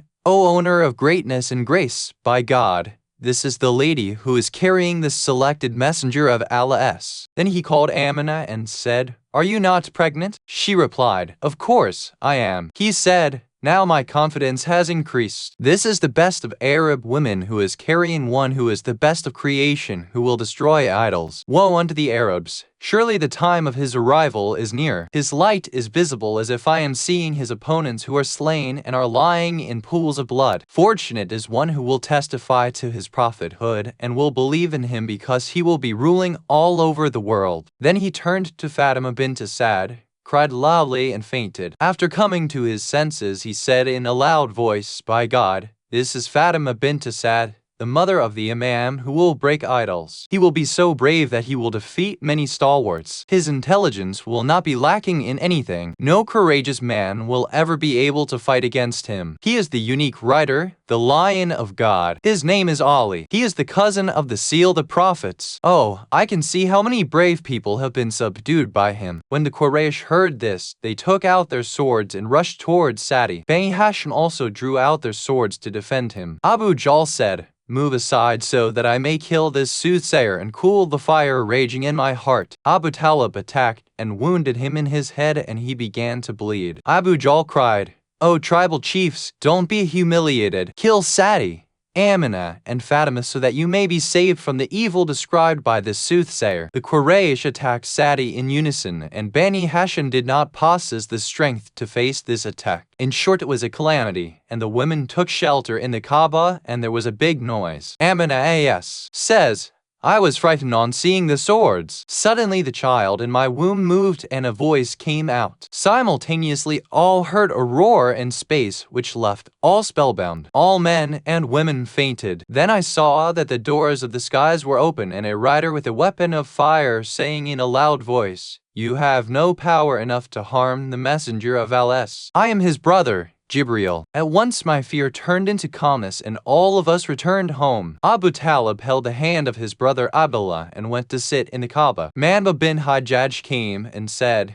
'Thank Allah, your honor, grace and might has come to the notice of the world. But I request you to take Sadi away from Quraysh and cool the fire of mischief and unrest. Abu Talib accepted and went to Sadi, acquainted him with the state of affairs, and sought excuse. Sadi said, I know it, but when that messenger, the harbinger of good news and the warner arrives, convey my salams to him and tell him that I gave glad tidings of his arrival, but your community rejected it and drove me out. Very soon a woman is to come who will testify all my prophecies and add to what I have told. Then Sadi was tied to a camel and he went away. Bani Hashim also accompanied him to a short distance from Mecca. In the meanwhile they saw a woman rider approaching at speed. Sadi said, Lo, O chiefs of Mecca, Zarqa Yemeni has arrived. Soon she approached them and said loudly, Quraysh, I salute you a number of times. May your cities flourish. I left my place and came to your sanctuary to make you aware of some events which are to appear soon. Some very wonderful things will happen in your city. Then she recited some poems whereby she testified the statements of Sadi and said,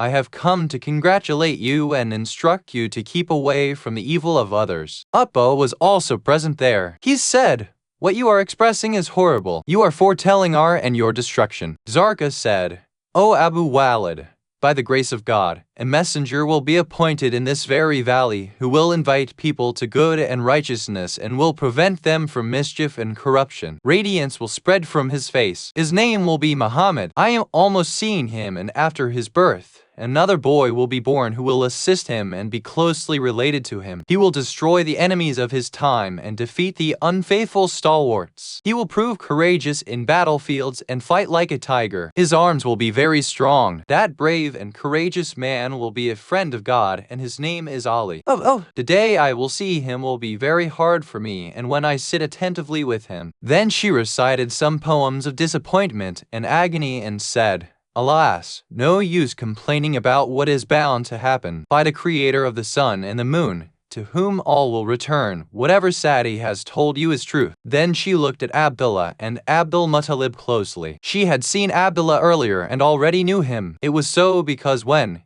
in the year in which Abdullah had gone to Yemen, before marrying Amina and before the light of prophethood was transferred from his forehead, he was living in a place in Yemen. At that time Zarqa had seen him and she had proposed to marry him. Taking a bag full of gold coins, she had rushed to Abdullah, saluted him and asked, To which Arab tribe do you belong? I have not seen anyone more handsome. He replied, I am Abdullah son of Abdul Muttalib, who, in turn, is son of Hashim bin Abd Manaf, chief of nobles and who is generous to his guests. Zarqa said, My leader, is it possible for you to mate with me once? I am present this bag to you and, along with it, gift you 100 camels loaded with dates. Abdullah said, Go away. How ugly your face is! Perhaps you are unaware of the fact that we are from those who do not sin. He drew out his sword and was about to strike when Zarqa fled from there humiliated. At that moment, Abdul Muttalib entered and seeing Abdullah with a naked sword,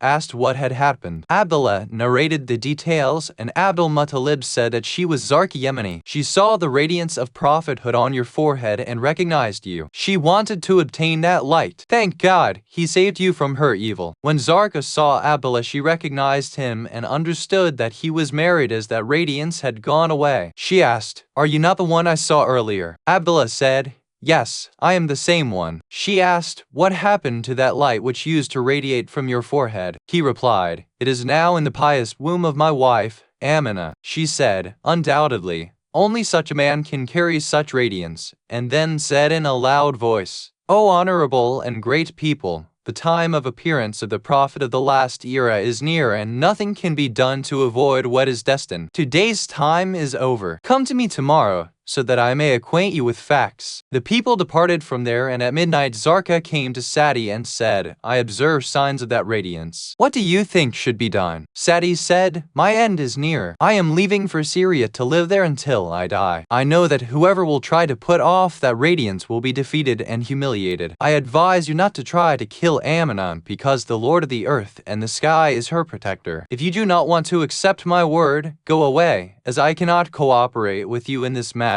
Next morning Zarqa went to Bani Hashim, saluted them, and said, Your hearts will shine when among you will appear one whose grace is mentioned in Torah, Bible, Zabur and Furqan. Woe unto one who opposes him, and lucky will be one who obeys him. Bani Hashim were pleased by this, and Abu Talib said, O Zarqa, if you require anything, tell us so that we may fulfill it. She said, I don't need wealth from you and do not expect honor from you. Of course, I only desire that you allow me to meet Amina so that I may testify from her those things which I have mentioned. When Abu Talib brought her to Amina, initially her legs trembled and her tongue became dumb. Then she showed her pleasure apparently, narrated some things about the newborn and returned. But in her heart she was making plans to kill Amina. At last she cultivated friendship with a woman belonging to Khazraj tribe named Takna, who used to adorn Amina and other Hashemite ladies. Zarqa began to live with that woman every day. Once Takna woke in the middle of the night to find a man seated near Zarqa and talking to her. She heard that the soothsayer of Yemen had entered to Hama and she will soon repent due to her intention. Hearing it, Zarqa sprang up saying,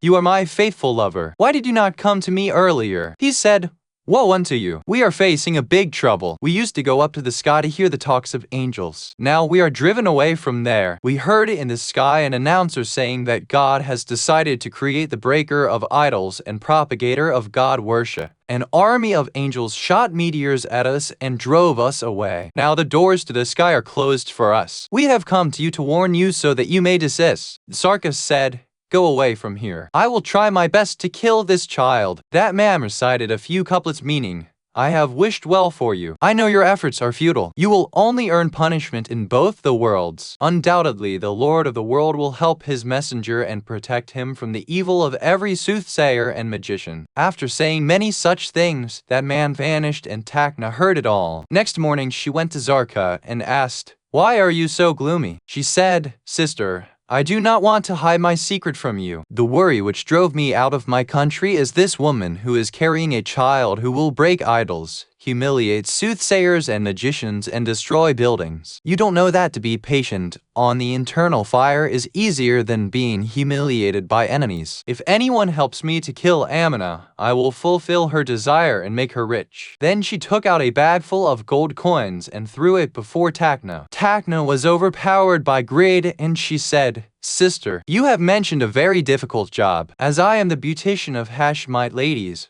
perhaps I may be able to help you. Zarqa said, What you can do is that when you go to comb Amina's hair, engage her in a conversation and suddenly thrust this poisoned dagger into her side. It will soon finish her. As you will have to pay blood money, I will pay it 10 times on your behalf and try my utmost to save you. Takna replied, I agree, but you must, at that time, keep the men of Bani Hashim and all Meccans busy in talks so that I may fulfill your wish fearlessly. Zarqa said, It will be so. Next day, Zarqa invited all Meccan for a feast and arranged for enough quantity of wine, slaughtered many camels, and kept them all busy in feasting. She told Takna, It is time now. Make full use of it and try your level best to finish the job. Takna went to Amina with that poisoned dagger. Amina gave her respect and gifts etc. and asked why she was late, saying, Before this you were never late and you stayed with me most of the time. Takna replied, My lady, I have various anxieties and had you not assisted me, my condition would have been even worse. Come now, let me adorn you. Amina sat beside her and Takna combed her hair, then took out the poisoned dagger to kill her. But as a miracle of the Holy Prophet, as she felt someone grabbing her soul, and the dagger fell down, and a voice, alas, came from that weapon. When Amina turned and saw the dagger, she shouted. Women came to her from all around and caught Takna and asked her, O cursed one, for what offense did you want to kill Amina? She replied, I wanted to kill her, but thank God that he saved her from this evil. Amina fell down in prostration, thanking God. When the women asked Takna the reason for such a heinous deed, she narrated the full story of Zarqa and told them to catch her before she gets out of your clutches. With these words she died. This news spread all around, and all young and old of Bani Hashim gathered there. All spread out to catch Zarqa. Abu Talib proclaimed that Zarqa should not be allowed to go out of Mecca. That cursed one also knew about all this, and so she slipped out of Mecca at once. The Meccans searched for her everywhere but in vain. When Sadi was informed of this, he ordered his slaves who brought her, and he took her to Syria with him. Amina used to hear voices of glad tidings continuously from the earth and the sky, and she narrated them to Abdullah, who asked her to keep all this confidential. Amina did not feel the burden of pregnancy at all. When the 7th month started, Abdul-Muttalib called Abdullah and told him, Amina's delivery is near and we do not have enough money to celebrate the Aqiqah and Walima feasts in a nice way. So you may go to Medina and purchase necessary things. Accordingly, Abdullah went to Medina and met his lord there. When Meccans knew this, all mourned him deeply. After this, Qutb Rawandi has mentioned many miracles. Many of which have already been described. Though Kitab Anwar and Shazan are not as reliable as other books of tradition, we gave mention these miracles as they are supported by reliable traditions, though many have been discarded due to their length and repetition. Events and miracles of the Prophet from infancy to Basat. It is mentioned in reliable traditions from Imam Jafar Sadiq A.S. that after the Holy Prophet S. was born, his mother could not produce milk for some days to enable him to suckle. Abu Talib applied his chest to the mouth of the Holy Prophet S, and Almighty Allah produced milk in it. He continued to suckle it till Halima Sadiya was engaged for the job and the Holy Prophet S was entrusted to her. It is mentioned in another true tradition that Imam Ali A.S. said, when he was consulted about the marriage of Hamza's daughter, the Prophet said, perhaps you don't know that she is my father's daughter because I and Hamza had suckled at the same breast. Ibn Shar-Shab has narrated that first the Holy Prophet S suckled a freed slave girl of Abu Lahab and thereafter Halima Sadiya. The Holy Prophet S lived with Halima Sadiya for 5 years. Halima had also fostered Hamza earlier. When the Holy Prophet S attained the age of 9 years, he went to Syria with Abu Talib. Some have said that he was 12 at that time. When he went to Syria to trade on behalf of Khadija R.A., he was 25. It is mentioned in Najul Balika that Ali A.S. said that the Almighty Allah appointed a high-ranking angel who always remained with the Holy Prophet S and kept him on the best of behavior and good virtues. 11 And I always used to be with the Holy Prophet S, just like a child following his mother. The Holy Prophet S was daily raising a flag of morals for me and saying, follow this end. Every year, the Holy Prophet S used to stay at Mount Hira where none except me could see him. When he was appointed as prophet, none except myself and Khadija A.S. believed in him first. We were seeing the light of prophethood and smelling the fragrance of messengership in him. It is narrated through reliable traditions that a man asked Imam Muhammad Baqir A.S. about the Quranic verse.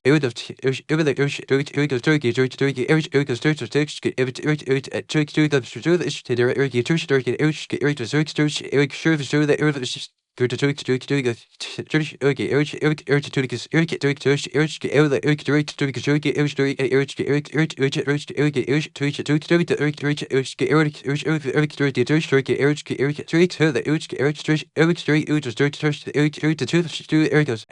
to him whom he chooses as an apostle, for surely he makes a guard to march before him and after him. 12 His Eminence said, the Almighty Allah appoints some angels for His prophets who guard them and continue to convey the divine messages to them, and Allah appointed a high-ranking angel for Prophet Muhammad S ever since he stopped sucking. That angel was making the Prophet tread the path of high morals and good deeds and protecting him from evils. When he became a youth, the angel addressed him saying, peace be upon you, O Muhammad, O Messenger of Allah. He was till then not appointed as a messenger. The Holy Prophet S used to imagine that the voice came from stones in the earth because he could not see anyone. In another narration, Amir al-Mu'minin A.S. is reported to have said that the Holy Prophet S said, before my appointment as a prophet, I had not agreed with the people of ignorance except on 2 occasions. One night I arose to watch them play and hear them talking, but Allah put me to a deep slumber so that I might not be able either to see or hear them, and hence I understood that Allah does not like it. Thereafter I never paid any attention to their deeds. According to another narration, the other occasion was when the Holy Prophet S was 7 years old. It is said that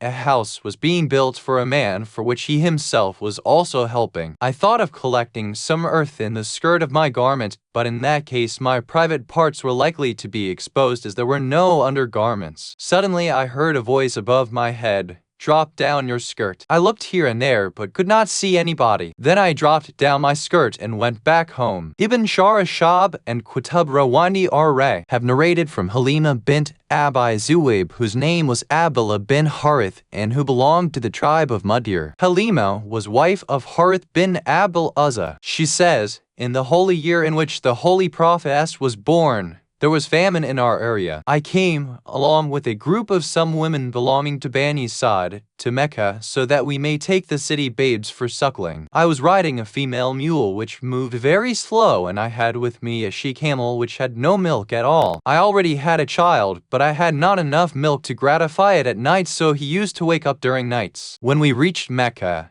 no one liked to take up the Holy Prophetess for nursing him, as he was an orphan and one could not expect to get much wealth from his guardians. When I did not get any other child, I went to Abul Muttalib and obtained that orphan. When I took the baby prophet in my arms and he looked at me, a kind of radiance flashed from his eyes. The righteous child looked with a feeling of coolness towards my right breast and suckled for some time, but did not look at the left breast. He left it for my own child. Then, due to the auspiciousness of the Holy Prophetess, both breasts became full of milk, sufficing both the infants. When I took the baby prophet to my husband, our Wichi camel also began to produce milk, which proved sufficient for both of us and our children. Seeing this, my husband said, "We are fortunate to get such a good child, due to whom bounties have turned to us." Next morning, I made the Holy Prophetess sit on the mule. The mule proceeded to Kaaba, and after reaching there, as a miracle of Muhammad, it prostrated thrice and said, "I got rid of my ailments and have recovered. I have been liberated from difficulties due to the fact that the leader of the prophets, the last messenger and the best of the earliers and the latters, rode on me." The mule became strong and turned so swift that none of the animals of our companions could compete with him. My companions were astonished due to the changes they observed in me and in my animals. In short, benefits and bounties continued to rain on us every day. Sheep and camels of other grazers returned half hungry from fields, but our animals were well fed and full of milk. On the way we passed by a cave. A man came out of it, the radiance on whose forehead was reaching the sky. He saluted the Holy Prophetess and said, "Almighty Allah has appointed me to look after the affairs of the Holy Prophetess." Then I heard of deer past us, and all of them told me in lucid language, "O Halima, you do not know whom you have brought for suckling. He is the purest of the pure people." In short, wherever I went, mountains and deserts, all were saluting the Holy Prophetess. Then there was so much addition to our wealth that we became affluent. The number of our animals increased due to the blessing of the Holy Prophetess. The holy baby never spoilt his clothes with urine or feces or removed his clothes from his private parts. Usually, I used to see a youth with him who concealed with a cloth his private parts and protected him. I nourished the Holy Prophetess for 5 years and 2 months. In the meantime, the Holy Prophetess once asked me, "Where does my brother go daily?" I replied, "He goes to graze the sheep." The Holy Prophetess said, "I will also accompany him today." So he also went to the wild that day. There, a group of angels took the Holy Prophetess on a hillock and cleaned him. Seeing this, my own child came running to me and said, "Look at Muhammad. Some persons have taken him." I rushed there and saw a light spreading from his holy body. I took him in my arms and asked, "What happened to you?" He replied, "Mother, don't be afraid. Allah is with me." Fragrance better than musk emanated from him. One day an astrologer saw him and fell down with a scream. This is one who will defeat kings and divide the Arab land. Ibn Shah has narrated from Halima R.A. that when the Holy Prophetess was 3 months old, he began to sit. At the age of 9 months, he began to run with other children. He wanted to go with his brothers to graze sheep when he was only 10 months old. He used to shoot arrows with the youths of his tribe when he was 15 months old. He began to wrestle and defeated others when he was 30 months old. Then I sent him to his grandfather. It is narrated from Ibn Abbas that when food was being brought to children in the morning, they used to snatch it from one another. But the Holy Prophetess never ever extended his hand toward the food. When children used to wake up in the morning, their eyes were seen full of dirt, but the face of the Holy Prophetess was always found clean. Fragrance could always be perceived from him. It is narrated through reliable traditions that once, when Abul Muttalib was sitting near Kaaba, when he suddenly heard an announcer saying Halima's child named Muhammad is missing, Abdul Muttalib became restless. He ordered O Bani Hashim and O Bani Ghalib, mount and start searching as Muhammad is missing. He swore, I will not get down until he is found. If he is not found, I will kill 1,000 Arabs and 100 Qurayshis. He was going round the Kaaba reciting couplets. O Nourisher, return my rider prince to me and shed your bounty again on me. If I don't find Muhammad, I will scatter the entire Quraysh. At that time a voice came from space. The Almighty Allah will not destroy Muhammad. Abdul Muttalib asked, where is he? Came the reply, in such and such valley, under an acacia tree. When Abdul Muttalib went there, he saw that miraculously Muhammad was plucking and eating fresh dates from a thorn tree, and 2 youths stood by him. They were angels Jibril and Mikael. Abdul Muttalib asked the Prophet, who are you? He replied, I am son of Abdullah bin Abdul Muttalib. Abdul Muttalib placed him on his shoulder, returned to Kaaba, and circled it 7 times. On the other side, many women had gathered near Amina to console her. When Abdul Muttalib brought the Prophet, he himself went to Amina and did not pay any attention to other women. Similarly,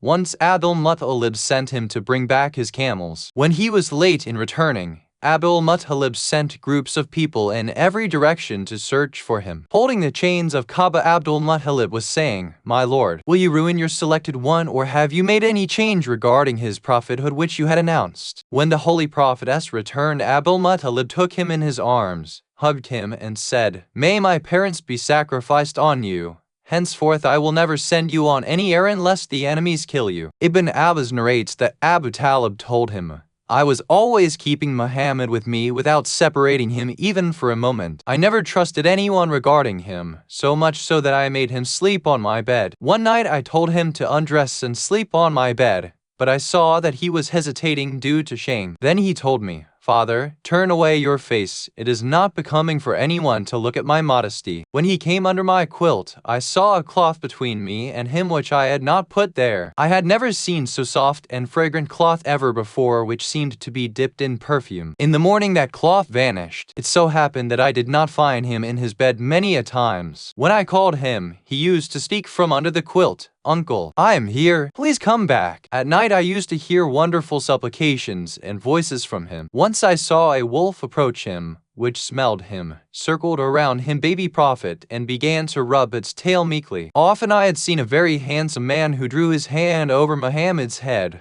pray for him, and vanish. Many a times I dreamt that the whole world has become subservient to him and he has risen up to the sky. One day I missed him, and on searching for him restlessly for a long time, all of a sudden I saw him coming with a man the like of whom I had never seen. I said, my son, did I not tell you not to be away from me? That man said, don't worry, whenever you are not with him, I am with him to protect him. He always drank Zamzam water. Many times when Abu Talib brought food for him in the morning, he used to say, Uncle, I am not hungry. At noon or evening, when Abu Talib brought food for his children, he used to tell them, don't extend your hands until Muhammad has eaten. When Muhammad began to eat, the other boys, miraculously, used to be gratified with the remaining food. It is also narrated by Abu Talib that, during nights, I used to hear supplications and other astonishing things from Muhammad. Arabs did not recite, in the name of Allah, the Beneficent, the merciful Bismillah before eating, but from his childhood Muhammad was habituated to recite this formula before eating or drinking. He also used to say praise be to Allah in excess Alhamdulillah Kathiran after he finished eating. Often I found him alone when a line of radiance was stretched from his face up to the sky. I have never heard false or meaningless talk from him, nor did he ever laugh aloud. He never participated in childish games or even looked at their games. He always preferred solitude. A group of Jews came when he was 7 and said,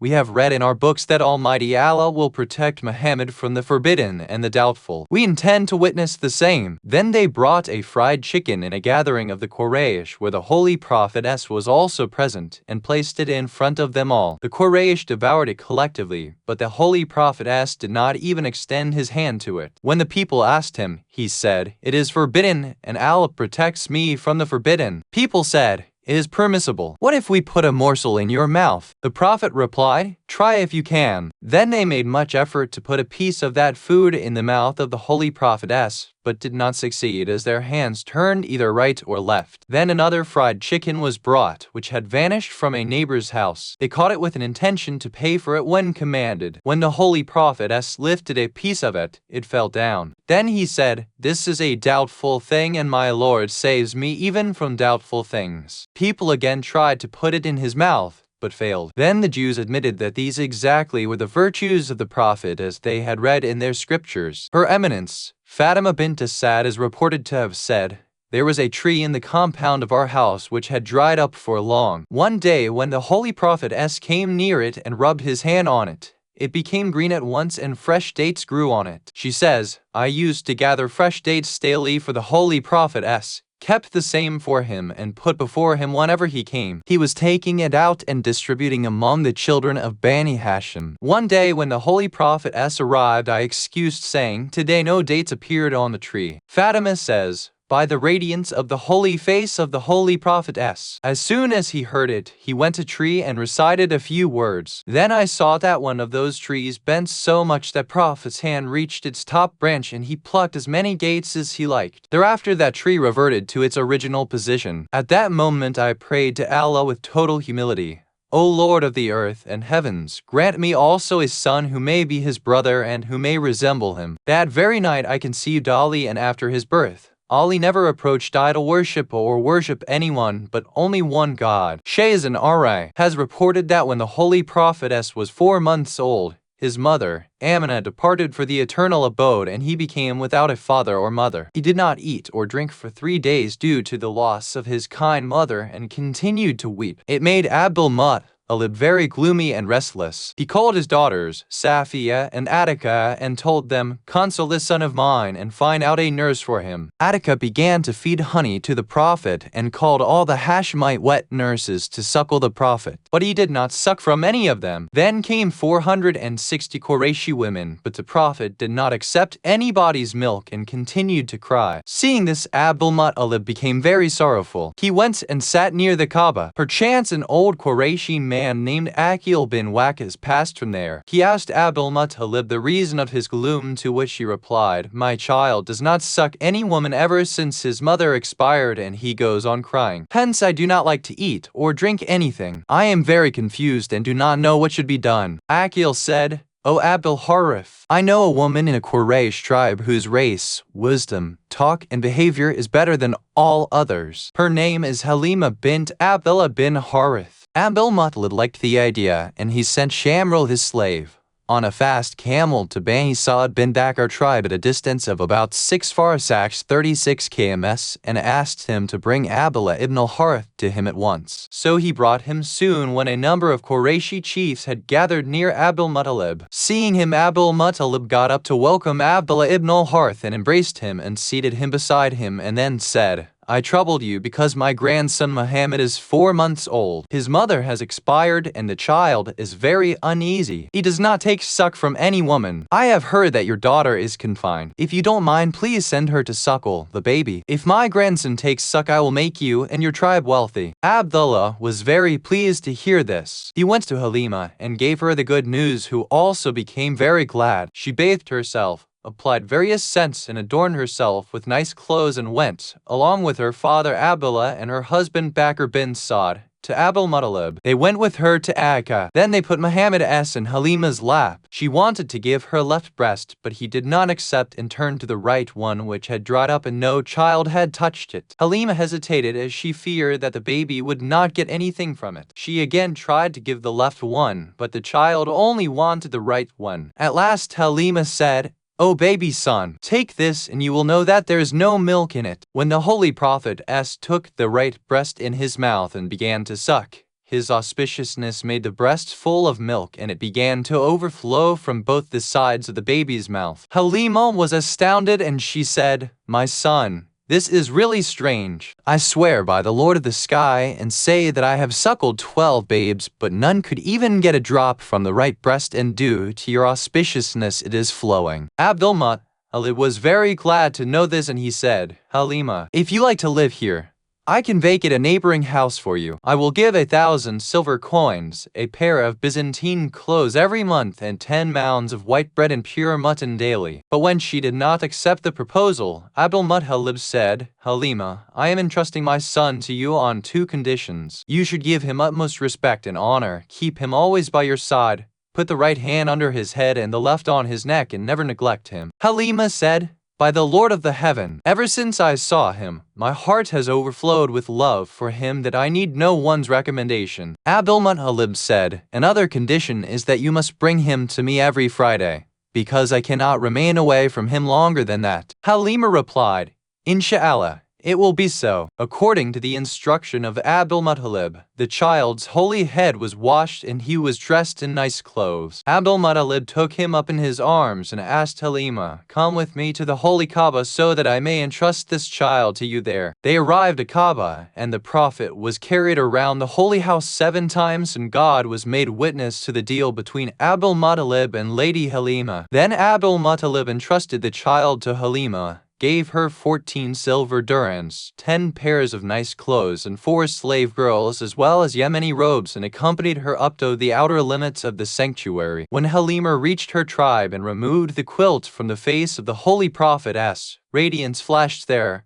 from and lighted up both the earth and the sky. Observing this, all the young and old of her tribe came to congratulate her on this grand success. Their affection of the Holy Prophetess grew so much that every one of them was trying to take him up from the other. Halima says, I never had to clean urine or excrete from the baby prophet, nor ever felt any bad odor from his body. If ever he had excreted it, it emanated smell of musk and camphor, and the earth hid it instantly so that no one could see it. When the baby became 10 months old, Halima stood at the door of his reserved tent waiting for his awakening so that she may wash his face and comb his hair and to take him to Abdul-Muttalib. But it took a long time, and she did not dare to enter the tent. After 4 hours, the Holy Prophet himself came out of the tent. She saw that his head was already washed and combed, and he was dressed in clothes of various color, brocade and satin. She was astonished to observe this. She asked, My son, from where did you get these adornments? He replied, Honorable mother, this dress has arrived from paradise and angels have decorated me. Then Halima took him to his grandfather, Abdul-Muttalib, and narrated everything to him. Abdul-Muttalib told her, Halima, do not disclose this to anyone. He gave her 1,000 dirhams, 10 pairs of clothes, and a Byzantine slave girl. When the Holy Prophet was 15 months old, people thought he was 5 years old. When Halima brought him for the first time, she had only 22 sheep. But when she returned the Holy Prophet to his grandfather, due to the auspiciousness of the Prophet, she was the owner of 1,030 camels and sheep. When the Holy Prophetess became 2 years old, one night, Halima's 2 sons returned to her gloomy and sorrowful and said, Mother, today a wolf took away our 2 sheep. Halima replied, God will give more in their lieu. The Holy Prophetess said, Don't worry, by God's will, tomorrow, I will get both the sheep back from the wolf. Halima's elder son, Zamra, said, Brother, strange indeed is what you are saying. The wolf carried the sheep away yesterday, and you say you will get them back tomorrow? The Holy Prophet replied, God's grace makes everything easy. Next morning, Zamra seated the Holy Prophet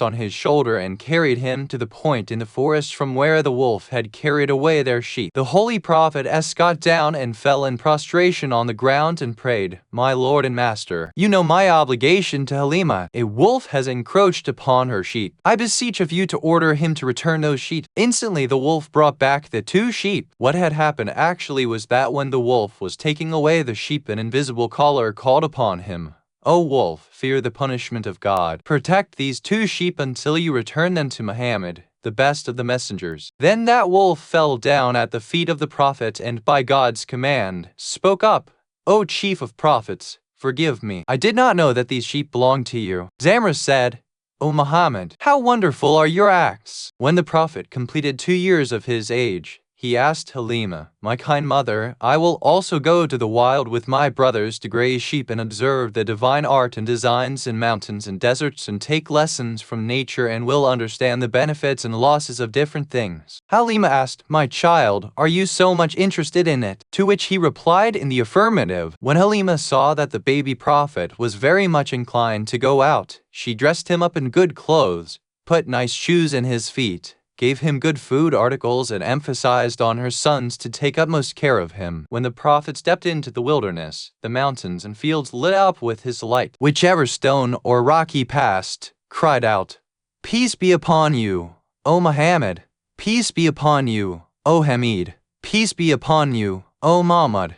Peace be upon you, O owner of the word of truth and justice. There is no God but Allah. Muhammad is the messenger of Allah. Lucky is one who believes in your prophethood, and anger of God is on one who denies you or who rejects anything uttered by you according to God's command." The Holy Prophet was replying to their salams and greetings and advancing on his path. Halima's sons were observing various kinds of wonders with the Holy Prophet, and their astonishment increased by and by. When the sun went up and the Holy Prophet experienced difficulty due to heat, Allah appointed an angel named Ishtael to spread a white cloud over his head for shading him. Suddenly a cloud came over Prophet's head and water began to drop from it like dripping from a water bag. But not a single drop fell on the head of the Holy Prophet.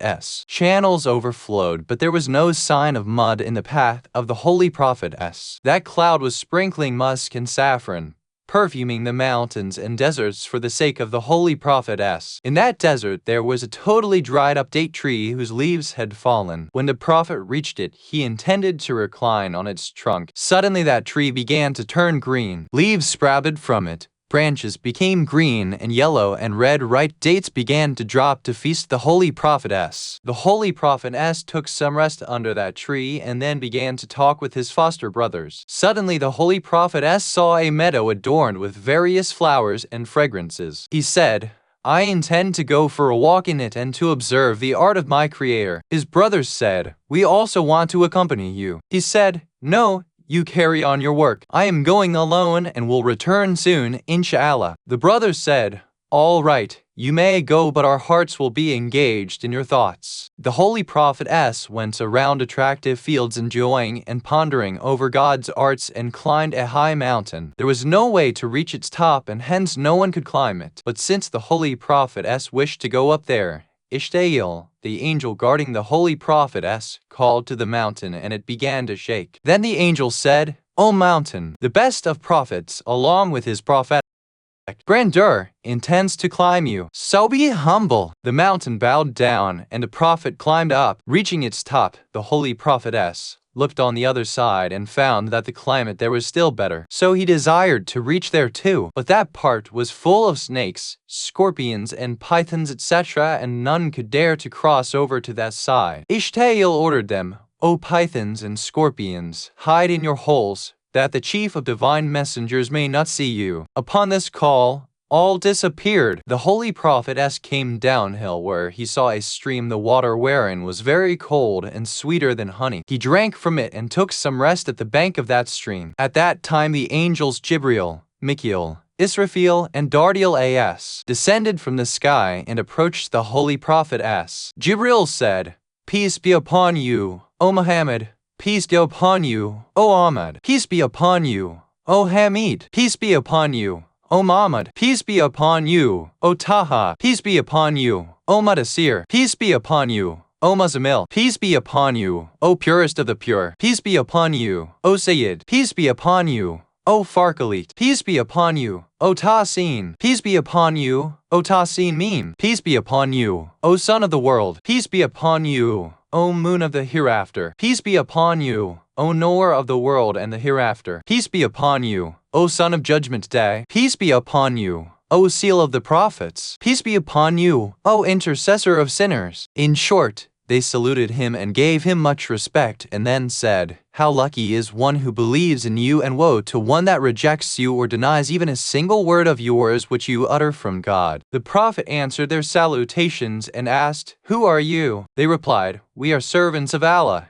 and they sat down around him. Then the Holy Prophet asked Jibril, "What is your name?" He said, "Abdullah." When asked, Mikael replied that his name was Ubaidullah. Israfil said his name was Abdul Jabbar, and Dardiel said his name was Abdur Rahman. The Holy Prophet then said, All of us are slaves of Allah. Jibril had a plate of red ruby, Mikhail, a flask of green ruby, full of heavenly water. Jibril came forward and putting his mouth to the mouth of the Prophet, continued to blow divine secrets in his soul for 3 hours. Then the angel said, "O Muhammad, understand, learn, and understand whatever I have said." The Prophet nodded, "Yes, Inshallah." Thus the angel filled up the Prophet with knowledge, wisdom, and reason. The Almighty Allah multiplied his sacred radiance 70 times, so much so that none could dare to stare directly in the holy face of the Holy Prophetess. Then Jibril said, "O Muhammad, don't fear me." The Prophet replied, "If I fear anyone except my Lord, then it would mean that I have not yet understood the grandeur and grace of my Lord Creator." At that moment, Jibril looked at Mikhail and explained, "It is quite fitting that the Almighty Allah has made such a slave his Habib beloved and has proclaimed him as the best of men." Then they laid down the Prophet on his back and he asked, "Jibril, what are you doing?" The angel replied,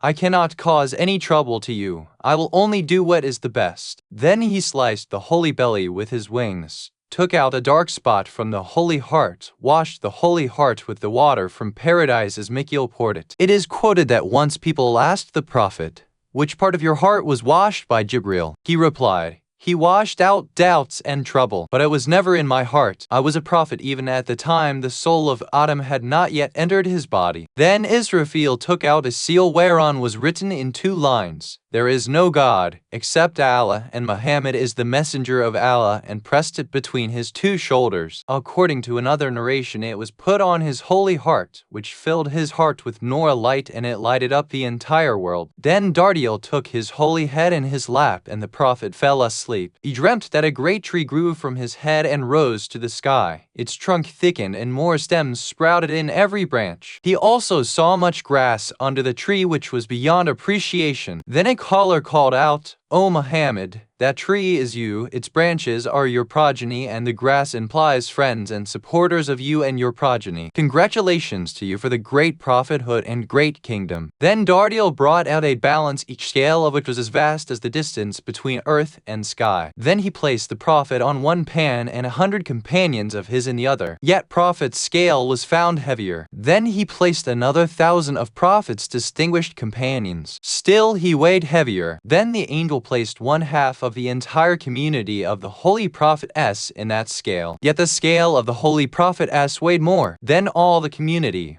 all prophets, all angels, mountains, seas, forests, trees, and all other creation were put in that another scale, and yet the scale of the Holy Prophetess was found heavier. Then it was conclusively understood that the Holy Prophetess is the best of the entire creation. Dardiel said, "Congratulations on your high position and also on your community. Your return is better and nicer. Woe unto one who denies you." Thereafter the angels went up into the sky. When a long time passed and yet the Prophet did not return, Halima's sons began to search for him everywhere and finally returned to Halima and reported what had happened. She went to the people of her tribe weeping and screaming, tore her garments, scattered her hair, and started running barehead and barefoot toward the desert. Her feet bled. She was crying and screaming, "My dear son, light of my eyes, where are you? Why do you not look at your grieved mother?" Women of the tribe were also running sorrowfully with her, pulling their hair and slapping their faces. All the young and old, free as well as slaves, belonging to her tribe were also very worriedly searching for the Prophet. Abdullah bin Harith rode along with the chiefs of Bani Sa'd and Gitfin tribes and swore that if Muhammad was not found he will kill each and every man of the 2 tribes. When Halima did not find any trace of Muhammad in the forest and she returned wailing to Mecca, and approached to Abdul Muttalib, who was sitting with Quraysh chiefs and Hashemite leaders near Kaaba. He shivered on seeing Halima in that condition and asked what was wrong, and he fainted on hearing the frightening news. After some time, when he regained consciousness, he said, "There is no power and strength except by Allah the High and the Mighty," and ordered his slave to prepare his horse, sword, and armor. Then he climbed the roof of Kaaba and shouted, "O people of Galib, Adnan, Fahar, Nuzair, Kanana, Mudir, and Malik, come together." All the people of Quraysh and Bani Hashim gathered around him and asked, "O chief, tell us what the matter is." He replied, "Muhammad is missing since the last 2 days, so mount upon your animals and let us go and search for him." 10,000 men armed themselves at once and accompanied Abdul-Muttalib, and the weeping and wailing arose till the divine throne. The riders sped in every direction. Abdul-Muttalib turned to Bani Sa'd tribe and swore that if Muhammad was not found, he would kill each and every Jew and all whom he suspected of being inimical to his dear grandson. On the other hand, Abu Mas'ud Thaqafi,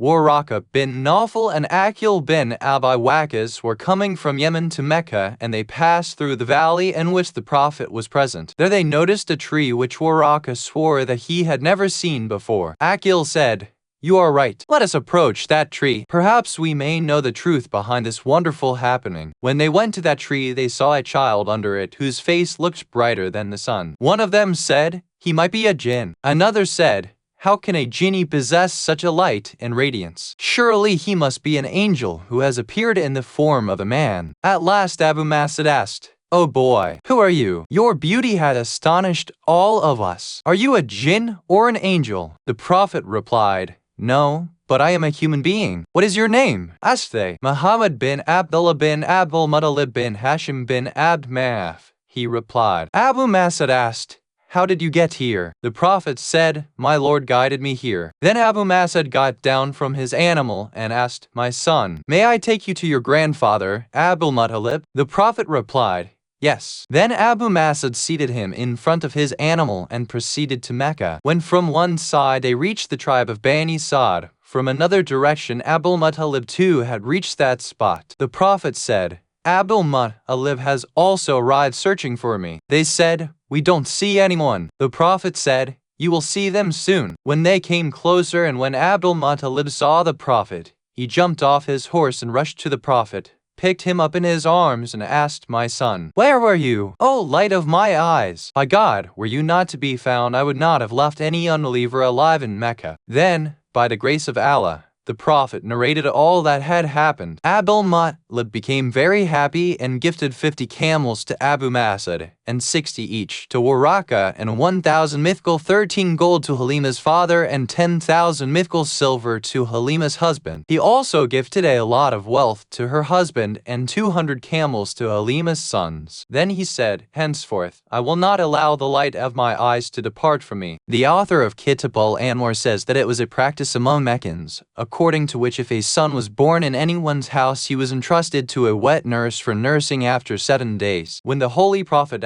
was born, a number of women desired to be his wet nurse. One day when Amina was sleeping beside her child, someone shouted from outside, "If you intend to give your child for nursing, entrust him to a lady named Halima belonging to the tribe of Bani Sa'd, daughter of Zawid." Thereafter, whenever any woman approached her for this purpose, Amina used to ask her name first and rejected the offer if it was not Halima. As there was a severe drought in all the areas except Mecca, which was safe due to the auspiciousness of the Holy Prophet, the women of Bani Sa'd came to Mecca to nurse Meccan babies. Halima is reported to have said, "We could not get anything to eat for 2 consecutive days and had to chew wild grass. One night, in the state of half-sleep, I saw a man who pushed me into a canal, the water of which was whiter than milk and sweeter than honey. He asked me to drink from that stream. I drank to gratification. Then he took us back to our place and said, 'Go to Mecca where you will get ample food due to the auspiciousness of a child who is born there.' Then he tapped my chest and said, 'God has bestowed increase in your milk and also enhanced your beauty.' When I woke and went to my people, they exclaimed, 'Halima, we are surprised to see your beauty so enhanced.' I kept my secret hidden from them. After some time, all the people of the tribe heard the voice of unseen caller, 'O women of Bani Sa'd, be happy as God has showered his bounties on you. Your difficulties have ended because of the nursing of a child born in Mecca. Fortunate is the lady who will obtain that child for nursing.' All the people of Bani Sa'd rushed to Mecca. We were the most worried among them as all of our animals had died. We had no animal to carry our luggage, so others reached ahead of us. The lady who went to Amina first was asked to mention her name and was turned down as the name was not seen in her dream. When Halima entered Mecca, The Almighty Allah guided her and she went straight to Abdul-Muttalib, who was then sitting near Kaaba. After saluting him, she said, "I have come for nursing. If you have any son, kindly appoint me to nurse him." Abdul-Muttalib said, "There is my grandson who has lost his father. If you like, I can give him to you and help you in the matter." Halima said, "Let me consult my husband. I will get back to you if he agrees." Her husband said, "Though one cannot expect much from an orphan, you may take him. Perhaps Allah may grant us more due to his auspiciousness, as his grandfather is famous for his generosity." Thus Halima came back to Abdul-Muttalib and he took her to Amina, who asked for her name. She said, "Halima bint Abis Uwayb." Amina said, "This is the lady to appoint whom I have been commanded." She said, "Halima, congratulations to you. This is the boy due to whom Mecca has obtained prosperity and abundance, and people of all other cities turn to us for their needs." Then she brought Halima to her room where the Prophet was present. Halima asked, "Have you lit up a lamp in daytime?" Amina said, "No, by God. Ever since this child is born, I have not lighted a lamp even during night time, because the radiance spreading from his face has absolved me of the need of a lamp." When Halima looked at the Prophet, she felt that she saw the sun dressed in white. That fragrance of musk and ambergris emanated from him. Halima's heart overflowed with affection for the Prophet and she became extremely happy to get him for nursing. When the Prophet was put in her lap and he saw Halima, he became very happy and smiled, whereupon radiance flashed from his holy mouth, which brightened the entire house. The Holy Prophet sucked her right breast. Caring for the real child of Halima, the Holy Prophet did not incline to the left breast. Halima took the Prophet in her arms and went out. Abdul-Muttalib said, "Wait for a while. Let me give you some provisions for the journey." Halima said, "This auspicious child is enough for me. He is more precious than all the treasures of this world." But Abdul-Muttalib gave money, clothes, and some eatables to Halima, which made the others jealous. Amina took up the Prophet in her arms, fondled him, and shed tears due to his separation. Then she entrusted him to Halima, saying, "Halima, please take utmost care of my dear child." Halima says, "When I walked with the Prophet in my arms, all the pebbles and trees in our path were congratulating me. When my husband saw the Prophet, he was surprised to see the radiance on his face, and he explained, 'Halima, Allah has given preference to us over the entire tribe due to this child. No doubt he belongs to the progeny of kings.' As we traveled to our tribe, 40 Christian monks met us, and one of them described the attributes of the Prophet of the last age. He was saying, 'He has appeared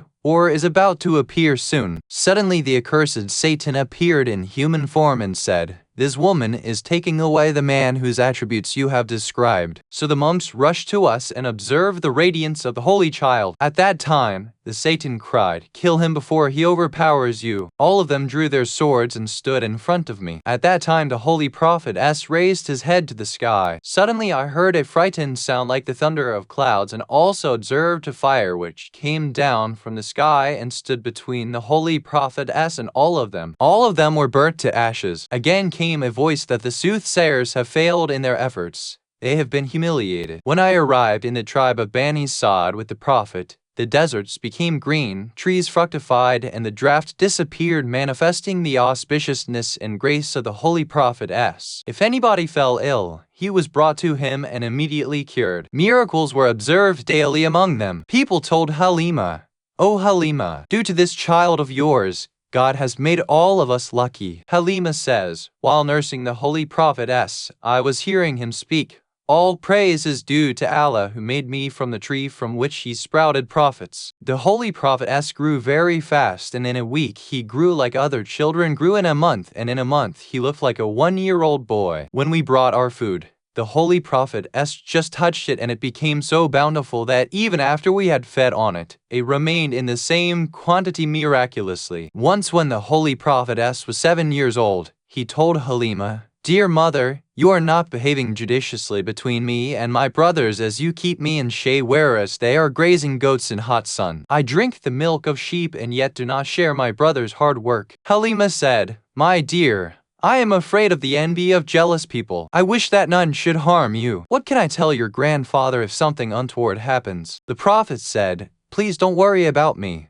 because the Almighty Allah is my protector. Next morning he, with much insistence, went to forest for grazing the sheep with his brothers. At night he shone like a full moon. Halima rushed to him, took him up in her arms and said, "My dear, I was worrying about you during the whole day." Halima says, "Once a sheep was hit by my son, Samra, and its leg was broken. I saw it approach the Prophet as if to complain about its pain, who drew his holy hand over its leg reciting some miraculous words, and lo, the animal was cured instantly, and it returned to its herd. All animals were obedient to the Prophet. They moved when he asked them to and halted when ordered to do so. One day his foster brothers, while grazing sheep, entered a forest where dangerous animals, like tigers, lived. Suddenly a tiger jumped on a sheep. The Prophet came forward and said something to it, upon which the animal bowed its head and went back. His brothers were frightened, and they rushed to the Prophet and told him, "We were worried about you because of the tiger, but you do not care at all. Perhaps you are talking with that dangerous animal." The Prophet replied,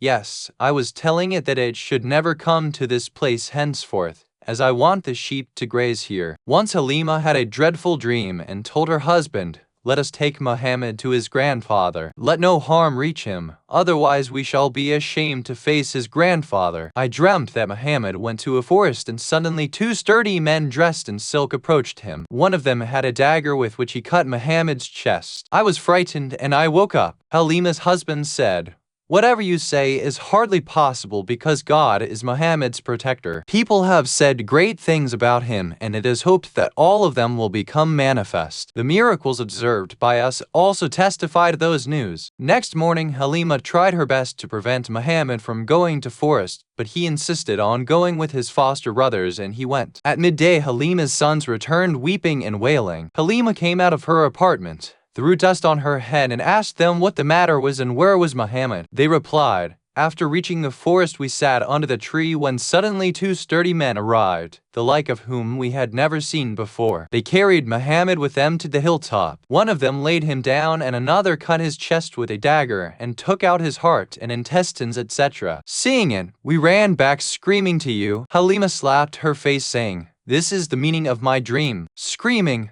"Oh my son, oh Muhammad!" she ran to the forest. Her husband also ran after her along with other armed men of their tribe. When they reached the relevant place, they saw Muhammad sitting calmly and sheep grazing near him. Halima took him up in her arms immediately and looked at his belly, but could not find any scar or blood. She asked her sons, "Why did you lie about Muhammad?" The Prophet spoke up, "My kind mother, don't scold them. Whatever they told you about me was true. Those 2 fellows laid me down, cut my stomach without causing any pain to me. They also cut my heart, took out a dark spot from it and threw it away, and said, 'Nafsan will never be able to control your soul.' Then they washed my heart with heavenly water and replaced it. Then they took out a seal which was very bright, and with it they stamped my back, saying, 'Muhammad, know that you are very precious in the view of the Almighty Allah. Verily, your eyes will always remain bright and happy.' Then they weighed me against the entire creation. I proved heavier. Then they went up to the sky, and I came down hill." According to another report of Halima, the Holy Prophet has said that when Halima was seen wailing, the angels were sitting beside me. Halima was crying, "O son, they killed you, seeing you weak with your companions." At that time the angels took me up in their arms, showered her affection on me, and said, "What to say about your being lonely? You are not lonely. God, angels, and all the believers are with you." Then Halima said, "O orphan." The angels kissed me and said, "What to say about your being orphan? No one is so dear and near to God as you are. God has reserved limitless good for you." When Halima approached me and took me in her arms, my hand was in the hands of the angels, but Halima did not see them. The author of Kitab al-Anwar says, when Halima heard this, she felt afraid about the dream coming true, so she went to Mecca along with the Holy Prophetess to hand him over to his grandfather. On the way, she passed by a tribe in which there was an aged soothsayer. His eyelids had covered his eyes and people had gathered around him. When Halima passed by him, he became unconscious. After coming to his senses, he cried, "Woe unto you! Catch that woman who goes away riding a camel, snatch that child from her arms and kill him before he destroys your cities." Halima says, "Those people drew their swords and rushed to me. When they approached, a stormy wind blew up, throwing all of them on the ground, and I was saved without any harm. Then I reached Mecca. left Muhammad with some people and went for some errand in the city, but when I returned, I could not see Muhammad. On inquiring, they replied that they had not seen him. Halima decided that if she did not find Muhammad, she would jump from the mountain. Then she tore her collar and began to run here and there, wailing and beating her breast. Suddenly, she saw an old man holding a staff. When he inquired about her restlessness, she narrated everything to him. He said, "Don't worry, I will take you to one who will inform you about his whereabouts." Then he took me to an idol called Hubal. He told that idol, "Hubal, where is Muhammad?" The idol fell headlong at the mention of Muhammad's name. The old man was also terrified and he ran away from there. At last I went to Abdul-Muttalib and narrated the happenings to him. He called people of Mecca and asked them to search Muhammad all around. He himself held the curtain of Kaaba and began to pray to Allah, wailing and weeping. At that time a voice was heard saying, "O Abdul-Muttalib, do not worry about your son. You will find him in such and such valley near a banana tree." So he rushed there and saw the Prophet sitting under a tree. Abdul-Muttalib took him in his arms, fondled him and said, "My son, who brought you here?" "A white bird brought me here," he replied. "I was both hungry and thirsty. I ate the fruit of this tree and drank the water of this stream." That angel bird was Jibreel. Thereafter, Abdul-Muttalib kept the Holy Prophet always with him and took utmost care to protect him. After some days, he got sore eyes and Abdul-Muttalib took him to a doctor in Jaffa. He says, "I removed the sheet from the face of the Holy Prophetess." The convent bowed to give respect to the Holy Prophetess and its entire structure began to tremble. The physician testified to his prophethood and confessed that his eyes did not require treatment. Even the blind will see with his blessing. "Oh, Sheikh, know that he is the chief of all Arabs and the last prophet and the intercessor on Judgment Day. High-ranking angels will help him and God will command him to fight the deniers and he will always be victorious due to divine help. His worst enemies will be from his own tribe. If I remain alive till his arrival, I will surely help him." When the death of Abdul-Muttalib approached, he gave instructions to Abu Talib concerning the Prophet and much emphasized on his protection, happiness and honor. Then he departed to meet his Lord. Abu Talib and Fatima bint Asad gave preference to the Prophet over their own children and served him nicely. 14. It is mentioned in some books that Halima said, "When the Holy Prophetess was placed in my arms for the first time and I intended to nurse him, he opened his eyes to see me. A light flashed from his eyes which brightened up the entire house. It is also one of his miracles that my son accorded respect to the Prophet and he never took suck until the Prophet was not fed. When I woke up during the nights, I saw a light radiating from the body of the Holy Prophetess which brightened up the sky. I also saw a man dressed in green sitting near him affectionately. When I told all this to my husband, he said, 'Keep these things confidential, because ever since he is born all the soothsayers and monks are restless and wonderstruck. They have not been able either to eat or sleep properly.'" Halima says, "When I took him from Mecca to my place, all the things by which I passed on the way congratulated me, and all the land through which I walked became green and fertile and trees became full of fruits. I have never seen his clothes soiled or dirtied as if someone else was keeping him clean. Whenever I intended to change him, he cried so much as if he did not like to be exposed. At night I often heard him glorifying Almighty Allah. He used to recite, 'There is no deity save only one God. He is pure. All eyes are sleeping, whereas the most merciful is neither dozing nor ever asleep.' It was due to his grandeur that I did not sleep with my husband. The Prophet never picked anything with his left hand. He always took everything after reciting Bismillah. Anyone who saw him loved him restlessly. Once he was sitting in my arms when a herd of our sheep passed by. One animal from that herd came up to the Prophet, prostrated before him and kissed his head. Then it went and rejoined other sheep. Every day a light brighter than the sun came down to encircle the Prophet and then went back after a moment. When children were playing, the Holy Prophetess used to hold the hands of my children to bring them back from the place, saying, 'We are not born for playing.' When the angels opened the chest of the Holy Prophetess to fill it up with divine lights, as described earlier, and we came to know about it, our tribesmen thought that it was a mischief played by some jinns, so they said that he should be taken to some soothsayer nearby. The Holy Prophetess said, what you think is not the case with me. By the grace of God, my soul and mind are all right. On further insistence, I took him to a soothsayer and explained everything to him. He said, "Just wait, let me talk to him directly as he is wiser than you." When the Holy Prophet described his events, the soothsayer jumped up, lifted him in his arms, and cried, "O Arabs, try to save yourselves from the forthcoming calamity and kill this boy along with me. If you leave him alive, he will prove you are foolish, change your religion, will call you to a God whom you don't recognize and invite you to a religion unknown to you." Halima says, "When I heard this, I took back the Prophet from his arms, saying, 'You are mad.' Then I quickly came back with the Holy Prophet to my tent. On that day, a fragrance of musk emanated from all the tents. Every day, 2 birds alighted from the sky and disappeared into the clothes of the Prophet. It is mentioned in Kitabadad that Halima said, "There was a tree in the area of Bani Sa'd tribe which had dried up, and the Prophet was in my arms. That tree, as a miracle of the Holy Prophet miraculously began to sprout grass and became fertile. There was a woman in the same tribe, called Miskeen, as she was very poor and helpless. Once she took the Prophet in her arms and went to her tent. Thereafter her condition began to improve. She used to come daily, kiss the head of the Prophet, and express her thankfulness." Halima says, "Whenever the Prophet was asleep, I used to look at him and admire his beauty. His eyes remained open, and most of the time he smiled. He was never affected by heat or cold. Till the Prophet was with us, we never witnessed a day in which our desire of the previous day was not fulfilled. Once a wolf carried away one of our lamb, and I became very gloomy. Then I noticed the Prophet raising his head to the sky. Suddenly the wolf returned to me and left the lamb before me. A cloud always shaded the Prophet. No drop of rain ever fell on the Prophet, even in heavy downpour. No seasonal change of heat and cold affected us until the Prophet lived with us. A sort of light always rose from our tent to the sky. Whenever I thought of washing his head, I found that it was already washed by someone. Similarly, whenever I wanted to change the Prophet's dress, I saw that it was already changed and the Prophet was adorned with new clothes. Whenever I wanted to nurse him, I could hear him chanting God's glory. Before taking the suck, he recited,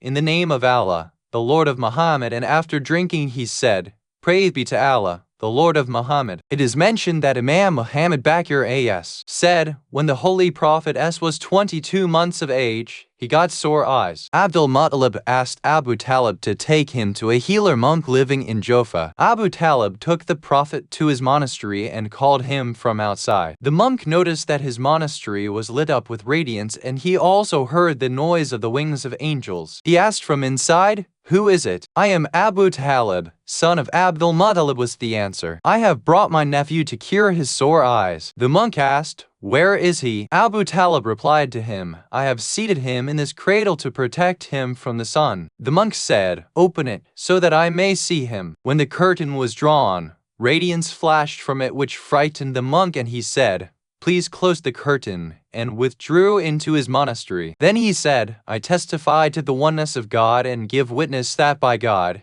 you are a messenger of Allah. You are the one about whom God has given glad tidings in Torah and Injil and through the words of Musa and Isa. Then he repeated the dual formula of faith, popped his head again out of his room, and said, "As you have heard, the greatness of your nephew is very high. You will assist him and help him against his enemies." Abu Talib returned home and narrated the discussion to Abdul Muttalib. He asked Abu Talib to keep quiet lest someone else hear it. "By God, Muhammad is to become the king of Arab and non-Arab lands." According to another report, Abu Talib never approached the idols, and that is why the Quraysh was always quarreling with him and insisting that he too should, like them all, resort to idol worship. But he said, "I cannot part with my nephew and also cannot oppose him, who neither likes idols nor wants to hear anything about man-made deities." The Quraysh said, "Teach him idol worship and make him habituated to it, so that he may accord respect to them." Abu Talib replied, "God forbid, it is absolutely impossible, because I have heard from all the monks of Syria that this boy will be the destroyer of idols." The Quraysh asked, "Have you ever observed any special thing about him which can testify to their statements?" He said, "Yes. On the road leading to Syria we had taken shelter under a dry tree, and due to his auspiciousness it became green and fructified. When he left that place, that tree dropped all its fruits for him, saying, O the pious one of the tree of prophethood, and O great tree of divine messengership, please draw your hand over me so that I remain green till eternity. Muhammad drew his hand over it, which multiplied its greenery. On our return journey, when we passed by that tree, we saw that all kinds of birds had made their nests on its branches, and the number of branches equaled the birds. We had never before seen such an expanded tree anywhere. All those birds shaded the Prophet by their wings, saying, "It was due to the auspiciousness of your holy hand that we got such a safe place to live." It is mentioned in some reliable books that once during the childhood of the Holy Prophet there was a drought in Mecca for several years. At last Rafika, daughter of Safi, saw in her dream a caller calling, "O group of Quraysh, a prophet will come to you, who is already born. You will gain abundance due to his auspiciousness. Call Allamah Al-Qulub so that he may make his nephew intercessor, who may pray to Allah so that he may give you rain." Allamah Al-Qulub seated the Holy Prophet on his shoulders and took him to Mount Abu Qubays. Quraysh chiefs gathered round him. The Holy Prophet prayed for rain, and it rained instantly, which flooded Mecca from the hillocks. Ibn Babawayh has narrated from Abu Talib, "I intended to proceed to Syria for trade when the Holy Prophet was 8 years old. It was very hot, so my relatives asked me, 'With whom will you leave Muhammad?' I replied, 'I will take him with me, because I cannot trust anyone about his safety.' They said it was not advisable to take a boy brought up in Mecca and Medina in such a hot season. I said, 'By God, I cannot separate him from me. I will prepare a litter for him.' At last I seated him on a camel and made sure that it was always before my eyes. Whenever it was hot and ice like white cloud came, saluted the Prophet, and cheated him. It remained with him wherever he went. Often good quality fruits dropped from it. One day, we were short of water and our fellow travelers were compelled to buy water skin for 1 gold coin. But due to the auspiciousness of the Holy Prophet we always had sufficient stocks of water which never reduced. Tanks filled up due to the auspiciousness of the Holy Prophet wherever we went, and land turned green. We always found abundance and prosperity. If any camel came down due to tiredness, the Holy Prophet drew his hand over it and it started moving again. When we came near Basra, we saw a convent. Suddenly we noticed that the convent ran like a swift horse and arrived before us. There was a Christian monk in it called Baqir, and who never knew any doubting persons and never talked or inquired about any caravan passing by his monastery. When he observed the movement of the monastery and looked at the Prophet, he recognized him and said, "If whatever I have heard and read is true, then it is you and no one else." Then we gathered under a big tree near the monastery whose branches had dried up and it bore no fruits. Caravans rested under it. When the Holy Prophet sat under it, it became green. Many branches sprouted from it to shade the Prophet. 3 kinds of fruits grew on it, 2 belonging to the summer and 1 to winter. People in the caravan were astonished to notice all this, and so also was the monk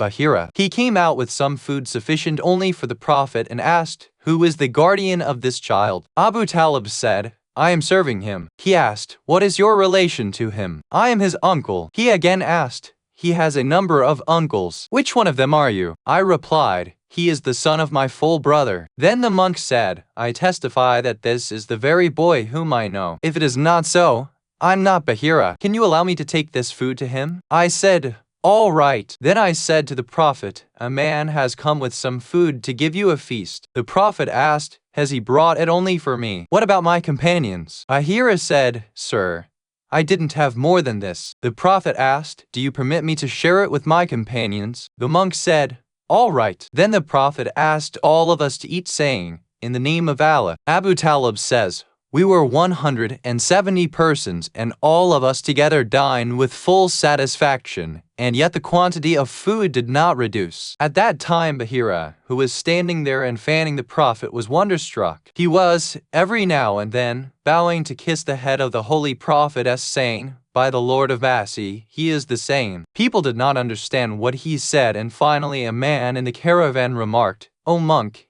your talks are surprising. We have passed by your monastery on several occasions, but you have never paid any attention to us." Baqir said, "Yes, but this time I myself am wonderstruck. I'm seeing what you're unable to see, and I know some matters which you don't know. Had you known what I know about this boy sitting under the tree, you would have doubtlessly seated him on your necks and carried him around the city. By God, All my respect for you is only because of this child. When he came near my monastery, I observed a radiance which spread from earth to sky. I could also see a man fanning him and another group scattering various kinds of fruits for him, and this cloud shades him without break. My monastery rushed like a fast horse to welcome him. This tree was dry and had few branches. By the auspiciousness of this boy, it became green, moved, put out branches, and bore 3 types of fruits. All these tanks had dried up long back ever since Bani Israel had developed discontent among them after the companions of Jesus, and they had been corrupted. We read in the book of Shaman that Shaman had crushed them and said, "When you see water in these dry tanks, you should understand that the prophet has arrived, due to whose auspiciousness all this has happened, who will appear in the city of Tahama and who will migrate to Medina. His name in his community will be Ammon, and in the heaven, Ahmad. He will be born in the progeny of Ismail, son of Ibrahim as. By God, this is that one." Then Bahira turned to the holy prophet and said, "I ask you about 3 attributes and give you the oath of Lot and Uzzah and request you to reply to my queries." The prophet became angry at the names of Lot and Uzzah and said, "Never ask anything in their names. By God, nothing else is more hateful to me than these 2 names. These idols are made of stone and my community worships them due to their folly." Bahira said, "This is the first sign. Well, now I ask you in the name of Allah, please answer my questions." The holy prophetess said, "All right, ask me, because you have now given me the oath of that God who is my as well as your Lord, and none is like him." Bahira said, "I want to know about your sleep and awakening." Thereafter he asked many questions which the holy prophet replied. He found that all answers were in accordance with what he had read in divine books. Then Bahira fell down at the feet of the prophet. Kissing his soles, he was saying, "How delightful is your fragrance, O one whose obedience is better than that of all the prophets. The light throughout the world is because of you. Masjids will flourish due to you. It seems I can see you riding on Arabian horses." The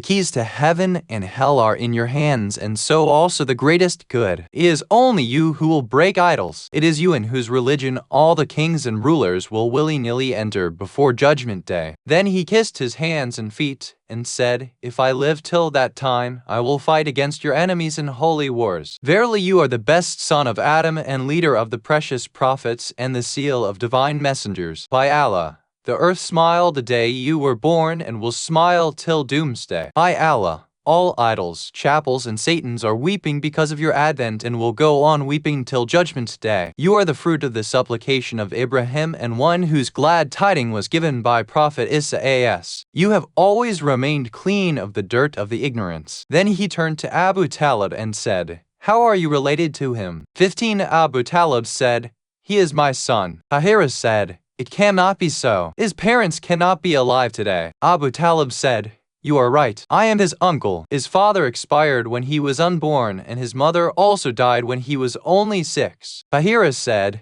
"Now you have told the truth. In my opinion, it is better for you to take him back to your town, because there is no Jew or Christian in the world who does not know that he is born. Every one of them, like me, recognizes him through the signs observed by me. They will try out every conspiracy to kill him, and in this matter, the Jews will be in the forefront." Abu Talib said, "What is the reason for this enmity?" Bahira said, "This will be the prophet who will be visited by Angel Jibril. He will cancel their religions." Abu Talib said, "No, by the will of Allah, it will not be so. Allah will never leave him alone, and no harm will ever touch him." When Bahira intended to part with the prophet, he wept much and said, "O son of Amina, I can see as if all Arabs are fighting against you, and your relatives too have abandoned you. Had they known your value, they would have loved you more than their own sons." Then he turned to me and said, "O honorable uncle, do protect him. Observe your kinship with him and be careful of the will of your honored father. Very soon all the Quraysh will break off their relation with you. Do not care for them. You too will get a son who will help and assist him. His courage will be praised in heavens. He will beget 2 sons who will become martyrs. He will be the leader and great man of the Arabs and the Zulkarnain of this community. He is more well known in divine books than the companions of Isa Masih as." Abu Talib says,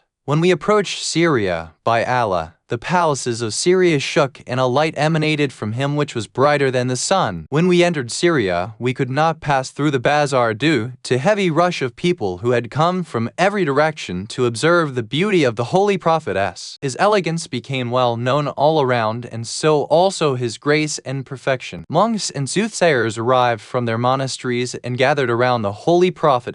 The biggest scholar of the people of the book, Nastura, came for 3 consecutive days and sat beside the Holy Prophet without speaking a word. At the end of the 3rd day, he became restless and began to circumambulate the Holy Prophet. I asked him, "O monk, what do you want?" He asked, "What is his name?" I said, "Muhammad." He became pale and said, "Please request him to uncover his back." No sooner than the shirt was removed from the shoulders of the Holy Prophet and he saw the mark of prophethood, that he fell down and began to kiss that seal. Then he told me, "Take back this son of prophethood. Had you known how many of his foes are living on this land, you would have never brought him with you." Then he used to come to meet the Holy Prophet every day and brought tasty food for him. When we started to return from Syria, he brought a shirt for the Prophet and requested him to wear it so that he may thereby be remembered by the Holy Prophet. When I observed signs of dislike on the face of the Prophet, I kept it aside and said to him that I would dress him in it afterwards and hasten to Mecca with the Holy Prophet.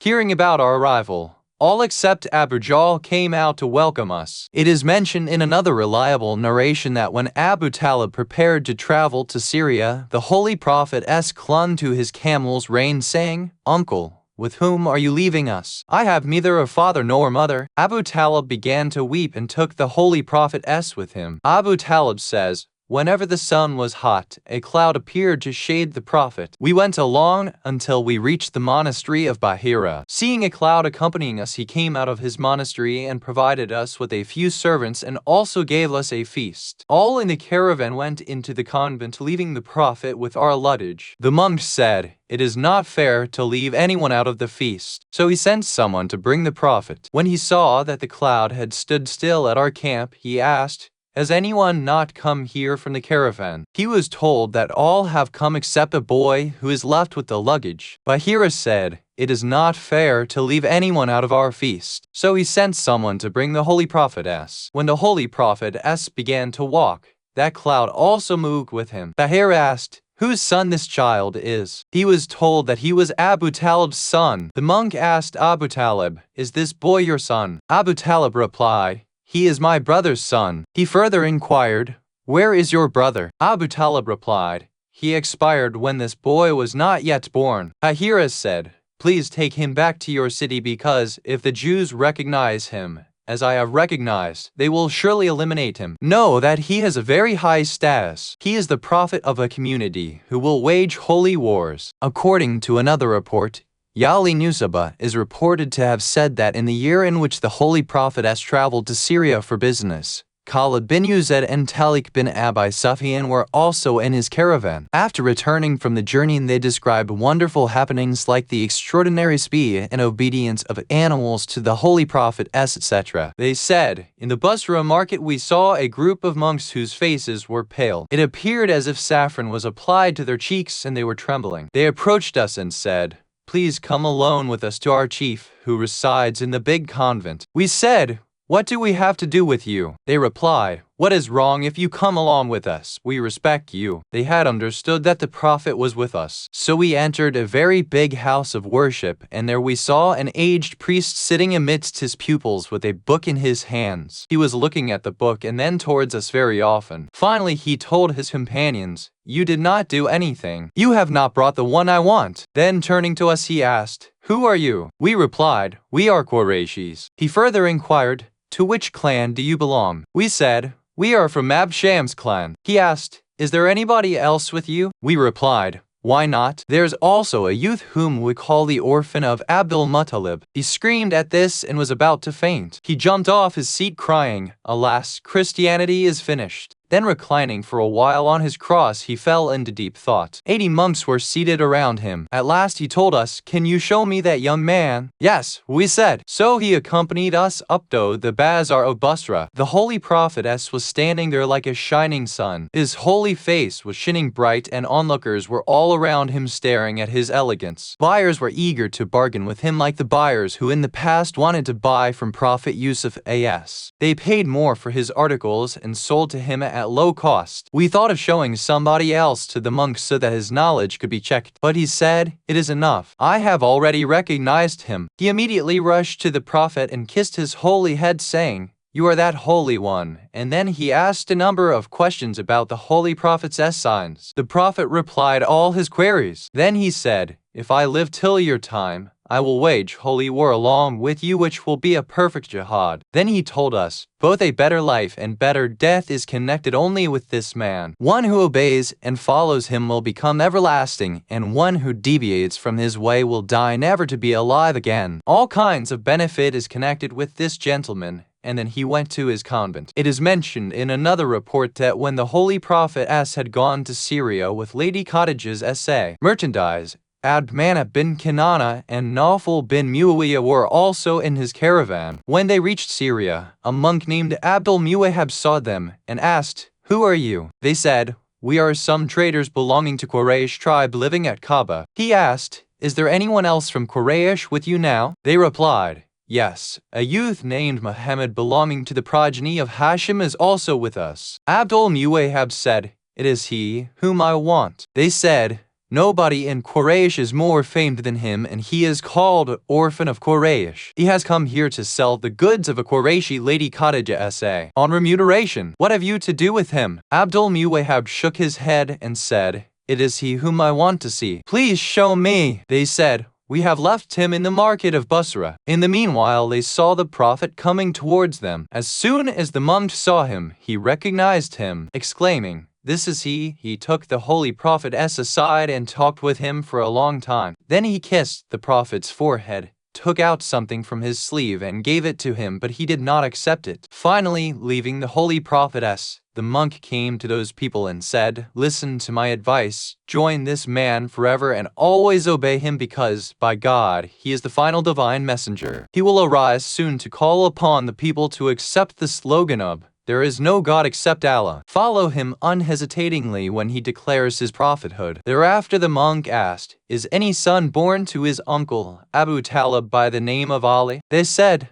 "No." The monk said, "Either he is born or will be born soon, and he will be the first to believe in the prophethood of Muhammad. I have read in divine scriptures that he will be the prophet's legatee. He will be the chief of the Arabs, a divine scholar and Zulkarnain of the last prophet, who will wage holy wars. His name in the high abodes is Ali. On Judgment Day his rank will be the highest after the rank of Muhammad. Angels call him a victorious brave light. He will be victorious wherever he will go. Among the companions of your prophet, he is most well known than the sun in the sky." Kulani has, through authentic chains, narrated from Imam Jafar Sadiq that when, in the days of ignorance, the Quraysh, after demolition of Kaaba, intended to rebuild it and could not do so, it came to their mind that someone had told them that every one of them should bring his pure wealth which should not have been earned wrongfully or oppressively. When they did so, the difficulty was removed and they started reconstruction of Kaaba. Finally, it was time to fix the Hajar Aswad, and there developed a dispute as to who should perform that act. The dispute worsened and they were about to quarrel. At last it was decided that one who would enter the Kaaba first next morning should be made arbitrator. The man to enter first was the holy prophetess. People narrated the dispute to him. He spread out a cloth and put the black stone on it. Then he asked all the chiefs to hold the corners of the sheet and to raise it. When the stone came up to the required level, the holy prophet picked it up and fixed it in the wall of Kaaba. Thus the Almighty Allah gave him this honor. According to another authentic report, it is mentioned that 30 years before the appointment of the Holy Prophet by God to prophethood, Mecca was inundated by floods which damaged the walls of Kaaba. Thieves stole the golden deer from it. The legs of those deer were studded with jewels. The Quraysh intended to reconstruct it with wider dimensions, but they feared that if they dug with a digging tool it might cause some kind of calamity. Walid bin Baqir said, Let us start digging. If Allah is pleased with this act of ours, no calamity will fall on us. But if He is not pleased and some calamity falls, we will stop demolition work. Then he went up the ceiling of Kaaba. When he removed a stone, a snake came out and attacked him, and the sun eclipsed. Observing this event, people began to weep and prayed, saying, "O Lord, corruption is not our intention. We only want reform." Then the snake disappeared. They felled the walls and went on digging down to the foundation which was laid by Ibrahim as. When they intended to dig that part again, the earth quaked and darkness enveloped the atmosphere. Ibrahim's foundation was 30 yards long and 24 yards wide. Its height was 9 yards. The Quraysh decided to maintain the length and width as before and to raise its height. A dispute then arose in the matter of fixing the black stone. Every tribe insisted that they had the right to perform this noble job. Finally, it was agreed that who entered first from Bani Shayba gate would decide the matter. The first to enter was the Holy Prophet S. People exclaimed, "Lo, the honest Ammon has arrived, and we will abide by what he decides." The Holy Prophet S spread out his sheet, some say his shirt, and put the black stone on it, and then said, "The chief of all the tribes should hold each corner and lift it." Accordingly, those who held the 4 corners were Utbah bin Rabi'ah from Bani Abshams, Aswad bin Abdul Muttalib from Bani Asad bin Abdul Uzza, Abu Huzaifa from Bani Makasim, and Qais bin Adi from Bani Saham. Then the Holy Prophet S took up the stone and put it at its proper place. Wood, etc. was sent in a ship by the king of Byzantine so that a house of worship be constructed for him in Abyssinia, but blowing winds drove a ship to the shores of Mecca, where it was grounded and could not be pulled out. When Quraysh knew about the incident, they came to the shore and saw that whatever was needed for the ceiling roof work of Kaaba was available there. So they purchased all of it and brought it to Mecca. It was found that the measurement of that wood was exactly that of Kaaba. Finally, the construction work was concluded and a covering of Yemeni cloth were put over it. It is reported that Imam Jafar Sadiq as said, "The Holy Prophet S drew lots to decide about the construction of Kaaba between him and Quraysh. According to it, the part between the door of Kaaba and Rukni Yamani and Hajar Aswad went to Holy Prophet S. According to another narration, the portion between Hajar Aswad and Rukni Yamani belonged to Bani Hashim. It is reported through authentic chains that Imam Muhammad Baqir as said, "The Holy Prophet S had performed Hajj 20 times without the knowledge of Quraysh, 4 times before his appointment as prophet, and 10 times according to some 7 times before his appointment as prophet, and that he had prayed at the age of 4 when Abu Talib had gone to Basra." It is mentioned in Dalil an-Nubuwah that Abbas said,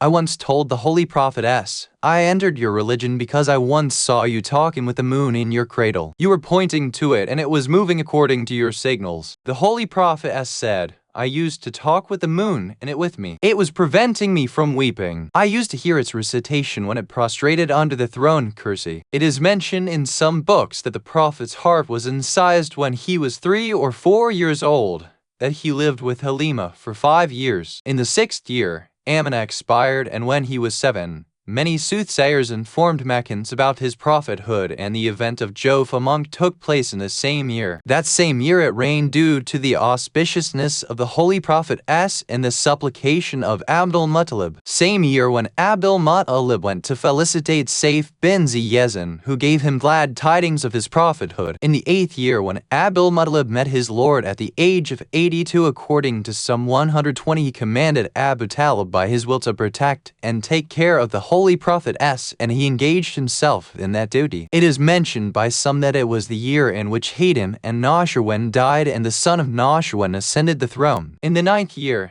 Abu Talib took the Holy Prophet S to Syria with him in his trade journey. Some say that the heart's incision occurred in his 10th year. Some say in the 9th year he went to Basra, and in the 12th to Syria, and that the event of Bahira happened in that second journey. Hermas was dethroned in the 17th year of Prophet's age, and Hermas was blinded by his army chiefs and killed in the 19th year, and they made his son Parvez the ruler, and that Kaaba was reconstructed in the 23rd year. According to some, the Holy Prophet S married Khadijah in the 25th year of his age, and according to the most reliable report, the reconstruction of Kaaba was carried out in the 35th year. It is also said that Fatima as was born in that year, and that the signs of his prophethood appeared in the 38th year, when lights were observed and voices of angels were heard. In the 40th year, the Holy Prophet was appointed as the great prophet. In that year Parvez became king of Iran and he killed the Arab king Naaman bin Manzar. The events of Prophet's trade journey to Syria will be described in the next chapter, if Allah wills. Virtues of Lady Khadija and her marriage with the Prophet. Shias and Sunnis have in continuous narrations mentioned that the first male to believe in the holy religion of Islam was Ali bin Abi Talib,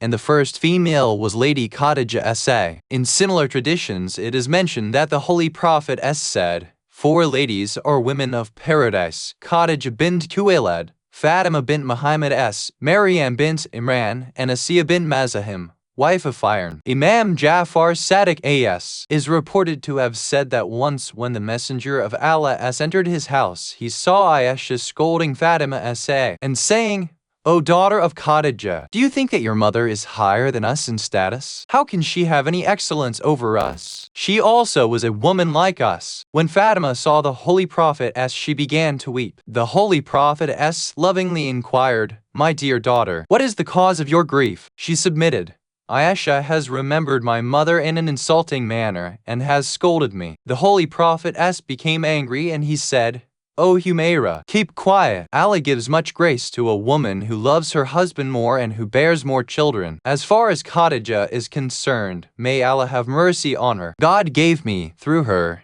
two pure and clean sons named Abdullah and Qasim, and she also bore daughters named Ruqayyah, Fatima, Zainab, and Kulthum. But God has kept you barren, and no issue came from you." 16. It is mentioned in another reliable report that when Khadija expired, Fatima was walking round her father asking, "Dear father, where is mother?" At that time Jibril came and said, "Your Lord greets you and says that his greetings be conveyed to Fatima with a message that your mother is in a house having ceiling of gold and pillars of red ruby. That house is situated between the residences of the Sia and Maryam The Holy Prophet conveyed this divine message to Fatima and the innocent girl said, "Allah is clean of all deficiencies and peace and blessings are only from him." It is mentioned through authentic chains that Imam Muhammad Baqir said, when the Holy Prophet returned from Miraj, Jibril asked him if he needed anything. He replied, "I want you to convey salam from Allah and from me to Khadija." When the Holy Prophet conveyed the same to Khadija she said, "Allah is the owner of peace and safety, and all peace and safety is from him and due to him. Peace be on Jibril." It is mentioned in another report that whenever Jibril arrived in the absence of Khadija, he used to request the Holy Prophet to convey his salams to Khadija. In yet another report it is mentioned that one day Jibril came down and said, "O Messenger of Allah, Khadija is coming to you with your tiffin. Please convey to her salams from Allah and from me, and also give her glad tidings that Allah has reserved for her a house in paradise which is made of jewels and wherein is no trace of grief and sorrow." It is mentioned in yet another traditional report that once the Holy Prophet was sitting near his wives and was weeping remembering Khadija. Aisha asked, "Are you weeping for an old woman belonging to Bani Asad?" The Prophet said, "Be quiet. She testified for me when all of you had refuted, and she believed when all of you were unbelievers. She gave birth to my children, whereas all of you are barren." Aisha says, "Whenever we wanted to please the Prophet, we used to mention Khadija in good terms." It is mentioned in a report that Khadija was a good advisor and helper of the Holy Prophet. When people boycotted him, she was sympathizing and loving to him. When Meccans were harassing the Prophet, Lady Khadija was consoling and encouraging him. She also assisted him with her wealth. Qutb Rawandi, Ibn Shar Ashab, and the author of Adat have said that the cause of Prophet's marriage with Khadija was that once, on the day of Eid, women of them Quraysh gathered in Masjid al-Haram, and suddenly a Jew passed from there saying, "Very soon a prophet will arrive among you, so all of you should try to marry him." The women threw stones at him, but Khadija took those words to her heart. Thereafter, once Abu Talib told the Holy Prophet, "Dear son, I intend to provide a wife for you, but I don't have any money. Lady Khadija is my relative and she is wealthy. Every year she sends a trade caravan with her slaves. If you agree, I may obtain some trade goods from her, which you may sell, and perhaps Allah will give you profit." The Holy Prophet agreed. So Abu Talib went to Khadija and said, "Muhammad intends to trade on your behalf." Khadija said, "Very good, I am glad to accept this proposal." Then she asked her slave Maysara to hand over to Muhammad all the goods that he had, but to remain there with him to help him. "You should never disobey him." So the Holy Prophet went to Syria with all the merchandise along with Maysara. According to another narration, also with him was a Khadija's relative named Khuzaimah bin Hakim. Affection for the Holy Prophet grew much in that journey. On the way, 2 camels of Khadija became tired and fell down. Maysara feared that their load would also fall, so he came running to the Holy Prophet and told him about them. The Prophet approached the camels and drew his holy hand over their legs, and lo, they began to move faster than all other animals. Seeing this, love and respect for the Holy Prophet increased in his heart, and he began to be more and more obedient to him. When the caravan neared Syria, they camped near a monastery. The Holy Prophet sat down under a tree, and all the members of the caravan dispersed. The said tree had dried up since long, but it became green instantaneously. Branches and leaves sprouted, and fruit also hung down from it. Greenery spread all around. Seeing this, the monk rushed out and went to the Holy Prophet.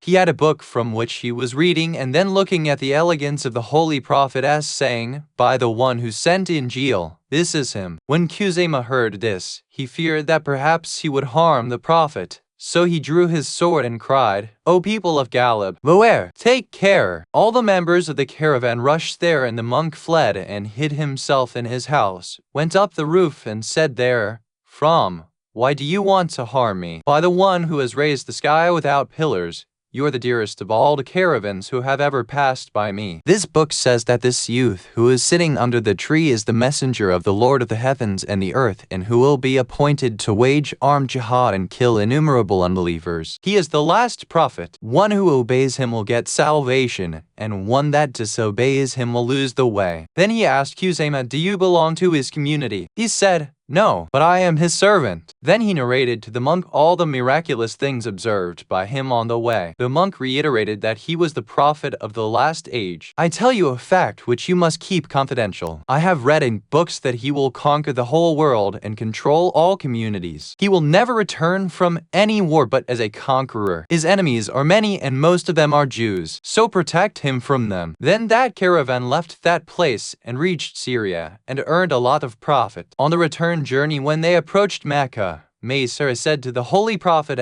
"O virtuous and selected one, we have seen many miracles from you in this journey. Every rock and tree by which we passed saluted you, saying, 'Peace be upon you, O Messenger of Allah.' The veils on the way which could be earlier crossed in many days were crossed this time, because of your auspiciousness within a night. The profit made by us in this journey is the best we earned in the last 40 years. So it is better if you yourself go to Khadija and give the good news of this easy journey and profitable trade, so that she is pleased." Thus the Prophet went ahead of the caravan and turned to Khadija's house, who was at that time sitting with some other ladies in the upper apartment with an eye on the road. Suddenly she saw a mounted man riding, and she also observed a cloud shading him, and that 2 angels, one on his right and the other on his left, were accompanying him with naked swords. A lamp of emerald hung over his head from that cloud. All around that cloud was a tent of topaz spread in the space over him. Seeing this, Khadija prayed in her heart with astonishment, "My Lord, be it so that this youth who is beloved to you may come to my humble home." When the Holy Prophet arrived near, she recognized him. Instantly she ran barefoot to him and kissed his feet. The Holy Prophet gave her the happy news of a safe and swift journey and the consequent success. She asked, "Your Honor, why did Maysara not accompany you now?" The Holy Prophet replied, "He is coming behind." Khadija said, "O leader of Haram and Batha, kindly return and come again with Maysara." Her only intention was to observe again, for making sure what she had observed regarding the radiance and the overhead cloud, etc. When the Holy Prophet returned, that cloud also went back with him, and again it returned with him. This fully convinced Khadija of